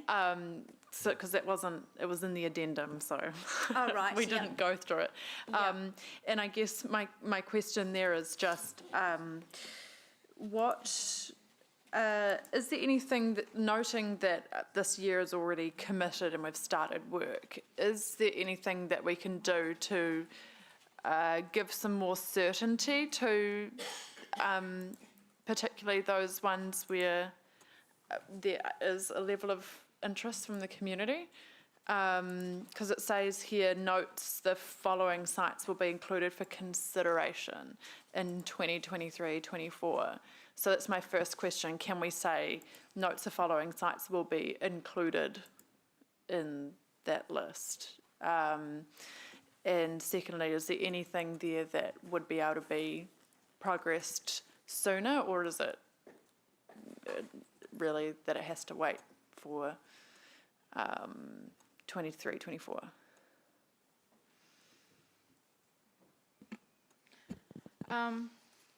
So at this stage, with the way the current funding that we've got, we think that year 3 is the most likely. We can always keep an eye out for opportunities for bringing forward into year 2. The other opportunity we have is through that climate change emergency relief. So we'll have a look at how we can perhaps include them in a logical bundle of work and amongst other things as well. So that's another opportunity to bringing them forward. Okay. So Robin, could we say for now will be included in the 23-24 program, and we're noting staff will also look for opportunities to progress them earlier or something along those lines? So I guess the note about consideration is staff have always taken the approach that each year we bring that list to elected members to have a look at. So we weren't being presumptuous to say that they would definitely be in, but we will certainly try to have them in. Certainly, I think that, we can certainly just look at the opportunity for bringing it into the climate change emergency funding anyway. So. Okay, so but when it says C, does it mean that it will at least be in the list that goes to elected members to consider, or? Very much, yes. Okay. Yes. Because I think that's just what wasn't clear to me, because obviously we're not approving it until next year, but it will be included in the list for consider. Maybe if there was just something in the wording that made that super clear, because when I read it, it seemed like it will be on the long list and maybe go into the short list. No, so. Sorry. That wasn't the intention. Okay, cool. All right. No, that sounds good then. I'm happy with that. Thank you. final time to get this moved and seconded? Dare I? Okay, it's been moved by Councillor McPherson, seconded by myself. Any debate? No. No? Good. All those in favour, please raise your hand. That's been carried unanimously. Let's stop for a 10-minute break. Come back at 10:02. Oh, sorry. Oh, bugger.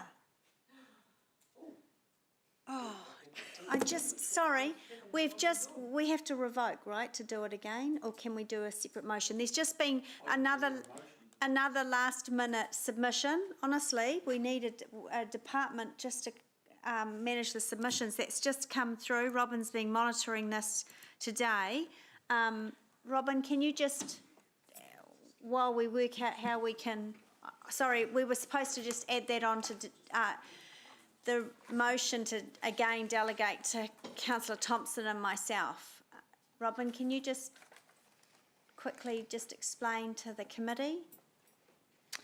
We might be able to just do a separate motion, surely. So there's been a piece of work that Waka Kotahi and Ministry of Transport have been working on, which has been named Reshaping Streets.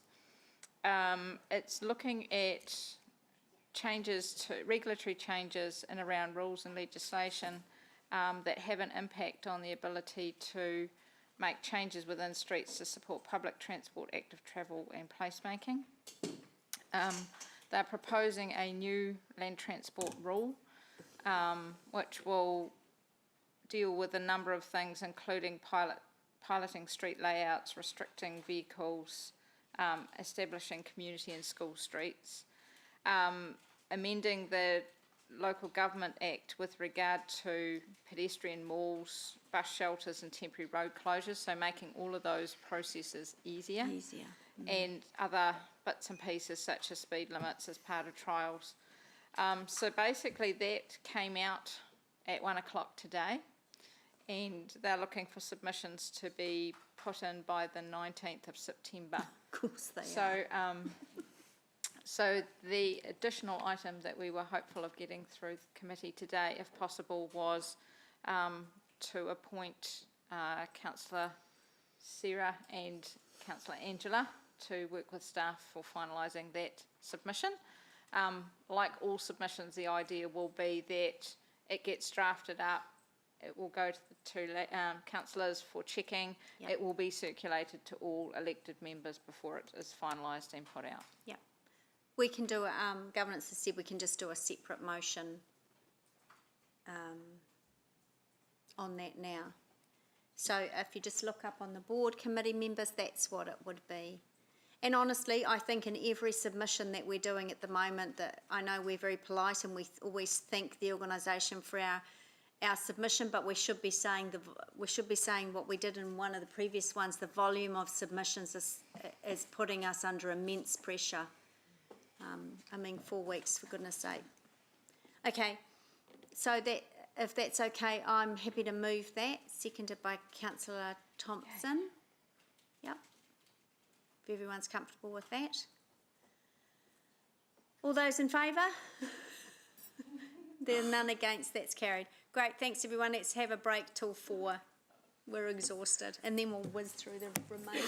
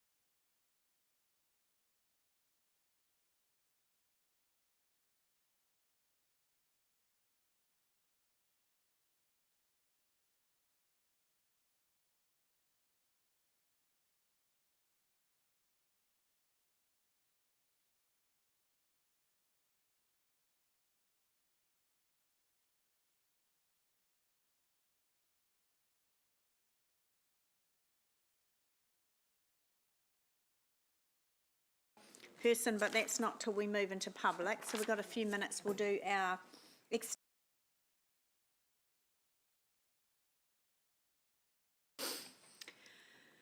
so this is the update from the Regional Transport Committee and Regional Connections Committee.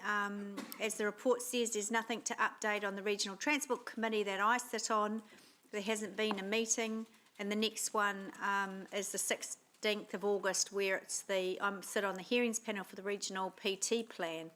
And also I note there's a clash, which there normally isn't. Deliberations from those hearings is the day of the Community Committee. So I might be over there but in and out, because there's a couple of items like Frankton that I want to be on. So that doesn't normally happen. But I'll work around that. So nothing else to update. Connections Committee, I was an apology for the 10th of June meeting.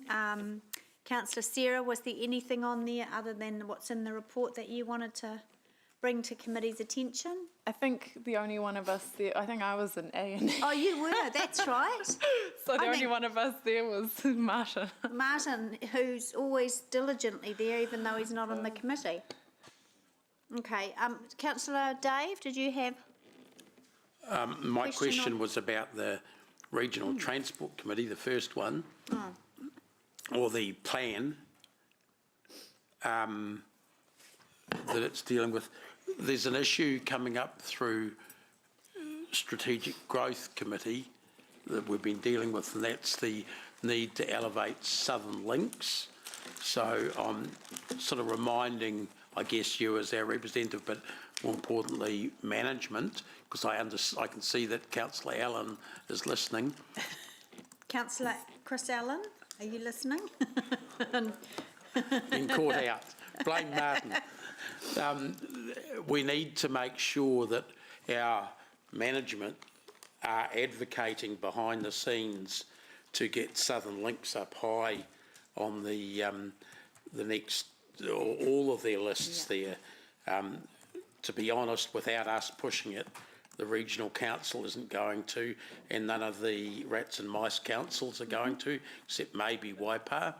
So I just want to check how we're, that we're actually putting more than their best foot forward there, that it's sort of matching the effort that we know we need in the strategic growth area to get that up high. That's all elements. I'm not talking about the state highway bit, and I don't think the Regional Transport Committee or the Regional Council for that matter are that familiar with what it includes. Yeah, and I guess Chris, that is more for you at this point in time, given that we don't know who's going to be returning and what their committee structure is like. I thought it was interesting at the emissions reduction working group that Sarah and I are on. We went to the meeting yesterday, and the initial high-level proposal for the next RLTP would be, how the last one was sort of based on safety, road safety, that this one would be based on climate change. So, of course, that mode shift and climate change and growth and everything else in the environment is built into what you're asking, Councillor Dave. So, Chris, we need to make sure that. Yep, so noted on all of that. We're pushing in. I think it is, going to be very challenging to form a view that it should be built as a priority in the climate change world, but just keeping it on the radar and keeping the corridor preserved and encouraging investment and land purchase, I think, would be an achievement, because there's no doubt in my mind that sometime in the future with land use it will be needed.